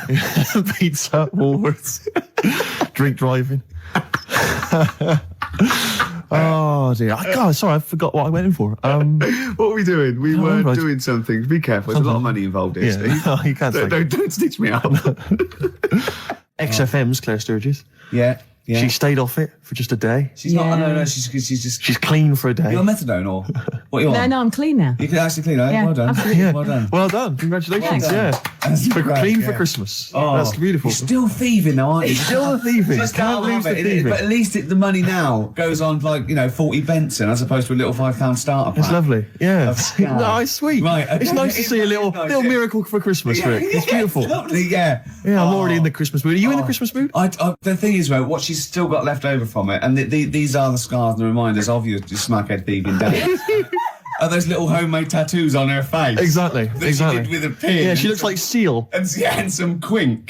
Exactly. Yeah. Oh, but no, Merry Christmas to you, Claire. Yeah. Merry Christmas. Thank you, Merry Christmas. Great. You're still living in the projects. Yeah. It is one of those little She's miracles. still keeping it real. She's It's like wonderful. little tiny Tim. I tell you what, she's a bit like Jesus Christ. In a way, yeah. In a That's way. blasphemous. Please play a record, Claire. Anyway, it's Christmas. Let's not disrespect each other. Let's be cheery. Yeah. Can I tell Sturgis what you got your family for Christmas last year?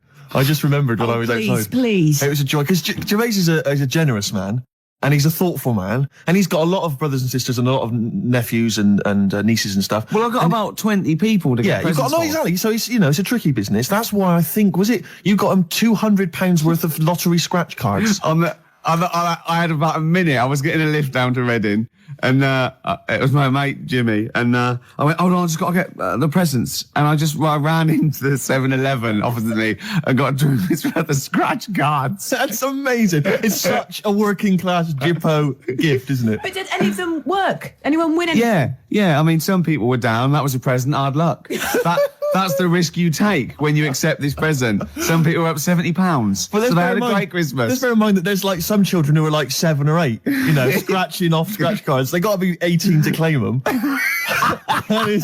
And just the rest of your family sort of, I can imagine, just wrestling them off. You can't claim it anyway. It's not off. No, have I won? No. No, you haven't. No. Look, I've got 3 dumbbells. It's 3 the same. You don't get anything for that. Not in this game. Unlucky. Are you going to do that again this year? Maybe, yeah. Christmas. We were talking about Christmas. Yeah. Gifts. What's wrong now? I didn't know what that meant. What? Were you having a go at me because I went on Jonathan Ross show? No. I thought you'd said something. You'd said my name by mistake. You'd said someone else's name when you were talking to me. Oh, right. But I didn't hear that. So when I heard you just go, Steve, I thought you were correcting a mistake you hadn't made. No. Exactly. No. Oh, okay. All right. You see? Blunder. What did you call me? Fatty. Good. Right. We're talking about Christmas, yes. Well, it is because it's just the fact that it's the right time of year to talk about it. To be honest, it's topical. So let's carry on. Go on, shoot.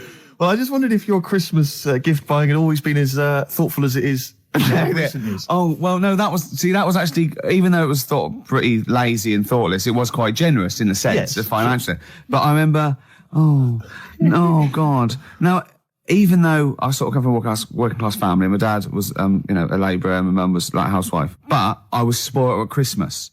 I didn't have like pocket money or gifts and that, but you know, she'd get out of a catalogue and pay for it for the rest of the year. So I did have great presents. Yeah. And because I had older brothers and sisters, they were earning, so I had good presents.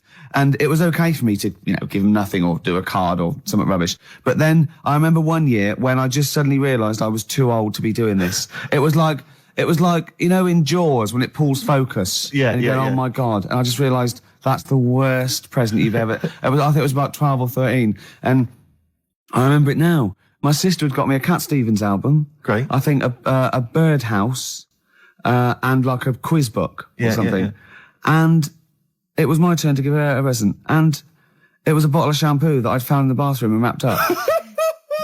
It's a big jumbo, one of those Tesco's, you know. Had it not already been used? No, I don't think so. Mum had bought it, like, you know. You just topped it up with water, wrapped it up? I just gave it to her and she went, oh, thanks. I thought, oh, God, that's rubbish. That's really bad. It's rubbish, isn't it? That's really bad. I know, yeah. I remember one year, I really wanted a Scale Electric. So I was going, I want Scale Electric. And my mum's going, no, you'll just get bored of it. I know what you're like. You'll get bored of it and we'll have spent all that money and you'll be bored. I was going, no, I won't. I love it. I'll play with it forever. And, and she was going, no, you won't. And I was going, I will. I love it. And so she bought me Scale Electrics and I unwrapped it. And I was using it. I was bored instantly. Yeah. But I didn't tell her. I pretended I loved it. And I'd always be playing it monotonously, hating it. I know. But I'm loving this, Mum. It's absolutely brilliant. You were wrong. You were so wrong. I'm loving it. I know. Things with Scale Electrics, I think it was great at the time, but I think it was an XFM party actually years ago when they got Scale Electrics, and like loads of us think, oh yeah, I used to love it. Rubbish. Yeah, really. It's tiny. Yeah. It's about 2 foot long. Yeah. You go, put it back on, Dave. Yeah. Exactly. There you go. Oh, can you put it back on? Exactly. You want it to at least kind of change into a robot. Or kind of come off and just drive around the Of course, these days it's all virtual, Steve. That's true. Isn't it? In your mind. Well, we all take a pill, don't we, Rick? And then we're in some kind of fantasy world. I am Ayrton Senna for a little while. What about those bloody computer games? No one's reading a book anymore, are they? What's a tree? Download. Well, I'll tell you what. I'm going to play a song now. I think I've dissed U2 for about 15 years, but I got them wrong, and I'm going to play a lovely track off the latest album. It's the last track on the album, Ground Beneath Her Feet. It's from All You Can't Leave Behind. Beautiful. And I think it's one of their greatest works. But, Taylor, the man with the knowledge. Come in. Hey. All right. Christmas to you. It's like Steve Wright and his posse. All right, Merry Christmas. Hi. Are you tell us, are you a great ladies man? Were you a great ladies man before you were married? It's not something I talk about. I'm married now. Because he's sort of like got a little shaved head and he's got a beard and it's exactly the same colour, sort of ginger hair. He looks like a tennis ball.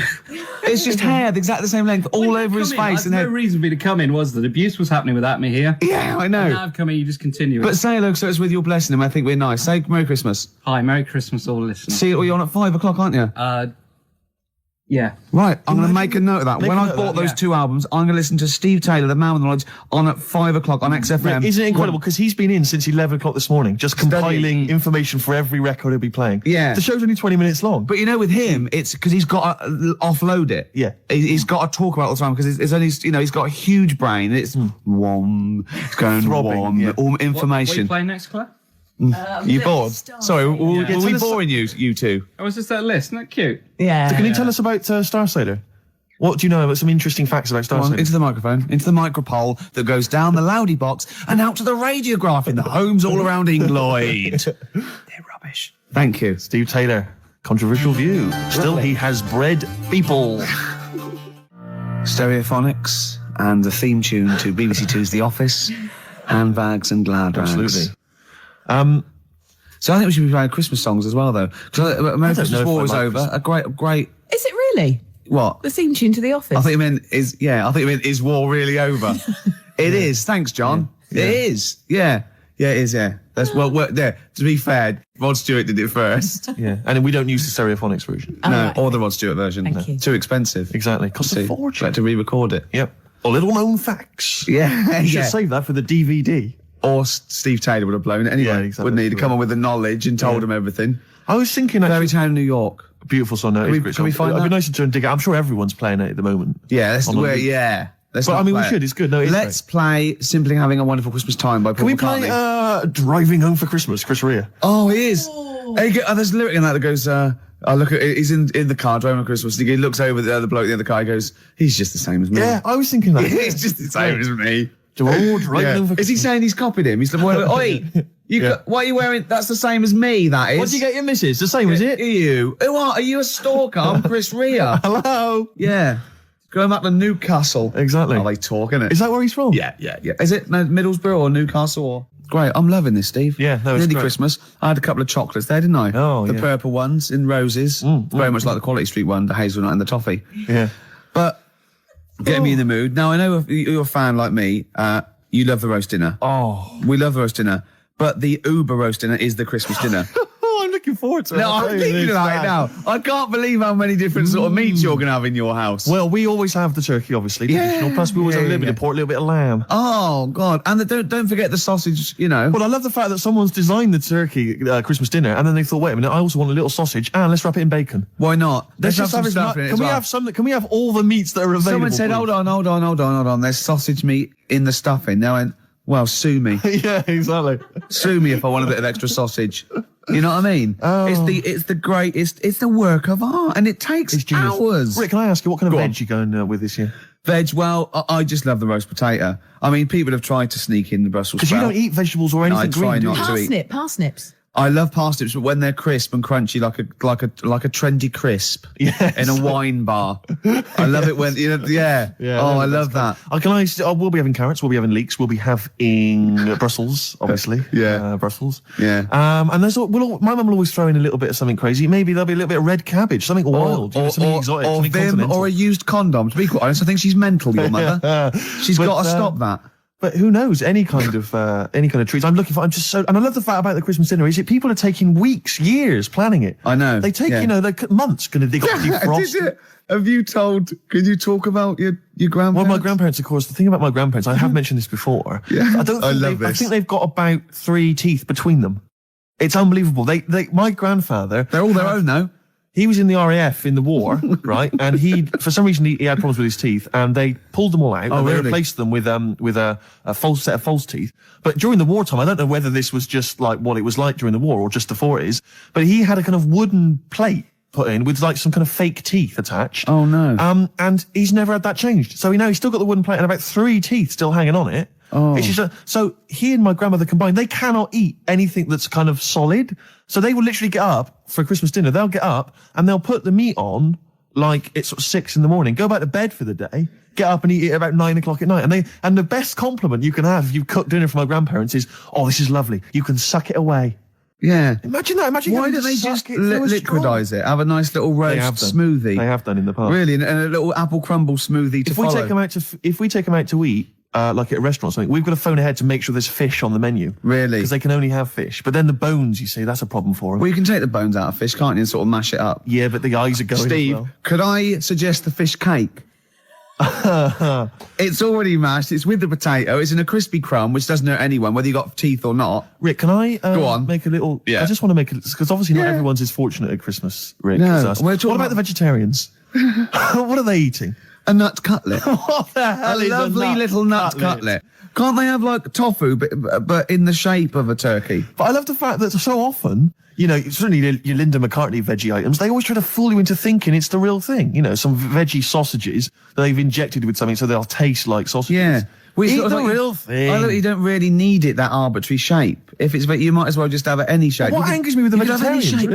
What angers me with the vegetarians and the vegans, even worse, is that look, we're breeding all these animals to be eaten. Yeah. They're going to get slaughtered anyway. Chow down! Come on! Yeah. Those chickens in those little kind of pens, 4 of them in a little square box. Yeah. They're sort of crapping eggs out every couple of minutes. Yeah. You're not a zoologist, are you? I am not officially. Yeah. No, but I know what I'm talking about. Rick. Yeah, you do. I've seen brochures. Yeah. I've walked past a farm while on holiday. Excuse me, farmer, could your finest hens crap me some eggs for my tea? No worries. Chicken, crap a little egg for me. Oh, Brilliant. An old Christmas class. Oh. Spare a thought for the vegetarians, and we're still the vegans. Yeah, and what about Travis? What do you think they'll be doing this Christmas? Having a whale of a time. I'll tell you what, Steve, it was an excuse to play the record. Genius. It was a link. It's the Christmas edition of the Ricky Gervais Show with Steve Merchant. Hi. I'm loving it. Yeah, it's good. I'm in the Christmas spirit, actually, I have to say. Yeah, definitely. I do enjoy it. Will you be looking forward to, I know everyone talks about it, Rick, but Christmas telly? I love Christmas telly.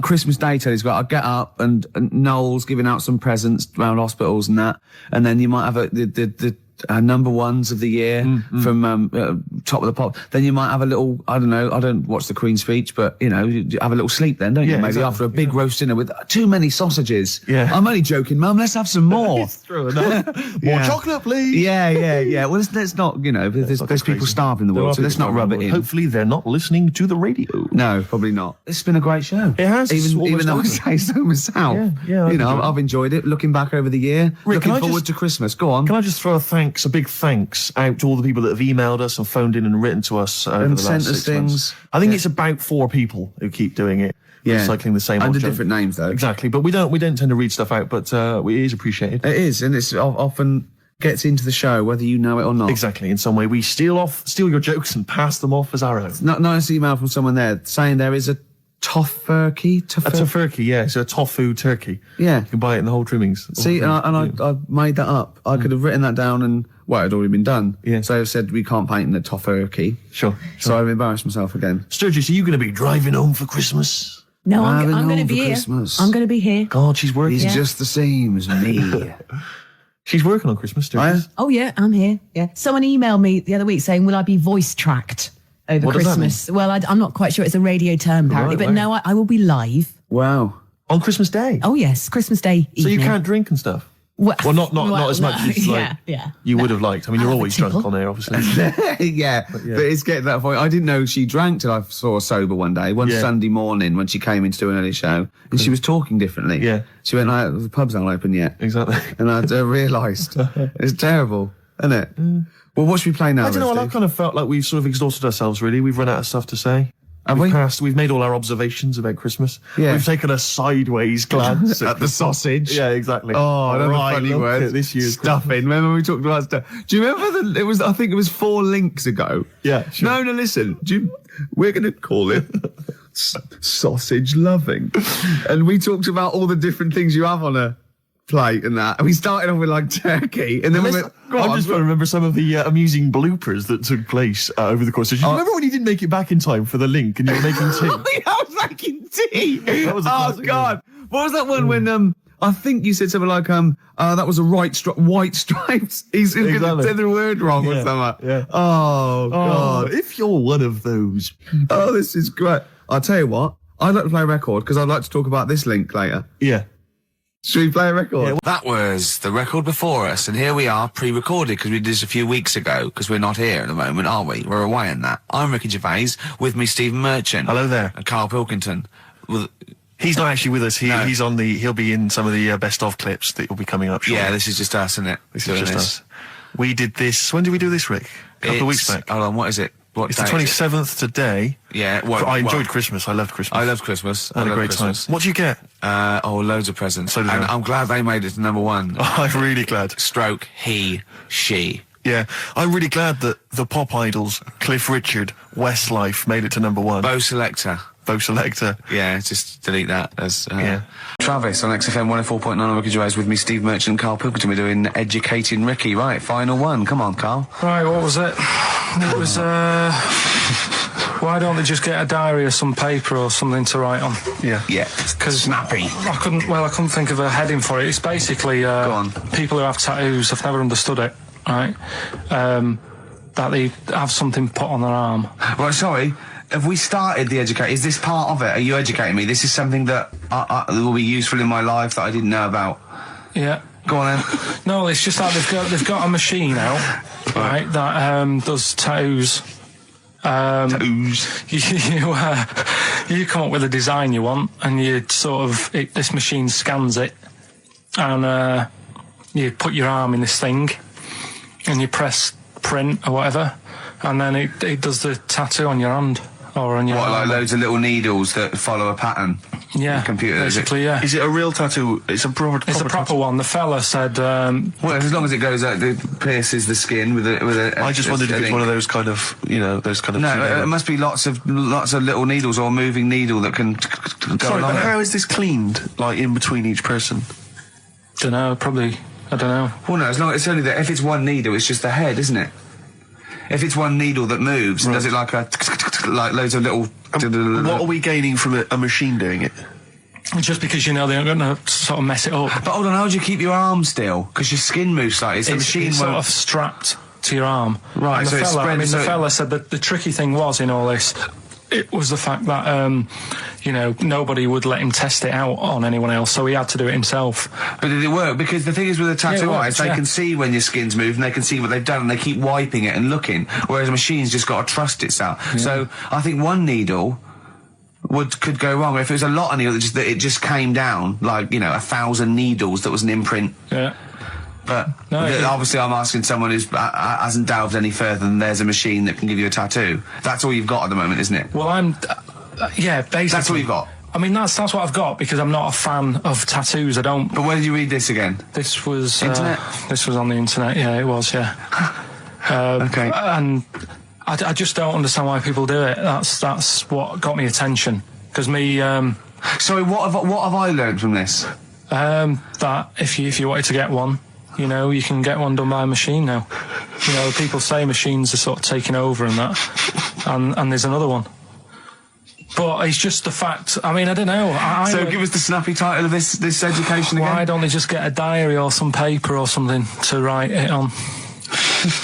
That's what I always think when I see people with loads of tattoos. Like there's that fella who we were talking about the other week in Scotland who was covered 99% in tattoos. It's just like, what have you done that for? Yeah. Do you know what I mean? You can't get rid of it now. You've done it now. Yeah. What sort? No. The Pope. Yeah. What semi? Sorry, Mrs. Robinson, we're gonna have to let you go. Yeah. Go on. You are the weakest link, Carl. Goodbye. Yeah, go on.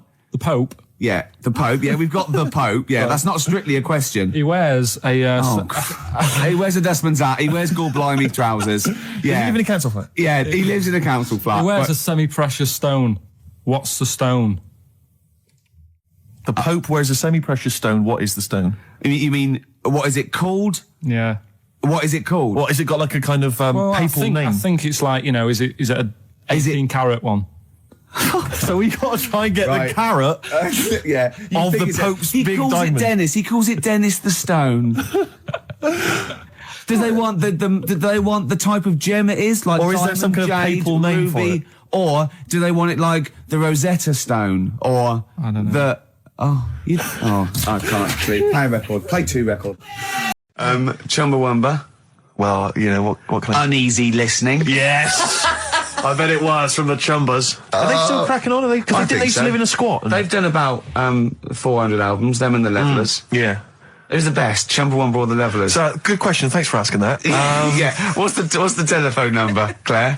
It's 08700 800 1234. Or you can email ricky.gervais@xfm.co.uk. Worst album titles ever. It's like real radio. It's just like Chris Moyles.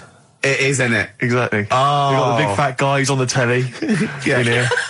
And his kind of cheeky sidekick. And my Comedy Dave. You're almost as funny as Moyles. Fingers crossed one day.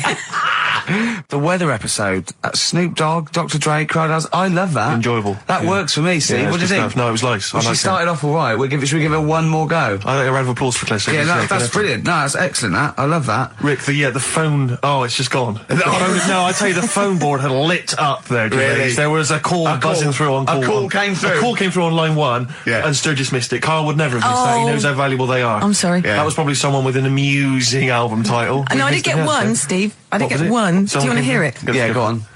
Okay, this is from Al, who says, what about this? H to H-E, who am the only one.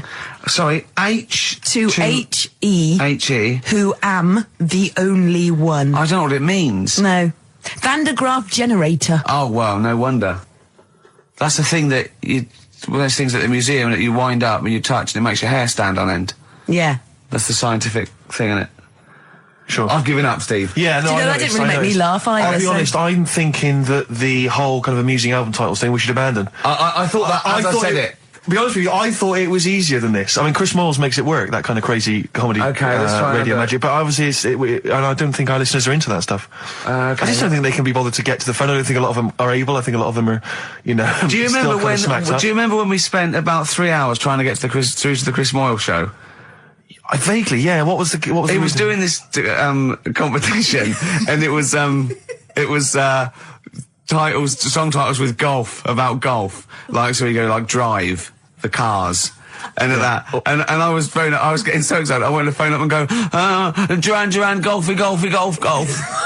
And I just thought, it might have, oh God, Yeah, it probably cost me about ages. 30 quid just to ruin Chris Miles's competition. Yeah. That was a long time ago. Yeah, those were the Before I days realised- when we realised, you know, he was a great talent and one to watch.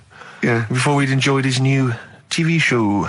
But, anyway. Yeah. Let's not. No, that's slag cheap. other people It's off. cheap. It's cheap. Yeah. Anyway, what should we talk about now then? Because that all went well. No, I mean that's 20 minutes. That's 20 minutes done, and we've nailed amusing album titles. We've done that. That's fine. So we need a new gimmick now. I'll tell you what. You know. You've got something, you've got something, you've got something. Wait. Oh, Ricky's got something You again. know when you he go comes. out, you take an umbrella You out, leave the right? house, you've got an You go to bed, right? Yeah. And it's a really sunny day. Yeah. And then you come out and you go, Oh, we shan't bother with that because it's in the way. But then, right, imagine when you go out, right? It's raining. No. You go out without an umbrella. Okay. And then it rains. Oh, What's going on there? Oh, Isn't that no. weird, isn't it? We've all been there, So we've all phone been if there. you've got like funny, weird observations of things that happen, like that. Yeah, stuff like that about umbrellas or any kind of sort of accessory or hats. Give the number out again, Claire. This is going to be brilliant. This is going to be great. Take this one. Take this one. 700 800 1234. Just comedy observations. Yeah, and stuff things you that thought of. Wacky stuff you thought of. Just tell us what stuff you come up with. Get the Sony people on the phone. This is dynamite. Now, There's well, so many people listening who don't know who the banana splits are. The banana splits. Banana splits. Right. Listen, yes, they know the banana splits are, and even people under 20 know that. Snork, Fleagle, Drooper. Who was the other one? If you can remember the name of that. Yeah, what's the number? Because I actually want to know this. This is what radio's for. When I can't think of something, they tell me. Yeah. So It's which one have you got? 08700 800 1234. Drooper and Snork. I've no idea. God. Fleagle, Drooper and Snork. Drooper and Snork. Fleagle. Bingo! Nice. Well done. Don't bother calling. Sorry. That particular tragedy or that has been avoided. Bingo. I don't know what the bingo moment's looks passed. like. Yeah. There was one. Anyway. There was one that had sewn up eyes. Drooper, I think. Sorry, go on. No, anyway, my point was this. Go on. Pink.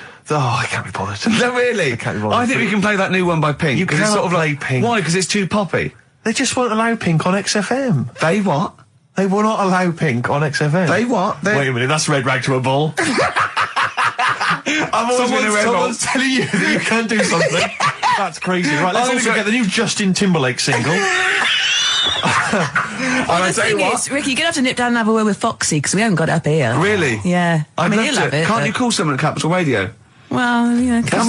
What's that one by Busted? That's what I go to school for. What about Abs? Dynamite. Abs, the new one from Abs. Dynamite. Yeah. Well, play a record and we'll discuss this Pink thing. Would you want a bit of Cat? Oh, Cat Stevens. Yeah, Yeah, bit of Cat's that. Full of Four. This is Sittings. Lovely. Piano and everything, isn't it?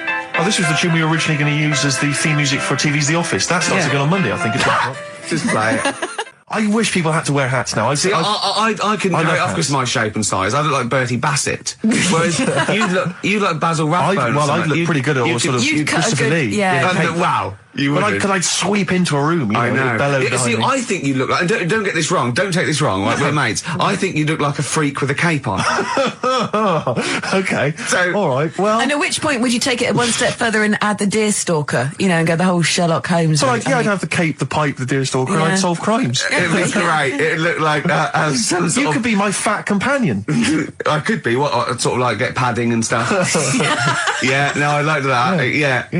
Yeah. I'd like to solve more crimes, if I'm being truthful. I would love to solve crimes. Just to solve one crime would be great. I wouldn't matter if I solved it. If they police came to me and said, I'd just look at the first block, go in. Yeah. Just get it off the streets, you know what I mean? Just like, tick, done that. Sure, yeah. But I just feel there'd be something, I feel like maybe because like in TV shows, it always used to be, they were a doctor who also solved crimes, they were a plumber, they solved crimes. Quincy. Yeah. But, a couple of sort of BAFTA-winning writers. What did Heart to who Heart also do? solve crimes. That's good. That'd be good, wouldn't That'd it? be great. What did Heart to Heart do? They were just millionaires. They were just a millionaire couple who would invariably what was the Murder They She did Wrote? that She was just a every novelist. week, though. Every week, Heart to Heart. Murder She Wrote. She wrote it and she solved it. We solved it. It's brilliant. Murder She Did wouldn't have been such a good sort of thing. No. But this is what you don't seem to get that anymore. People who do one job for a living. DJ who also solves crimes. The DJ who solved crime, that was Shoestring. Was he a DJ? Yeah. He was Eddie a private Shoestring, ear, wasn't he? He was a private DJ, was ear also a on the private eye. radio. Is that what that was that the thing they did? Not private eye, private ear. Is that what they said? Yeah. And how did he solve it? He worked out clues Yeah. for call-ins and stuff. Yeah. No, he used to leave the building. He didn't just sit there and play records and then try and guess. That's great. Give us a call on the usual number if you've got any idea who murdered. No, it's Snitch Hour. Got a letter here. Who reckons she knows? I know a lot of my friends are big fans of Midnight Caller. Do you remember Midnight Caller? Was he a DJ who solved crimes? Yeah, it was one of those late night things in America, wasn't it? But was he a DJ? He solved crimes, didn't he? I don't know if he'd solved crimes or just solved... If you've ever solved a crime, email us. puzzles. he had one of those puzzler books. Weren't you on the front cover of Puzzler once? One of those things you get. Weren't you? Puzzler. Were you? Was I? No, I don't think so. Oh, it was your other friend who was a of mine, DJ, It was a cover of Puzzler magazine. That's it, yeah. So was Puzzler a rude thing? No, it was one of those things that those puzzle books you can buy. You Puzzler. do for coach journeys, and they just put people's pictures on without permission. Yeah. I don't think they're just like, well, I didn't give permission. They just find like celebrities, and they just get their picture and they stick them on the front. Well, they would have used me then, would they? Well, I forgot. I didn't. Hey, Pink. Should we play Pink? Yeah. Oh man, I don't live by the rules. Be on your head. Here we go. That was the Strokes, and kids are mental. Yeah. No, you're all right. No, shut up. No, the thing is, I think if we'd introduced that as just, and we didn't mention who it was, and we just said this is the new one from one of those trendy new bands, you know, the Boomtown Rats. then I'm sure these listeners would have happily accepted it. As it was, they knew it was Pink, and the phone lines have gone crazy. We had upwards of 2 calls. So I'll tell you this, we had between 2 and 4 calls. And they've not enjoyed it. Why do we do this show? We don't need to do this show. Because you love us. We could be on Radio 1. Oh, man, we could be on Radio 2, probably. Yeah. I don't know. Virgin, I think, called once. Yeah. Someone ago. just emailed, they just said, Pink sounds like Run for the Sun by Bucks Fizz. I can see what they're thinking. What do they want then? Well, yes. Okay, what's the phone number again? You know what people are like? I never understand who phones a radio. Who tries? It took us like 2 hours to fail to get through to Chris Moyles. People will phone radio stations. Can you please play the new one by The Strokes? You just buy it, or you'll have the album. Why have you got to hear it on the radio? What difference does that make? Some guy talks at the end and the beginning of it, partially ruins the song. I can't understand who phones up for a request. We're really alienating our listeners now, aren't we? Nice we don't care what you think, go and buy it. We're going to play what we want and we don't care. Yeah. I mean, we're not being particularly funny or interesting. We haven't even got that to fall back on. I'll tell you what it is, Rick, arrogance. Laziness. When you've got a hit TV show on your hand and you've won the awards and you're making the kind of money that you are at those massive corporate gigs. Yeah. Where they're paying you thousands of pounds to turn up for 10 minutes. You don't need this. I mean, Steve, don't you get that then? I'm afraid I don't, Claire. We carved it up early on that Steve would not be making the sort of money that I would. Yes. And he shook on that. That was written contractually. Yeah. So I think. So you did shake on that. Oh yeah. yes. It would be horrible to go back. I don't think he realised quite the difference. Yeah. But the huge success. I don't think he'd want me to Welsh on it. Right. I don't think he'd be happy with himself if I gave him any. I couldn't live with myself if you gave me some of that cash. Well, what should we play then? Should we play some Should we play the Strokes or something? By playing the Strokes. Go on then. That's it. Oh, thank God for that. There's an email here from Davey Monroe. Look, it's lit up. No, wait a minute. Look at that. Oh my God. They've gone mad. They answer it. Put them live. Oh. They might know the answer. Hang on. We'll give them some. We'll give them some CD. How do you put it live? While you figure that out, let me just read this email. Go on. If you're having to play, it says here, if you're having to play extra ad breaks and 8-minute-long songs, it just goes to show who provides all the material for that radio show of yours. Did Carl secretly write The Office as well? And I think to myself, it's like, what do you want from us? Just see if someone's on the The phone. most incredible rock and roll tunes ever laid down on vinyl, and you're whinging. I know. Because you'd rather have our inane banter. What kind of a person are you? No, they'd rather have Carl's inane banter. Clearly. Don't big your roll up. They don't want us at all, Steve. I've just had a phone call from a very nice girl saying, "Where's Carl?" I said, "Well, he's back next week. Well, what's wrong with me?" She went, "No, you're lovely, Claire." She said, "But Carl calms the other two down." Sure, really. Can we just see if someone's on the phone? Yeah, go on then. Right, what are we going to give them? We're going to give them some CDs or something. We'll take the name. Right. Anyone there? Hello? Hello? Oh, God, someone there. Oh, I've got to put my headphones on. Oh, hang on. What was the lyric again? Stay there, please. All right. It's on America's tortured brow that Mickey Mouse has grown up a cow. Life on Mars, David. Life on Mars, David Bowie. It's easy as that. He. What's your name? It's John Ball. John Ball. John, I'll be honest with you, we got nothing. We got nothing to give you. It's not good enough. No, we'll get him some. We'll give him, we'll give him an office CD. He doesn't. And We can't keep doing that, Rick. It's we've got nothing else. They don't give us anything, do they? They don't. It's a wonder we get into the building. No one's around on Saturdays. No one cares. Office DVD. Yeah, what would you really like, though, if you could have anything? Yeah, Office DVD. See? There you go. Brilliant. Okay. Stay on the line, mate, and I'll get you details, okay? Excellent. That was a competition. We did. That was like real radio. Well done. It was like real radio. Now we've got to play David Bowie, haven't we? That's what they do. Down, Rick, I can see what you mean. No, but Foxy would have it lined up. Rick, you're going to have a heart attack. Am I? Live on air. I mean, it'll be dramatic radio, and that's Sony Award winning. I know that. Any kind of...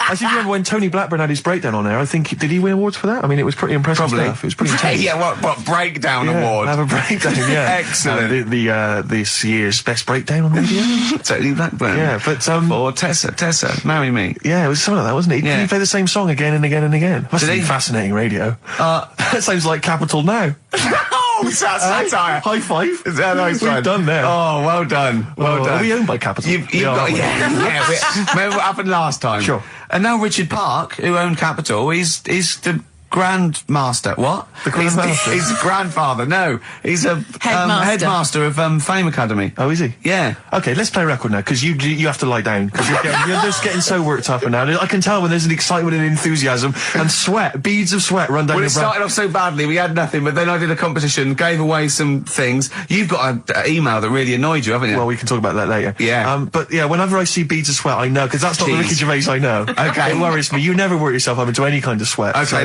let's play it. We're going so well, aren't we? What about a bit of Beck? Let's play a lovely bit of Beck, just to chill everything out, just calm everything down. Yeah. All right. Yeah. All right, relax. Yeah. Okay, there you are, you see, he's gone. Yeah. Tell them about that email you just got. Right, I got to tell I nearly said the fans! People who happen to be listening to XFM waiting for the person after us. Who's on next? Natasha's not with the football show. Right, Steve was genuinely annoyed. I laughed, right? Steve was genuinely annoyed. He doesn't like rudeness or people insulting him from a distance. I'm not sure I can find it. Oh, what was it? Oh, you got to find it. Well, hang on, let me, hang on. This is good radio as well, the sound of a mouse clicking in the distance. Well, I'll just keep talking. I'll just keep talking. You can come up with some magic. What was Scooby-Doo on about? A talking dog? That's a bit weird, isn't it? What is that? And then, right, what was that? Wacky Races. I don't know. Wait a minute. So why did they run, the cavemen, if they had the car? I've got it. Right. Okay. This is an email. This is an email that was sent through. Right. And this is my feeling. I think if you're going to email an insult, you've got to at least be clear what the insult is. You can't make me do the work. You can't make me try and guess or figure out. No, it's like sending someone hate mail and they have to pay postage. Yeah, exactly. You go, well, if you're gonna, exactly. Or making an obscene phone call, but collect. The postman charges you 25p before he hands you a letter bomb. Yeah. Go on. It says merchant. It opens with merchant. Who are you, call sad, exclamation mark. At least my mother still don't cut my hair. Merchant. Who are you, call sad? At least my mother still don't cut my hair. Is it an anagram? I don't know. I feel like it's been translated from the French. It's a Japanese fella who hates you. Exactly. And he's got a Japanese English dictionary. It's just literal. So, how does he know your mum cut your hair then? You've never said that on there, have you? It's not true, Gervais. Can I just say, I think your hair looks really nice. I've known you for about 5 years now. It's lovely. I laughed at you needing someone to say it. It looks fine. Yeah, it looks good. What do you mean it looks fine? It does look good. It looks good. He's got a little bit of product on it, hasn't he? Yes. Maybe I have. A little bit of hair gel. Maybe Gavin had his fingers all over it yesterday. Yeah, I have my hair cut by Gavin of West Hampstead. Is it called? Is what it's called, Gavin, or is he a bloke who works in? It's Gavin who works in. Do you use that fudge stuff? Sorry, no. But seriously, I use a form of clay, a moulding clay. Yeah, that's Gavin recommended it. Yeah. Gavin recommended it, and I've been very happy so far. Hold on, though. Rick, what do you use? I don't. Yeah. Don't. I just sort of. Well, that's obvious. No, I just sort of like comb it back and whatever way it falls, really. Yeah. You had more questions about Gavin? Good to hear that again, isn't it? Oh, fantastic. Waiting on a Friend by the Rolling Stones. Yeah? Go on then, Carl. On XFM 104.9, Ricky Gervais, Steve Merchant, Karl Pilkington. Go on. Right, this one Remember Blockbusters? Uh-huh. Right, this one is good, and we'll do this one. Rockbusters. And remember how Bob Holness used to give you a letter? Yeah. And it'd give you a question, and the answer to that question is that letter. Yes. Right, well, it works like that. So if I said to you, we'll test it out on you, Steve, right? That was the record before us, and here we are, pre-recorded, because we did this a few weeks ago, because we're not here at the moment, are we? We're away in that. I'm Ricky Gervais, with me Stephen Merchant. Hello there. And Karl Pilkington. Well, he's not actually with us. No. He'll be in some of the best of clips that will be coming up shortly. Yeah, this is just us, isn't it? This is just us. We did this, when did we do this, Rick? A couple of weeks back. Hold on, what is it? What It's the day is it? 27th today. Yeah, well, I enjoyed Christmas. I loved Christmas. I love Christmas. I had a great time. What did you get? Loads of presents. So did and I. I'm glad they made it to #1.